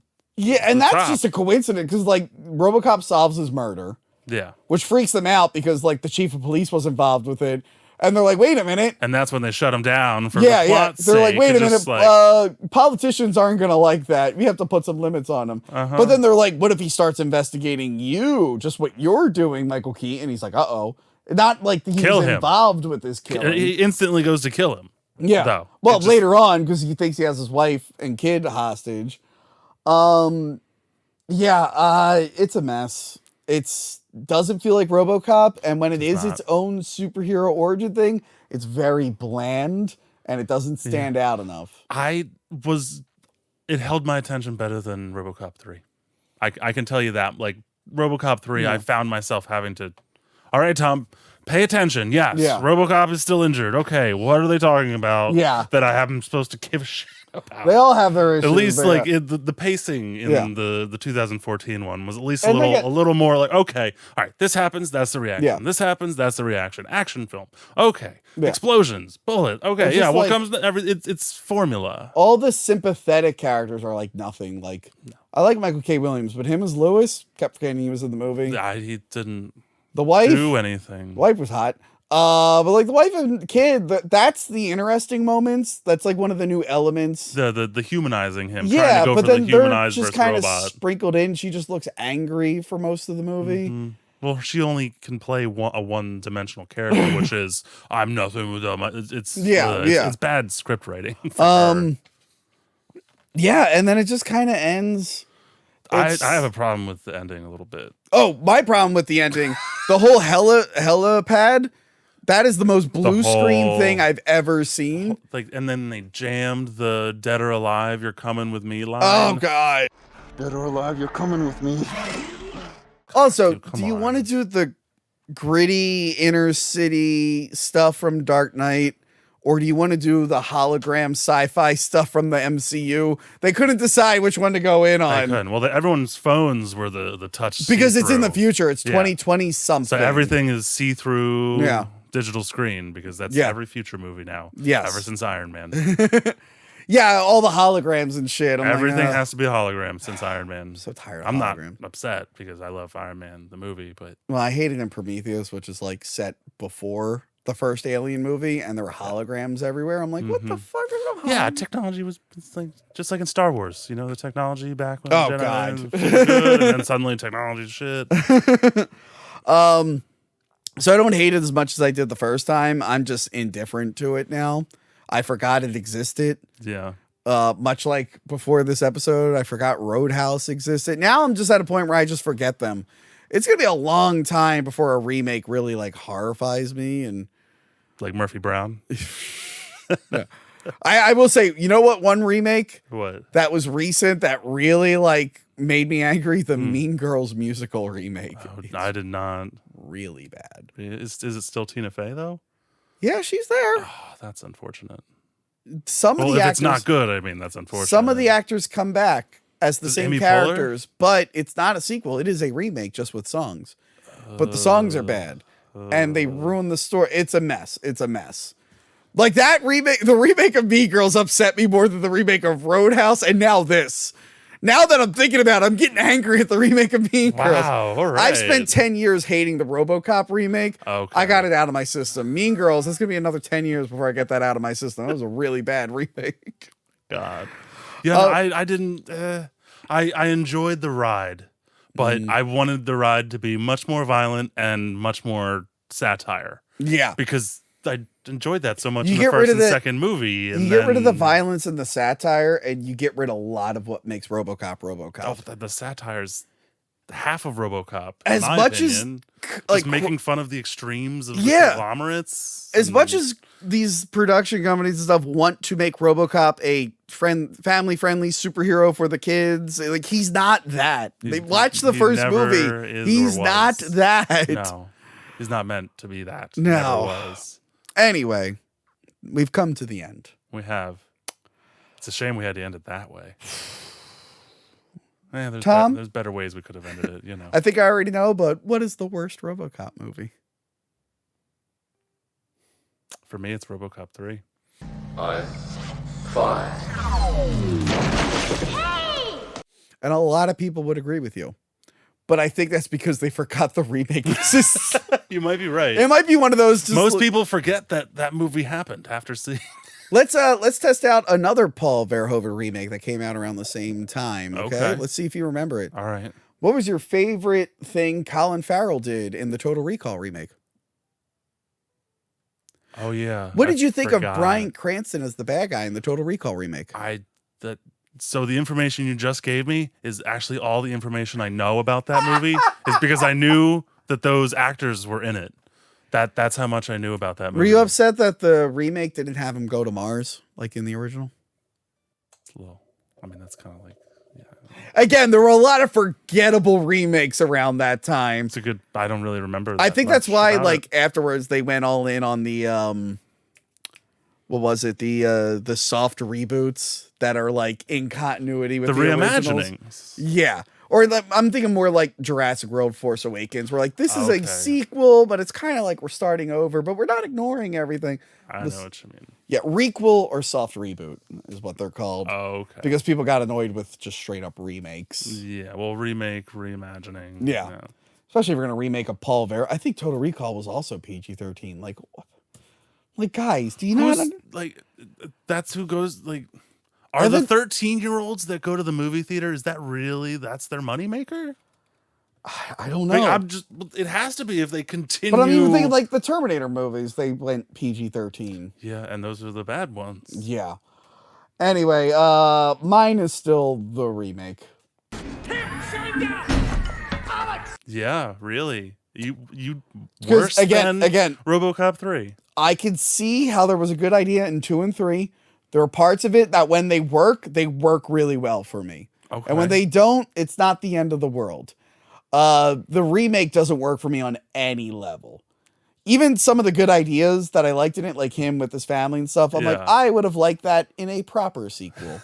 Not this movie, because I don't care about this particular RoboCop or his family. Because it's not Peter Weller, right? It's not Peter Weller. And also, Alex Murphy is such a dick in this before he died. I don't know what it is. The way he's acting, he's like, hey man, you a cop? I'm like, what is he doing? What is he doing? He's building character. And also when his visor's up, his face looks stupid.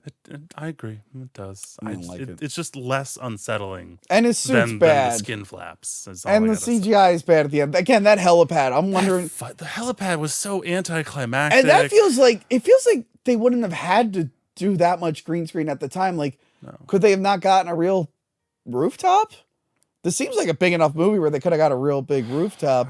Or I'm just like, was this like a last minute rewrite or reshoot or something? Because I wonder. It stands out. Like the effects for the remake aren't too terrible. When RoboCop is doing ninja shit, your brain checks out because you know he wouldn't be able to do that. Yeah. But like for the most part, because he weighs like 2 tons. Yeah, but the drones that he's shooting are fine.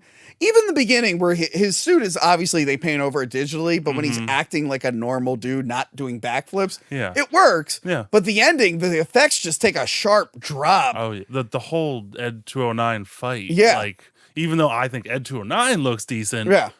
RoboCop looks and even at the end terrible. where they put him back in the gray suit, that looks really bad. Like that looks unfinished. So I'm wondering if things got changed at the end. Maybe. I mean, like, well, budgets. It's also a change, lackluster you know what ending. I mean? He just kind of shoots Michael Keaton, and Michael Keaton it's like falls he down. has a red bracelet, and he's like, "You can't shoot me. I have a red bracelet." And he's like, "Well, I'm gonna try harder." And then he shoots him because willpower, similar to family, is all you need to win the battle Also, against did they evil. establish the red bracelet thing earlier in the movie? They did in the first scene. Just in the totally first forgot. scene, when not the Samuel L. Jackson scene, but when they're when they're overseas. They tell the reporter, they're like, "Listen, reporter, you're a red contact. We've never lost a red contact in the they field." Had to remind. I totally forgot about They that. jammed it down your throat the first 30 seconds of the movie. Yeah, but then like a bunch of shit happens, you forget. Yeah, well, they don't bring it up until the last 30 seconds of the More movie. fun in the original one. It was a mystery. Yeah. And then you have to wait to see what is that objective for. It And makes you find- wonder, what if someone just dressed up like a cop in the first 3 movies? That's true. Like, That's see, true. that could have actually cut similar to the kid messing Yeah. him up in the Well, second no, movie. it wasn't cops. It was specifically OCP members. So. Well, could I just buy a No, I think he has like the employees. on his head. okay, that makes, because otherwise, But that was fun. They established it in the middle, and then the whole movie, the rest of the movie, you're like, well, how's he going to get Dick Jones if he can't do that? Like, how does he do that? Like, that was in this one. It's like, I have a wristband. It's like, how's he going to get out of this? It's like, oh, he'll just love his son a little bit more and he loves shoot him him so much. He has the power of dads. Yeah, I don't like RoboCop 2014. I don't I'm blame mad. you. I've now seen it twice in my life. I don't blame. I'm not gonna watch it again. And I hope watched it the one time. That's enough. I hope I never watch it again. I hope I never watch it again. I'm not gonna make you watch it. Fun fact: before this came out, me and Anthony, we wanted to, Yeah. because I reviewed this when it came out on a very older version of Hack the Movies. You were Okay. on that. I Terminator remember. Genesis. Yeah, Terminator Genesis, and we did Wolverine. I Frankenstein. I Frankenstein. We did the Wolverine movie. Did a lot of those. Some good ones. Some of them didn't survive the blip purge, unfortunately. I backed everything up from like blip, but then it all got corrupted. Anyway, I specifically didn't watch a single trailer for this. And I remember I was at the movie theaters with a girl, and the RoboCop trailer started, and I went, I'll leave. I'll be right back. I don't want to see a frame of this. I went in initially, I went in super blind, other than seeing pictures. Yeah. And I that didn't help. Still got disappointed. I That's a still got shame. disappointed. That's a shame. I try, yeah. Not that I was ever gonna like it anyway. Yeah, But I I'm know. thinking like with the Roadhouse movie, I'm like, this was almost a good movie. You fucked up on the action, but it was almost a good movie. This Yeah. RoboCop remake, I'm like, nah. This was almost a mediocre, forgettable superhero film, and you didn't even get there. I just watched it and I already forget. Yeah. Half of it. It's not memorable. But you know what you haven't forgot? To like, share, and subscribe. Check out our other videos. Yes. Why, if you enjoyed this, if this is your first time watching, definitely check out the What is the Worst Terminator movie. That one's a lot of fun. Go back and watch our review for the first RoboCop. Yeah. We love that movie. Check out my review of the game, Rogue City. You're gonna want to check out this game. It's fun. I'm definitely gonna be borrowing. It's got a lot of replayability too. I'm gonna borrow that from you at some point. Yeah, because you can, like I said, there's some like pick and choose sort of thing elements. Nice. Yeah, so check out those. Tom, where can I find you? You can find me at crithitpro.com or on my Instagram, talltom1989. Okay. So check out those and or on my Instagram, which is also Critical Hit Productions LLC. I was gonna say, I thought that was the one you wanted me to promote. Yeah, it is. I was just just yeah, both. Yeah, both. Yeah. Follow both of them. Yeah, no, really the Critical Hit Productions, because with me you get a critical hit every time. Get the. I just made that up. That also could be a bad thing. I'm like, oh, I got hit critically. Oh no. I can't work anymore now. I hired this guy and I got shot in the abdomen. I was hit critically. It was pretty critical. No, Tom is great. I've used him before for stuff. And I've always been satisfied. I always love working with Tom. Like I said, he helped shoot the RoboCop AVGN episode. I did. If you liked that episode, he did it. All right, goodbye, everyone. Bye, guys. Hello, everyone. Tony from Hack the Movies here, and I have the gentleman from Dead Mouse Productions, right? And today we're going to talk about how to make film documentaries because you guys would know a thing or two about that. But yes, how about you guys introduce yourselves? Going down the list here. Which way to start? I guess Gary. My name's Gary Smart. I'm a producer of RoboDoc and a few other projects, and also one of the co-directors of Cult Screenings UK Limited and Dead Mouse Productions. Cool. And I'm Christopher Griffiths, co-director of RoboDoc, Hollywood Dreams and Nightmares, Pennywise, The Story of It, You're So Cool, Brewster, The Story of Friday Night, and Leviathan, The Story of Hellraiser, and Hellbound Hellraiser 2. Ooh. Well done, you did pretty well there. And I'm Eastwood Allen. I am the co-director of RoboDoc, the creation of RoboCop, and the editor. And I've helped these guys edit a load of other documentaries too, or been involved in some capacity. Nice. And we're going to talk about the documentaries. Just want to let everyone know in the chat, if you have a specific question you want asked that might not be on my list, feel free to leave a super chat. Or if you just want to leave a super chat to get us to say something within reason, okay? Don't ask why they haven't made the Dark Knight Rises documentary since I am an uncredited extra. They're not going to answer that stuff, okay? Spoiler, if you ever make a documentary, I will talk at length about the football scene that you can't see me in. I will talk for 10 hours about that.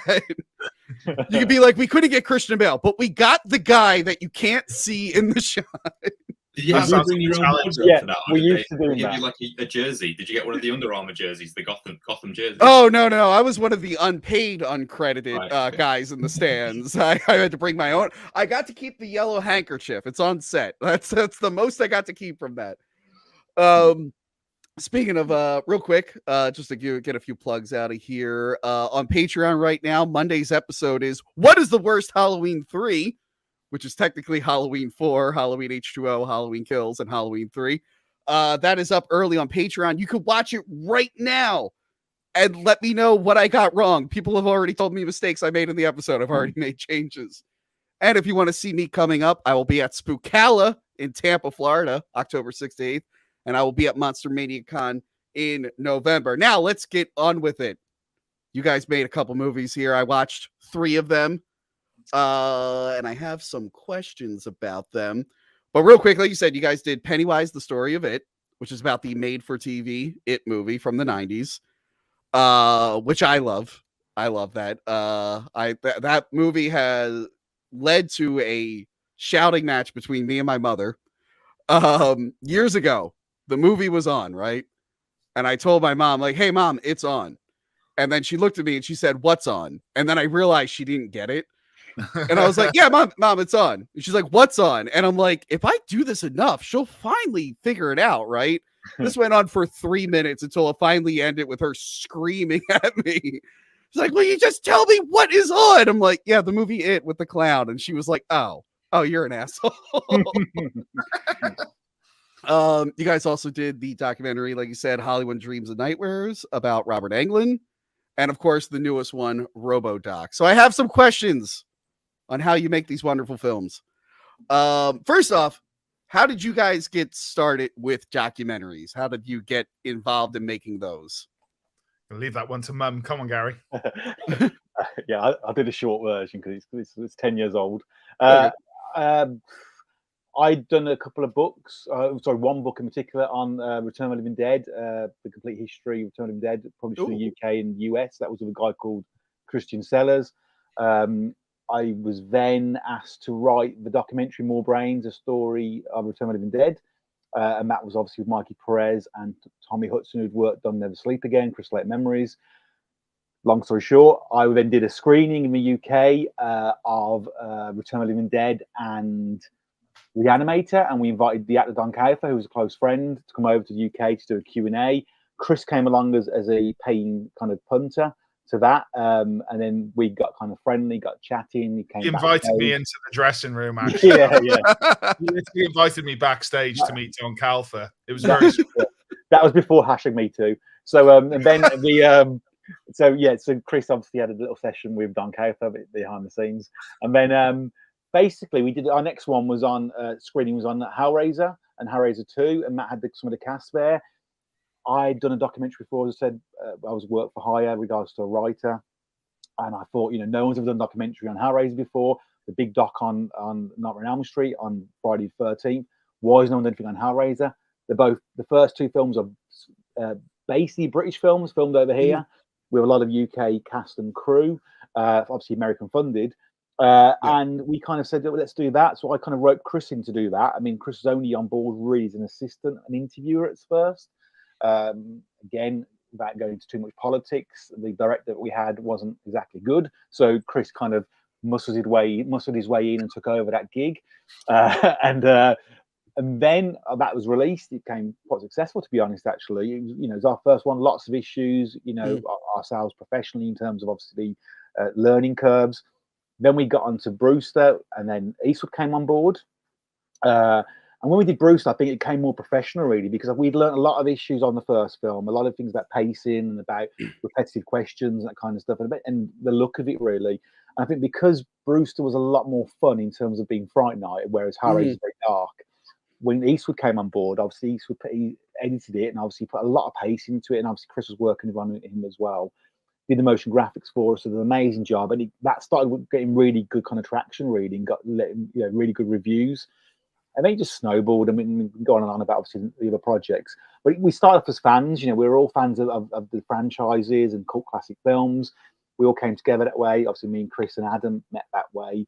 I mean, I've known Adam about 24 years. And then obviously Eastwood joined us about, how many years ago? That Eastwood, 8-9 years ago, maybe. Yeah, 9 years ago, I think. Yeah. Right now, yeah. Yeah. I scoped these guys out on Twitter and saw an amazing "You're So Cool Brewster" poster, which Stephen Humphries had made of the characters from Fright Night, and I was like, they're doing a documentary on Fright Night because I'd love that movie. Reached out to Gary, and then met Gary and Chris at Chris's house, and just said, I'm happy to do whatever. And then I was editing that with those guys, and it's just snowballed from there, hasn't it? Really, you can't get rid of me now. Yeah. Funny thing about Fright Night, I found out last year that it's my favorite movie ever made. Not really. We had an episode that came out on my birthday, and I'm like, I'll pick a movie that I love, and my guest decided that the movie I picked was not right, so they decided we were going to review Fright Night, and they informed me it was my favorite movie. So now it's my favorite movie, even though I didn't pick it. According to them, they hijacked my birthday episode. I do love Fright Night, though. That is a really good movie. Well, we do. You guys like Fright Night also? Yeah, and the second one as well. We like as well. Yeah. So yeah. Actually, one question I want to ask, because I actually love. There's like this boom now of like film documentaries, and as someone who loved like the DVD era that had like the making ofs on DVD, like I love Charles D. Lazareca's stuff for the Alien series. He made these like really good documentaries, and what I've noticed is like physical media isn't as big as it used to be, and like the movies that I like, the bigger studio movies, like the making ofs you give, they seem like really watered down. Like they're only showing you like the positive sides and stuff. Like I miss seeing like documentaries where they talk about like everything that went wrong, like the fights that they had on set and stuff. And you're kind of losing that. So that's why I like this new modern trend of these big film documentaries about like either franchises or in one film in particular, or even like actors like Robert Englund. I guess the next question is, how do you choose which film you want to cover? Obviously it's a movie you guys like, but what makes you think like I need to know more, like more people need to know about this? I think it's like Hellraiser was Gary's choice, so he kind of got me on board with that, and Fright Night was as well, actually. I was definitely a fan of Fright Night when it came to doing that. I was ready for it. Hellraiser, I'll admit, I don't mind, I appreciate it, but I really had to get in the zone with Hellraiser. So going on what you said with DVD, as soon as Gary said, do you want to come and do this? I was like, cool, yeah, no, I love Hellraiser. Straight to a second-hand shop to go and get the box set, and then and watch what features have been on there. But overall, in a nutshell, we try our best to avoid doing anything that's already had its day. So, as you said, like Charles Lazareca's stuff, the Blade Runner doc, the Aliens doc, in my opinion, there's no need to go near that again, because you've pretty much got, apart from the odd, missing character, they're covered. So it's kind of the case of looking for where there's like almost, I guess you could say, gaps in the market. I think Leviathan and Hellraiser was basically, well, Freddy's had his day, with Never Sleep Again. Jason had Crystal Lake Memories, and his name was Jason. So that was where Hellraiser came from. And then for things like Fright Night, that hadn't really had up-to-date retrospective, so that made sense. And then same for, I suppose, like with RoboCop, really, yes, there has been an abundance of 10th anniversary edition, 15th anniversary, 20th, and they always had little things. But I mean, I'm glad now in retrospect, it's a bit audacious to say, 4 hours on one film, but having looked at what we actually extracted out of all that and the amount of stories that I think it was Eastwood said on another interview a while ago, it's surprising just how much it's like kind of on par, maybe not on par, it's a bit dramatic, but with the likes of Jaws and Apocalypse Now, that it was absolute chaos behind the scenes. Yeah. Going on what you said before as well, one of our mandates is to not sugarcoat shit. If it's talked about, we're going to do it. We just don't want to be exploitative, if that makes sense, But I'm not going to try and, relay some facts and go, oh, wasn't that brilliant? And deep down, I was like, no, it wasn't. Yeah. I will say, RoboDoc, when they talked about how Peter Weller was just fucking everyone, I'm like, man, you would not see that on a, like, I don't think if I buy like the Force Awakens Blu-ray, there's not a commentary with like Adam Driver's just crushing puss every other day. I'm like, oh wow, that's actually pretty interesting. So some documentaries that I like, one, the Electric Boogaloo, the Wild Untold Story of Canon Films. That's a good one. I feel like that's required viewing from people. And I used to love the original Document of the Dead from 1980, the one that was like made while that was in the Ultimate Edition Dawn of the Dead DVD set.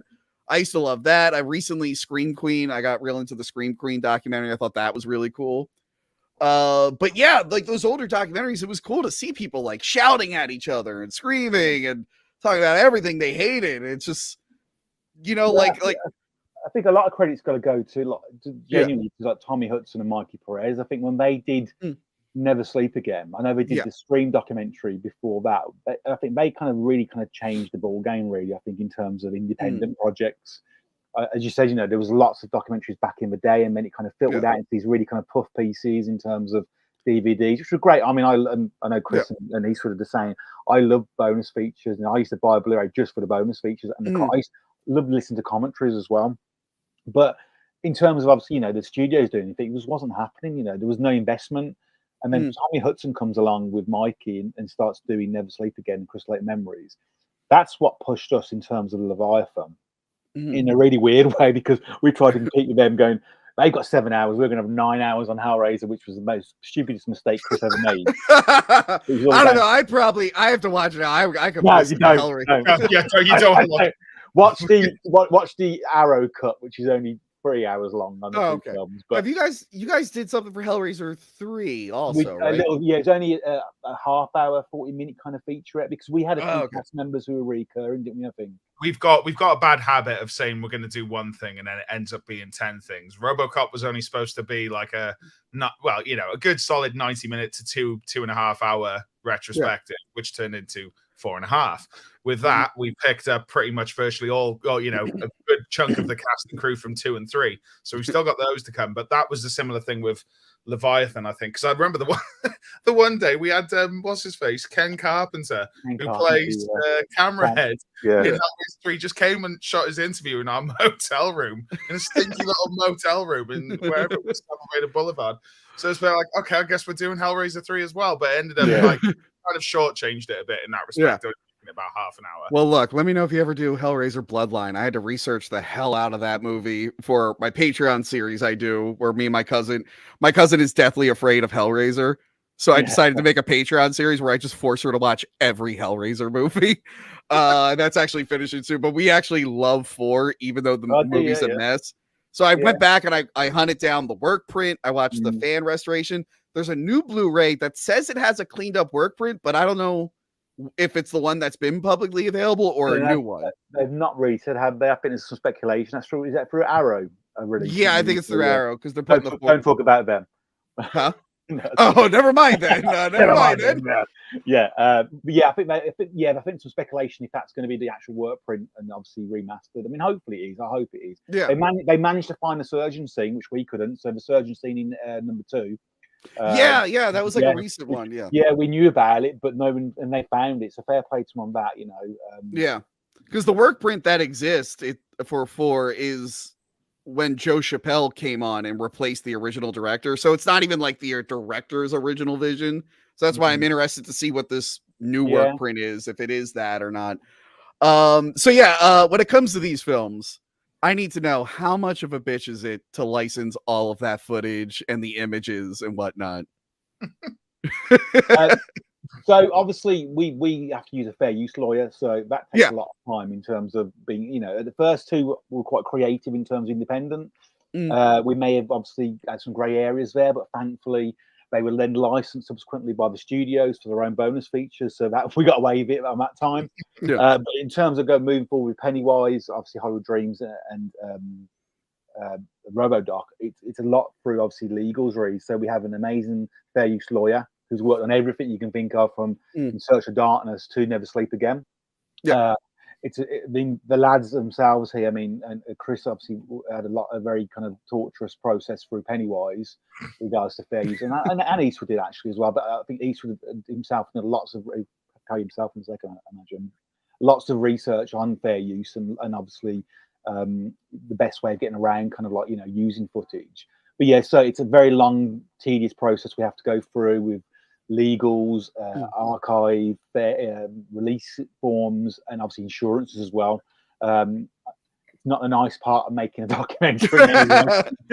Yeah, because I did some like documentary stuff in like college, and I've worked in some TV stuff, and that was like, they're like, oh shit, there's a picture in the background. We got to get rid of that. We got to figure out who owns that. Oh god, blur it. Yeah. I mean, you did lots of work, didn't you, on it, on terms of prior research? And again, that's great, but in terms of trying to figure out what we could actually get away with before we had a lawyer involved. Yeah, just educating myself on fair use. It's different. It's very still like grey areas. There's no like right or wrong, or you have to do it this way, or this is the duration that you have to use for a clip if you want to use it under interviewee. In the UK and America are slightly different. So I was just educating myself because I was sort of concerned that all this work's gone into it. Now we've sold the documentary and we're having to go through the legal process. How do I get through this without it being a completely different documentary in the end of it? So it was, educating myself as I went. Chris and Gary were working on 2 other documentaries while I was editing RoboDoc. And then, I mean, I was trying to be clever whilst I was doing it and thinking, okay, how come we need to make creative choices here, but we need to be clever with the context. You've got a running commentary under things that's explaining sort of, it's usually the cast or the crew that's under it themselves. So we were really fortunate in having 65 interviewees. When you've got the person that's talking about their own scene, naturally they're gonna give some great trivia. It wasn't like we needed to get a super fan to narrate what was going on, and then that's where it gets a bit tricky, I think, with legal, because the context can get a little bit skewed there. So just be careful. But I was so sort of relieved once we got the notes for the 4 hours, because it was it's a lot of effort and a lot of time. It took like 2 and a bit months to go through the whole legal process, and it was at the very end as well after we'd done everything. So you get so excited about the end result, and then it's like over to legal, out of your hands, and then you're just waiting to hear back, and it's like, okay, and you get that nervy feeling in the stomach. And then I remember when we got the notes through and we were all texting each other, and it was just like a bit of a relief of being like, right, we've done a good job of this, so on to the next episode. We had to do it for obviously four episodes, nearly 5 hours. So it was, I will say, 2 months of that. Yeah, I will say a credit to your editing. Those documentaries, like the RoboDoc, it feels like a breeze. Like, it doesn't feel its length at all. I love that, like, all the visuals you put into the interviews, like if someone pretends they're shooting a gun, like you have a muzzle flash on their fingers. When they're describing like scenes, you see like police lights behind them. It keeps it very, very like, because most documentaries are like talking heads, which is standard. But I like the little visual like gags and stuff that you guys threw into that, because it made it just feel more fast paced, even though it is a very long series, which I'm fine with, by the way. I think I saw RoboCop when I was 3 or 4. So I've been talking about it for 30 years. So 4 hours is fine. I can listen to people talk about RoboCop for 4 hours because I've been talking about it for a long, long time. My favorite animation that Eastwood did is when Calvin Young does the cocaine in his face. It's like, fucking hell, Eastwood, you're going too far now. That gets a giggle from one person. I'm going to do it. I love when they were. That was it. And it was like, yeah, you just live for those reactions. And again, I'm willing to put the effort in. And another thing is, Chris and I, we wanted to do it with green screen. It was RoboCop. We wanted to have those backgrounds feel integrated with the film and it all feel like a cohesive piece. So I've seen documentaries where it's clearly green screen, but then they just put a grey background in it. And it's like, why did you bother doing the green screen? So it was like, how can we set it in Delta City / or Detroit? How can we have some fun with those backdrops and interact with some things that are going off on screen? So we've got the bitches talking about the quotes while the scenes are going on behind, like all that sort of stuff's really fun to do. It takes ages, but like I think it's worth it in the end, because again, if one or two people get a giggle out of it, then that's worth it for me. And Chris was, when the guys came around to my house to watch it and some of the reactions, I was like, there we go, that was it was worth all the work. My favorite was the guy talking about how they wanted more blood in this death scene. You added like the CGI blood coming out, and he's like, yeah, so they went like this, and all the blood squirts come out of him. I wanted to say, I love what you guys do with the 2D animation to like act out like certain scenes. I thought that was incredible. And that is really, because like I like that you guys actually, you had access to like the deleted scene that for whatever reason didn't get filmed, and you figured out a really cool way to show it. Yeah, I just where did that idea come from, where you just wanted to do like a 2D animation instead of just having them talk about it? Again, I think I'm going to keep saying me and Chris, but like Chris and I are super fans. Anything that's RoboCop we've seen, anything before we started we'd seen. So it's like, if we're going to do something in a documentary, we want it to feel fresh. So if we're going to do a retelling of a scene, we've got some of the storyboards for those scenes, and we could have just had the storyboards, but it's a 4.5 hour long documentary and those storyboards are throughout. So it's like, how can we do something a bit different? Let's get an incredible artist. So we found somebody on Instagram called Martin Go, who's absolutely phenomenal, and he put in so much effort and detail. You look at the ridges and you look at the detail that's in just like the costumes and the beard and all the character details. It's unbelievable. And then you talk about the backgrounds that he did. He did a lot of our interviewee backgrounds too. Is unbelievable. But it was like, how can we show scenes that people might be familiar with, but in a different way, and give you those deleted parts or those alternative scenes that were never shot? So that was the reason for it. Really, it was just to spice it up. Listen, we've all watched documentaries where you want to get through it, but you're sort of switching off halfway. I think whenever you add a new element, whether it's animation or sound design or green screen elements, compositing, whatever, you're sort of changing those gears and you're shifting it and changing the pace a little bit. That's going to either shake people up or just keep them engaged. So it's just another layer. And I did not go and watch Leviathan, the story of Hellraiser. That really is that initial cut that was made. Not by us. It's just, I mean, almost Eastwood looks like he is actually one of the interviewees, because all we had was blue wall, red wall, blue wall, white wall, red wall, blue wall. So yeah, like the kind of where documentaries are going, the approach and the effort, and what might seem like a bit like, let's say, trivial but entertaining, like blood spurts. You've got to kind of endure, especially if you're going to go for the long run, for this like 4 hours. You can't just be subjected to blah, blah, blah, blah, blah, blah, blah. It does require, like Eastwood puts it, the shifting gears. Well, I mean, you should just do a George Lucas. Just go back and add chains whenever anyone's talking. Like when everyone talks, just have chains come out of their mouth. Have like I don't know if you ever went on old GeoCities pages for Hellraiser fan sites. Just get like that animated GIF of the box spinning. Just throw that randomly everywhere. Listen, don't tempt us. It's a 40th anniversary, and we're already talking about it. So don't tempt us. Look, you know what? I'll do it for you guys. I'll add all that stuff. It'll look really good. I promise. It won't look like shit. I think Eastwood's already said no to me about 10 times. I've been dropping hints in every podcast, and he just gives me filthy looks. It'll be the 45th then, and then it'll be the I would. This is when Eastwood and I freeze when Gary starts talking about it. It's like, look. I'll edit it for you. It'll look like shit. Really bad chains. Can't look any worse than he did. So we're okay. I'll get chains from what you call it? From Getty Images. I won't get rid of the Getty watermark. I'm going to leave that in there. That's my new favorite thing, when they put the Getty watermark. And it's actually funnier to have the Getty watermark, to be honest.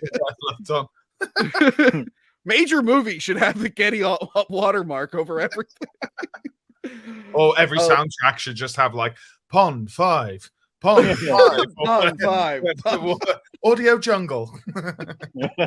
Read that. Yeah, so you were talking about like storyboards and stuff. How do you go about getting because I'm watching this document, I've seen like behind the scenes RoboCop stuff, but you guys got so much material for this documentary. Who like gave that to you? That was John Davison, the original, the guy who it wouldn't have happened without. He was the one that owned half of the film and dished it out to 15 people, I think, in the cast and crew, are still making money off it now, even despite Orion, when they originally went bankrupt, the guys were still making money for decades. He was like, oh, you should get in touch with, he donated it to a library and just said, you should get in touch with the library and I'll give you a pass to basically scan and archive and take whatever you want. And it was hundreds and hundreds, if not a few thousand pages. And then there were other things too, other materials, sound effects, dailies. We got offcuts and things that from some of the assistant editors, or an assistant editor on South.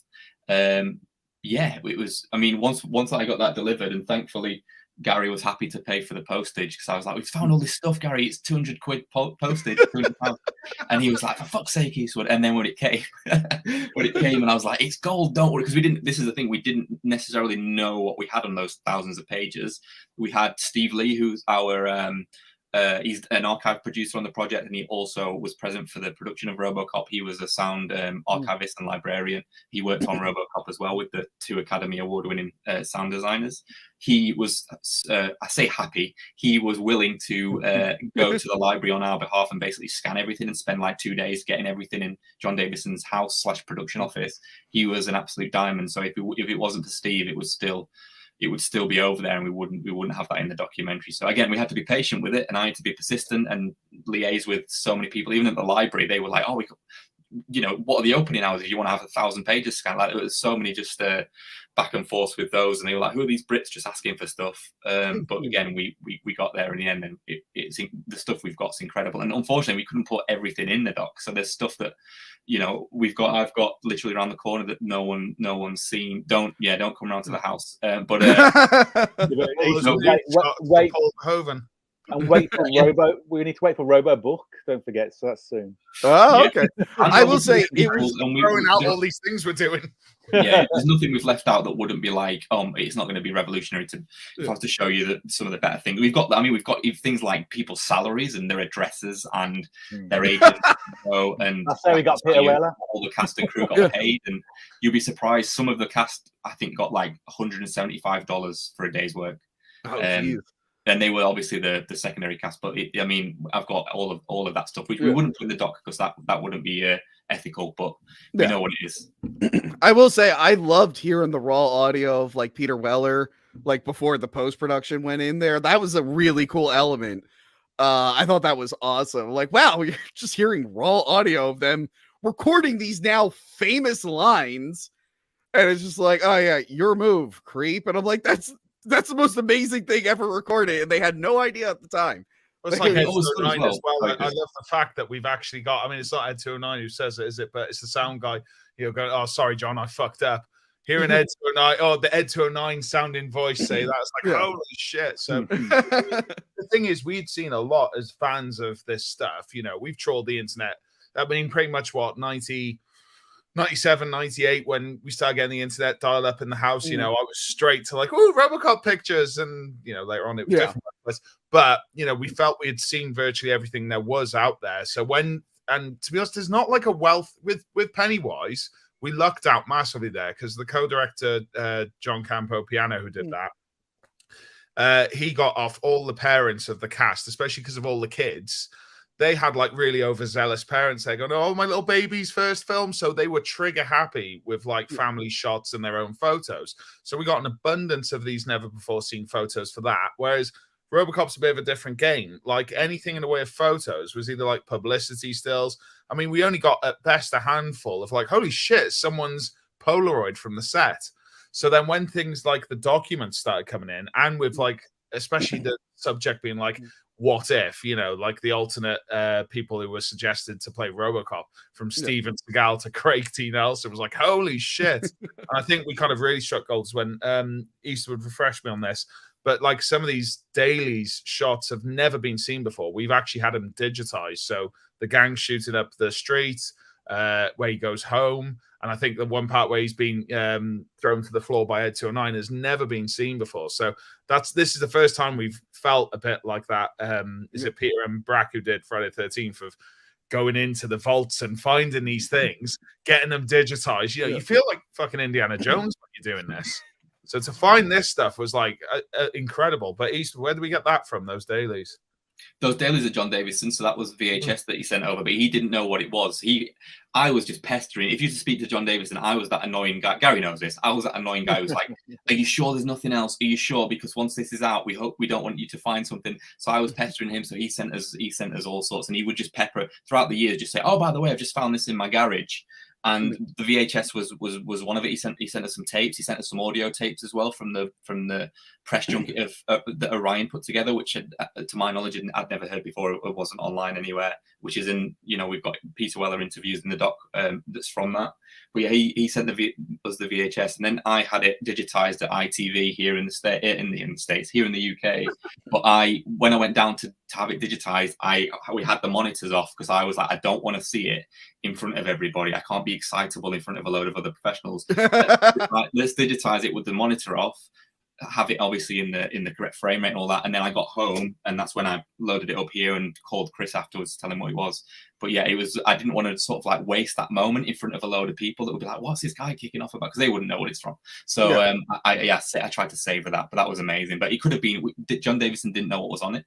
He'd not watched it. He hadn't had a VCR player, so he didn't know. He just sent it over, and then just stipulated that I needed to send anything back to him that he sent over, which obviously we would do, and we did. Yeah. But I still reckon he's gonna call us one day and go, I've just found another 10 tapes in my attic or something. It will probably happen. I found the whole deleted Ed 210 subplot. It's there. Like, oh no. There was an Ed 210? What? Yeah. The movie was originally 10 hours long. Oh, don't do that, please. Oh, I found the footage of RoboCop's kid sidekick, Robbie Cop, we called him. Like, what? That's not in the movie. RoboDog. Yeah, well, yeah, RoboDog. We have the makeup text of what? Oh my god. The kid, actually, Murphy's kid in it, who's the one who says, "Can you do that, Dad?" And he's watching the TV. We found him on Facebook. I reached out to him, so he actually provided a photograph that's in the documentary. He couldn't, again, because we couldn't get him a green screen out. And he was like, to be honest, I was like 10. I wouldn't have any memories of it now. But we tried everybody, Tony. Like, honestly, Gary will tell you, we went. We've seen people say, "Oh, it's a shame you couldn't get Rob Bottin," and we agree. But we tried Rob Bottin. We tried Hophead, the guy in the grocery store, and he demanded a substantial fee that we couldn't afford at the time. Wow. Same with Bill Shockley, who's actually in Showgirls. He's the one that rapes Naomi, is it, or no? What's she called? Is it Naomi in Showgirls? Yeah, I haven't seen Showgirls in a bit. My friend Adam from Adam Does Movies just reviewed it. I need to go back and watch that. That was fundamental to my childhood. I really wanted to home and that changed my life, man. That basic instinct. But yeah, if they're not in there, it's not because Gary and Mikey didn't try. I will say, I love the Pennywise documentary, like all the behind the scenes stuff you guys got from that, like the pictures, because like I've seen like a few pictures of like the makeup tests of Tim Curry, but like that's a movie I've never seen any real behind the scenes stuff for. My favorite was them building the spider puppet and putting the clown wig on it. Yeah. And I'm like, that actually kind of wouldn't have been that bad if they put the clown wig. So that's where the remake got it from. Okay. Yeah, I will say it's very satisfying when there's like a part of a movie you hate and then you hear the filmmakers agree with you and you're like, oh, thank you so much. I'm not wrong. That whole spider segment is amazing. And that was one of those instances actually where there was a bit of like discussion behind the scenes when we were getting around to doing that on the interviews. So all that behind the scenes footage again had never been seen. We lucked out because actually with Hollywood Dreams, Pennywise, RoboDoc, and even the Fright Night 2 doc, the common denominator there is a guy called Bart Mixon, one of the effects guys. So to be honest, that's another thing when choosing our docs. Shit, man, Bart's got a wealth of this. When we did Fright Night 2, you know, it was like, oh, okay, we're going to do this guy, Bart Mixon. Let's see what he's done. And you're like, holy fuck, Nightmare on Elm Street 2, Texas Chainsaw Massacre 2, RoboCop. Like, oh my God, they're my favorite films. So, of course, chomping at the bit to chat to him. But the great thing about that, he's now gone on, he's like working on all the Marvel shows and films and everything. Proper fanboy himself. But he keeps, like, you know, archives of some of the photos from this doc. Actually, that's some of the nicest photos we got of, like, the makeup under the helmet of RoboCop. But Pennywise was like his baby, you know. So he was like, oh, I've got, I don't know, what was it, a couple hours worth of behind the scenes videotapes, never before shown. I got all these photos and everything like that. So that's kind of where that gestated. But when it came to the spider, I remember when we were getting around to doing that part of the interview, and there was just this talk on the set of like, oh, maybe we shouldn't say much about, you know, the spider being bad. I'm like, we have got to fucking talk about. No, you've got to talk about the spider being bad. Try and do something. You can't sugarcoat that. And so, in a way, hopefully, what we come up with, and again, I'm stealing this from Eastwood, but it's what you call the shit sandwich approach of, you know, oh, it's, you know, this is why it's good, but this is why it's really bad. But actually, this is why it was good, or this is why it went wrong. So, if anything, if you look at that footage, you can actually see how impressive that animatronic was, you know, with the mandibles and everything like that, that it is almost that it just didn't get shot properly, or at least the lighting in post. It could have been filmed a little bit better. Also, it probably would have been cooler in a different movie. That's the thing. I'm like, you're right. Chapter 2.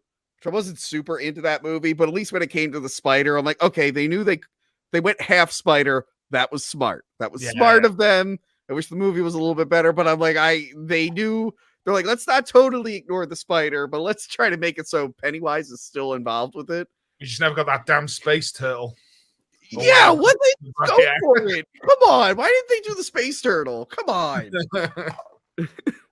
They also didn't reveal that Pennywise was laying eggs, because I'm pretty sure that's the threat in the book, is that he like laid eggs, so there's going to be more. And it's just like, well, if you don't have that subplot, then the real issue is just leave the goddamn town. Like he can't leave this town. Just get out, and he'll starve to death.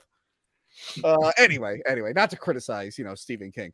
And then those movies. Let's see here. Here's a very important question. So I asked my Discord, and my friend Tab, he asked a very, very important question here. What kind of fabric softener do you use? He thought that was a very important thing to ask. Any question you could have asked. They're like, hey guys, I have these like filmmakers on.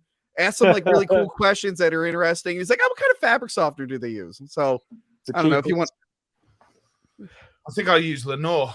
Yeah, I've got like Rose Julep Lenore, because I've got an 11-week-old here, so I've been responsible for doing all the house stuff.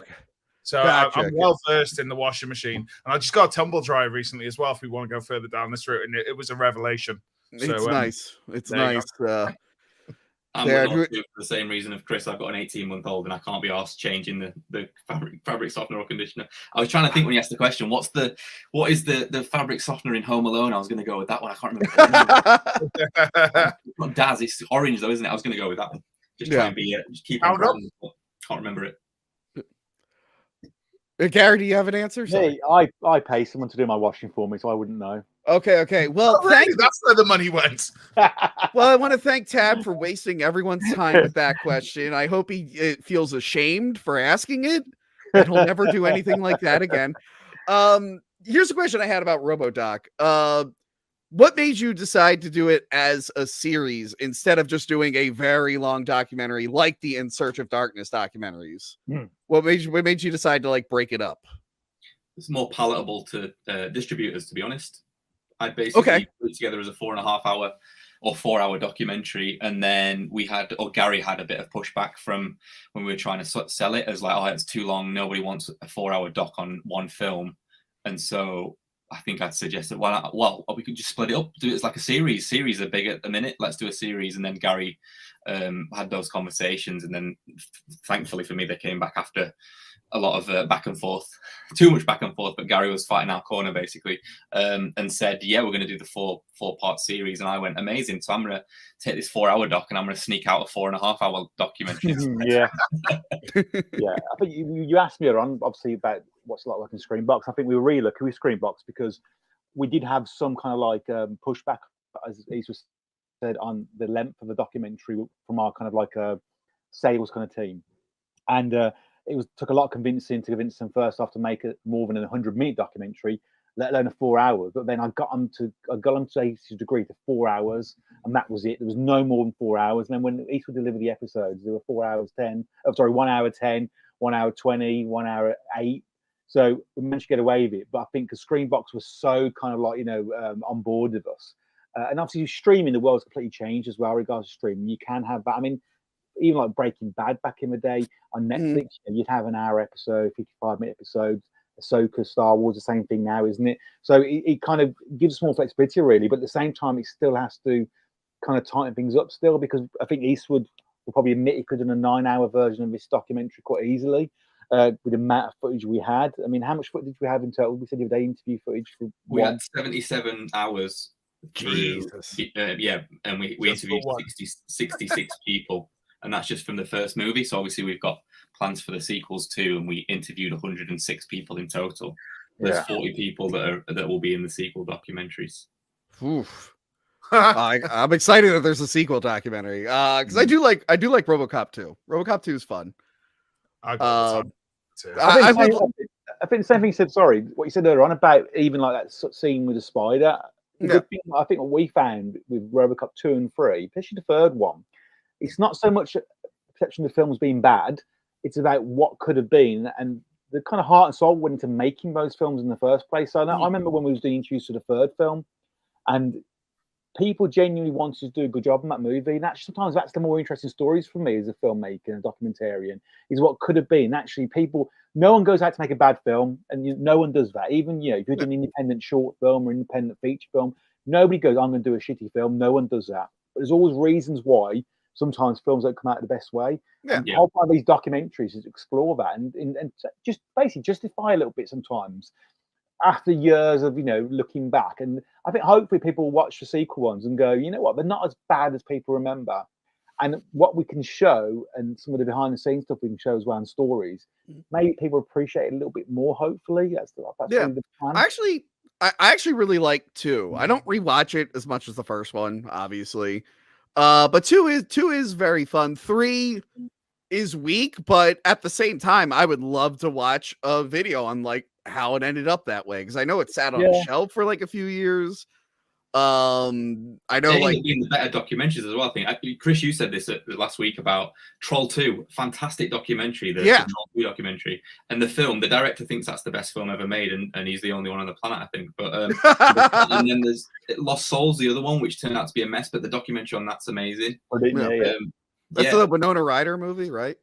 No, that's the Island about the Maroon. Oh, yeah, no, you're right. Sorry. Lost Souls, I think, is a Winona Ryder movie, but the documentary about Island, sorry, I forgot about that. With Lost Souls, one thing proves that documentaries as well is, I mean, if you watch Lost Souls, Chris has gone. Chris died. Yeah, he'll be back. Hopefully he comes back. Yeah, if you watch Lost Souls, a documentary, I think it doesn't look that great aesthetically. I think some of the interviews are shot quite low res and they're shot over years. But it doesn't matter because the stories are so interesting and the people are so engaging. You completely look past that. And I think as documentarians ourselves, we try and make things look really nice, and Eastwood's a genius at that, about bigging up too much. But sometimes the important thing is the stories as well. And I think when you've got those two things combined, then where you've got amazing visuals and it's been shot really nice, but then you've got great stories, you're onto a winner then, because it's about, obviously, as I said, every single film set, people want to be there, obviously, to make something special, don't they? And I think we try and explore that as much as we can.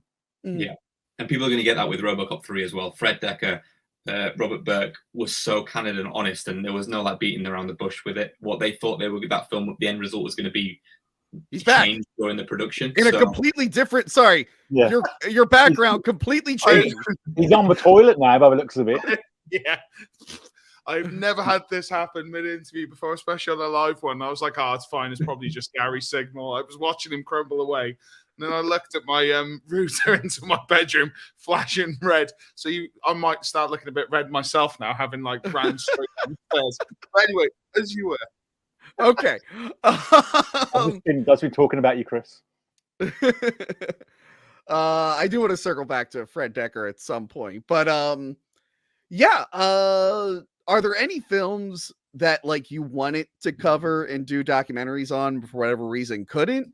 Yeah, Nightmare on Elm Street, 100%, but it was done. Well, obviously, yeah, that's the problem. I think we came into this 10 years ago, so we did want to do one on Child's Play as well. We got really close, obviously, to Tom Holland, and Tom Holland had loads of behind the scenes footage on that. He had tapes and tapes of it, and we did have a meeting. Remember, Chris, with Tom and his son about it.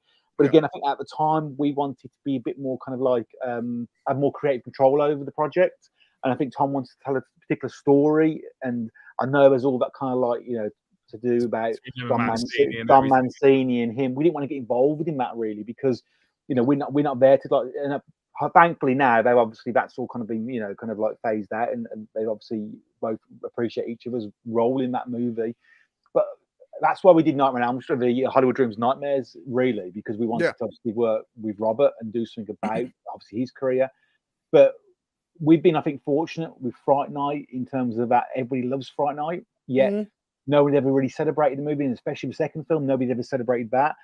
I'll let these lads speak in a second. I would have loved to have done Lost Boys, but again, it was an amazing documentary, which is 90 minutes long. Yeah, and Corey Haim's in there, and the guy who plays Max. My head's completely gone blank now. Key people are already in that. It's a great doc. So to do a documentary on Lost Boys now, when you've got already a really great existing doc, which is 90 minutes long, which has all the cast and crew obviously available at that time, it would just be silly really, unless we're doing something completely kind of like a new angle on it. So I think we've been lucky. I think it's drying up a little bit. I think and RoboDoc was one where we were kind of told not to do it, and we were advised not to do it. That's why we did it, because we were told not to. And I think it was our biggest kind of beast read. I think it's going to be really hard moving forward now in terms of a retrospect on a movie after something as huge as RoboDoc, particularly as it's 3 seasons and it's like, it's hours and hours and hours of obviously of episodes. So it's kind of, I think we're at a stage now where we're trying to look at something different, I think, in terms of moving forward. So there's a few films, again, I'll let these two talk now about what we'd like to do, but it's obviously them pieces coming together. So for RoboDoc, you're doing 2 and 3. I'm assuming you're not going to touch on the made-for-TV movies or the live-action show or the remake. Wow. Well, we actually did get a lot of the Canadian series, actually. So, because for years because we didn't get Peter Weller till about 5 years into this project. Yeah. Because there was this kind of sense that he wasn't game to talk about RoboCop. He had no interest in being involved in the documentary initially. And I think that's just kind of where we knew we were going to touch on the sequels. But I think it was being a bit bitchy on our part. It's like, oh, well, if we can't get Peter Weller, we can get Robert Burke from RoboCop 3, or we'll get Richard series. Let's get every other RoboCop, well, we got all the rest of them here. And actually, as Eastwood said this before as well, but as far as it goes for me, as a lifelong fan of these films, and to be honest, I can definitely give things like RoboCop 3 a pass. I remember that was the one I was allowed to watch. RoboCop 1 and 2, I had to like sneak from a mate's lunchbox in school. Meanwhile, my parents showed it to me at 3. They're like, here's how to use the VCR. We have some tapes here. Robin Hood, the Snow White, Predator, RoboCop. And like I would literally like put Jungle Book on and sing all the songs and then eject it. I'm like, okay, now I'm gonna put RoboCop on and watch people just get. And then it was just a normal day for me growing up. I'm like, oh yeah, cool. And then like I found out years later, I'm like, oh, other people's parents didn't do this. But yeah, no, we I think for us, like we were the right age for RoboCop. I think much it wasn't R rating or 18 for us. The fact that it got marketed to kids through the lunchboxes, the cartoons, the toys, and everything like that. We were suckered into it. And then, of course, I was about 6-7 years old when the series came out over here. So I loved it. It was just more RoboCop. Admittedly, the years haven't been as kind to that as it has to the first one, but I still think it's kind of quite interesting because that show was about $1 million an episode at the time. So it was quite advanced for its era. that's on my list of things to watch. Because I remember they had like reruns on Sci-Fi Channel years ago, and I remember trying to watch it and just being like, "Nah, I'm good." But recently, last year, I thought it'd be fun to watch the live action Conan the Barbarian show. Ooh. Which was just like, it was made like in that Hercules era, and that thing was fucking hilarious to watch. So now I'm like, all right, I gotta revisit some of these TV shows based off violent movies that aren't as violent, because they might be comedy gold mines. So I want to go back to that. It's definitely got its moments, I think, the series. So yeah, that's kind of where we draw the line. We knew from the get-go. It's like, I think, to be honest, because we know personally ourselves, like, well, there's nice things we can say about that thing. Whereas if you go a bit beyond that, that's where it's like, oh, I'm really going to struggle to be diplomatic on my view of this and that. And you're just opening up to, like, a never-ending story, basically. Not literally never-ending story, but, oh, it's the remake. Oh, it's the reboot. It's the this. It's Rogue City that's coming out in a couple of weeks' time in the game. So we had to draw a line somewhere, and that's kind of where we call it. So 87 to 94, pretty much, we're covering. Oh, so you're going to do when RoboCop was on an episode of WCW and helped Sting, right?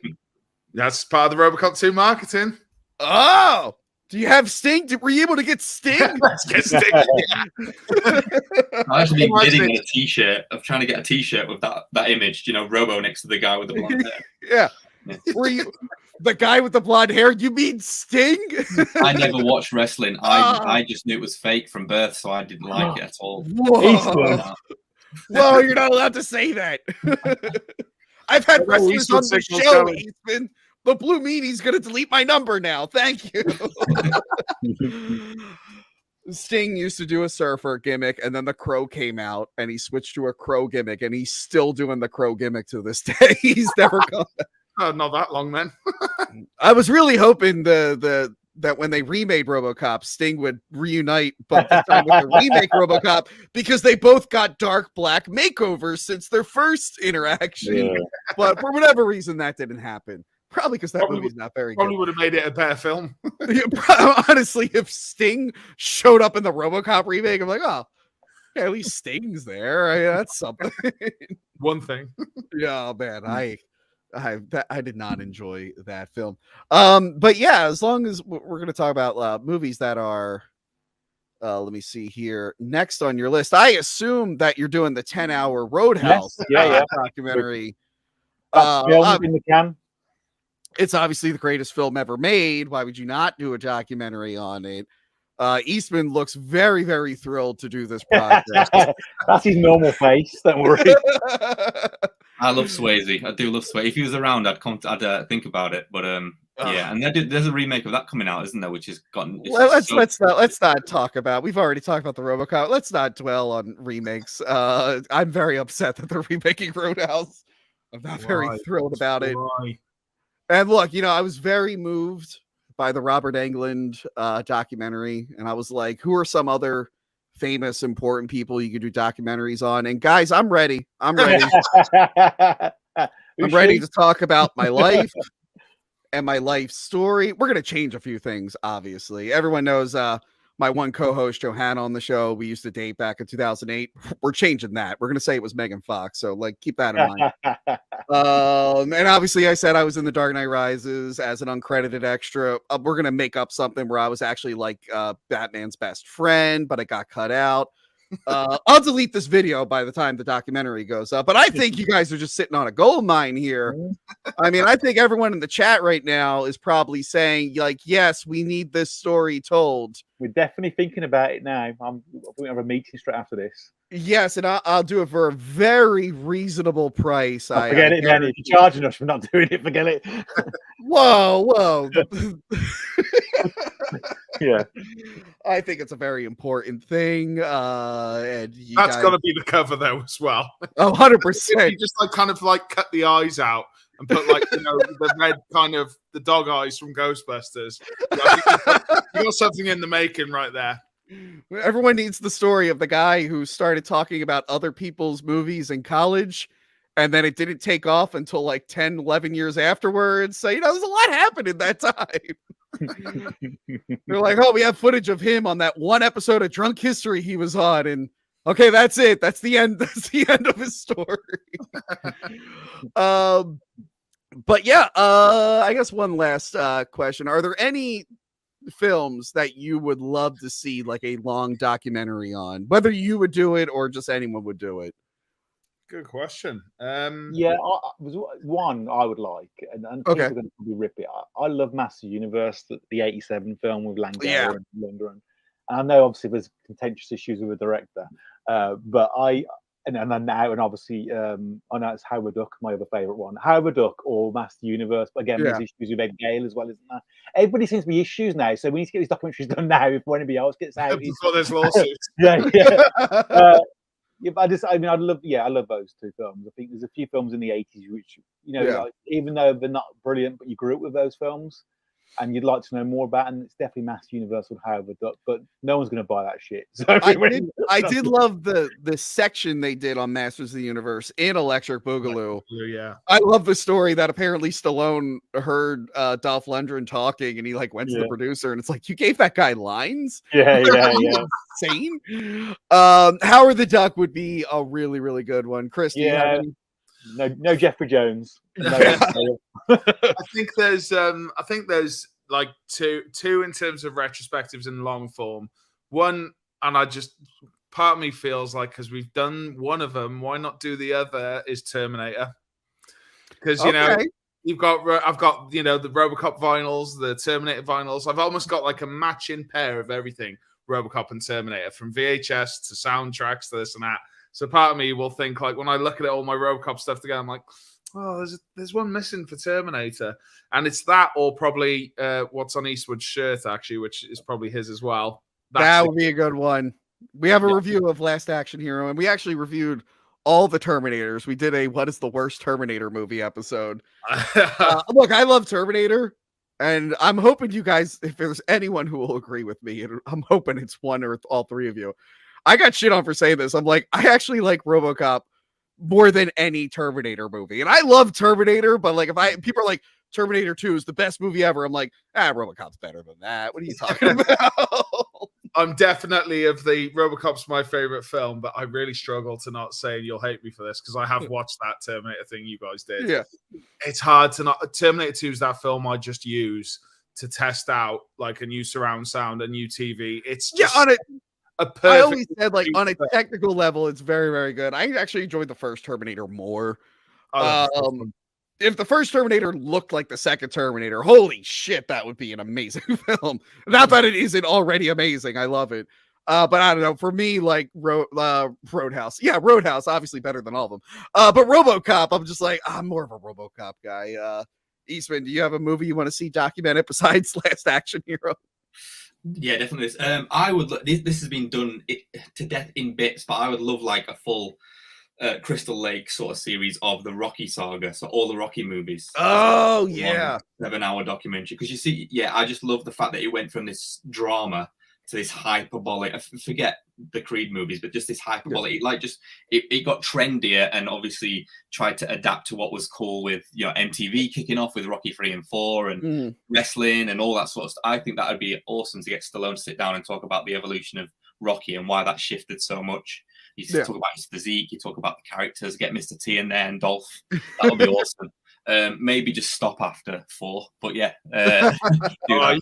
definitely got to do 5, and obviously the fact Tommy's not around, is he? Tommy, I watched a cracking ESPN documentary about Tommy, and he died, but he that film I've not got. And someone did a documentary. You say about trends as well, though, but come on, Rocky 5 has got like the mandatory, we're going to have like a rap version of a song as well, like everything was doing by the late 80s. Addams Family had like the rap song. Cop 2 had a rap song at the end of it. So I will say, I appreciate what like Rocky 5 was trying to do. It definitely failed for me. There is a documentary on the director's life, Alvinson. There's a documentary about him. I know that. For me, it's 2 newer movies because I know we'll never see it because they're both owned by Disney. But I would love a long documentary on the making of Solo, a Star Wars story, and how much of a shit show that was. How they had to reshoot it. And of course, The Predator from 2018, how it just turned into a completely different movie. I've only been able to find like bits and pieces of like photos of the original version. I found Keegan-Michael Key's original death scene, there's like a mutant monster on top of him and his like eye is all ripped out, and that's like the only thing I can find. And everyone's seen the picture of all of them riding the tank with it. Yeah. But I would love to see whatever that original cut was, but I would also love to see a documentary about like, all right, here's where shit hit the fan, because I love Fred Decker talking about it a few years ago. And he's like, they wanted this change. And I love it when it got to the end. He's like, I still don't know who wrote that ending, because it kind of came out of nowhere. Poor guy never gets a break, does he, to be fair? That's, again, what was great about him with RoboCop 3 as well. He's such a good, level-headed interviewee. So the stuff we dug out of him for RoboCop 3, and I know he sort of said it quite a lot, to be honest, but I think hopefully we fleshed it out a bit more. But yeah, I was so excited for him. And like, because it's Shane Black as well, isn't it? The Predator. Is it the both of them? Yes. So you think, holy shit, they're back, and this is that's why I was excited. And then you just, when you see how it all turned out, you're like, oh no, you poor guys, you poor. I got shit on initially when I was on Cinemassacre, because initially I thought the movie was like okay, but it really is just like the first like 40 minutes are really entertaining because of how much the guys are assholes. But then upon rewatching, I'm like, oh yeah, I was just kind of high off that beginning. This movie is pretty fucking bad. But again, that is a behind the scenes or a documentary I would love to see, because they changed the entire film in post. I think Alien 5 is another good one as well. Blomkamp's Alien. That's one I always sort of think about what could have. That I mean, like we'd say about what we would love to do next. You know, I'm hard pressed to believe we're ever going to go as far as we have with something. You know, I think RoboDoc will be our Citizen Kane in terms of scope.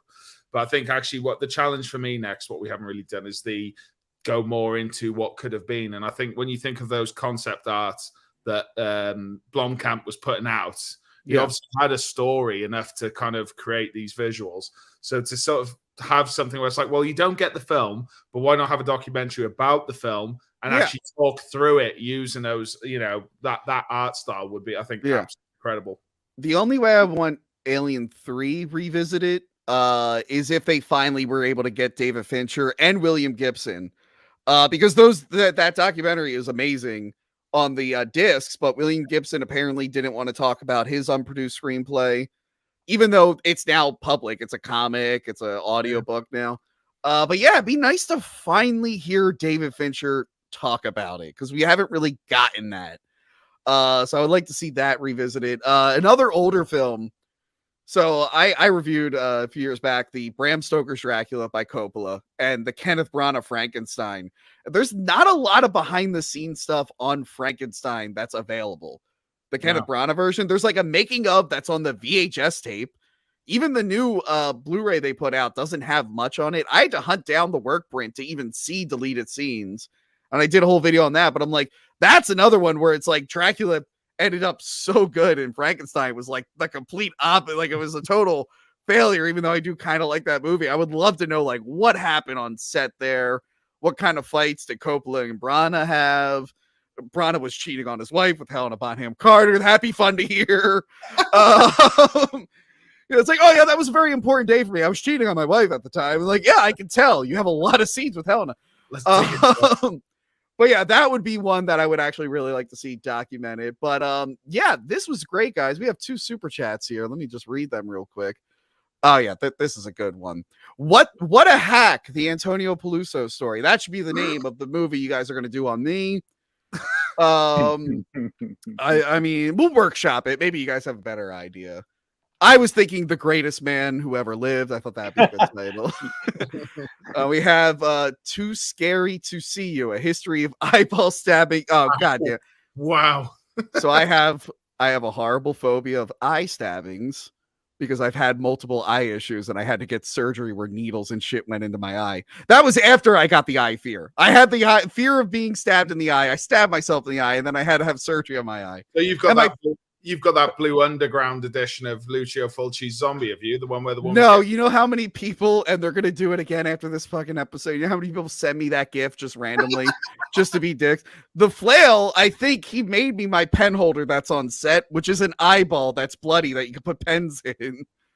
You think, you know, I tell my fans this is a horrible fear, and you think they'd be nice to me, and no. They're like, oh, Tony, I know it'll be funny. Let me send him this new cut this new scene from a movie. Anytime I get multiple tweets of people going, "Hey Tony, you're really gonna like insert whatever new movie's out," I'm just like, "Oh, there's an eye stabbing. I'm not gonna watch it." It's like that website you can look at, isn't it? Where it's about the does the dog die? Does the dog live? I really should You do. need for eyeballs, don't you? I streamed the new Mortal Kombat and I played the story mode, and there's an eye stabbing that I should have been ready for and I wasn't ready for, and I just started screaming during the live stream. But yeah, I guess before we go, if anyone has any last minute super chats they want to get in, feel free. Where can we find all of you? This is the plugging section, your socials and whatnot, and where can we find your films also? Go on, Gary, you go first. Top of the list. I mean, all of our documentaries are on Facebook in terms of obviously official pages, Facebook, Twitter, Instagram. The lads have been starting to delve into TikTok now in terms of obviously promotion. Our documentaries are currently streaming to Leviathan, Story of Hellraiser 1 and 2, Brewster, the story of Fright Night, Hollywood Dreams and Nightmares, and RoboDoc and Pennywise are all streaming on what's it called? Screenbox. Screenbox, yeah. Screenbox in the US. UK, we've got Hollywood Dreams and Nightmares coming out in November on Kaleidoscope via Icon Film Channel. Okay. On Amazon, and then RoboCop airs episode 1 in the UK on Monday, this Monday coming up on the Icon Film Channel. Always yeah, so yeah, we're about hopefully physical. I mean, I can't remember dates on physicals. Eastwood has learned these physical dates. So East, what are the physical dates on our project? For Robo, I'm not sure about the England doc. You might know that one. For Robo, we've got October 18th for a Walmart Steelbook edition, and then the collector's edition in America, which is Region A. So Canadians can get a hold of that too. And then it's out on the 18th of December in the UK, which is Region B, so Europe. So that's exciting. And it's got 60 minutes of special features on there. So there's a ton of good stuff on it. Nice. Yeah. 4.5 hours wasn't enough. So but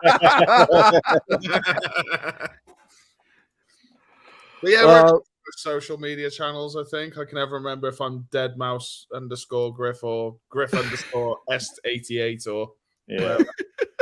My personal home number, Gary. Yeah, you feel free to drop your address. But yeah, man, this was great. I really love talking to you guys. It's always nice when we get like filmmakers on the show. It doesn't happen often, but it is always a fun time when that happens. And yeah, everyone should check out those movies. Actually, Pennywise, I think, is on Tubi right now.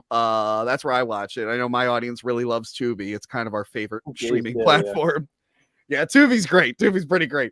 But yeah, Tubi has that, and they have the It movie, so you can do a double feature, which is what I did. I think I messaged you, Chris. I'm like, I want to watch It now. So that was a lot of Pennywise. That was a long night for you, mate. That was a very long night. But yeah, I have everyone's socials also linked in the description, and links to where if you want, you can even purchase these films streaming or whatnot on Amazon. So yeah, check that out, everyone. Oh, we got one super chat here from Gareth Evans. Steelbook on my Xmas list. Oh, great, cool. I gotta get one from now. Oh, so he wants to. All right, cool. Thanks, Gareth. So what? You've given $1.99, so that means you get a Steelbook now, is it? All right, we'll talk afterwards. But yeah, thank you guys so much for coming out. This was great, and I hope to talk to you guys in the future. Thanks very much for having us, thank man. you. Thank you. And everyone watching, please like, share, and subscribe, and hopefully we get more people on. And hopefully, when they do the documentary about my life, we'll all be back here. It'll be great. All right. Goodbye, everyone. Gonna end the stream now. End stream. Remember to like, comment, and subscribe. Check out our other videos and Patreon page.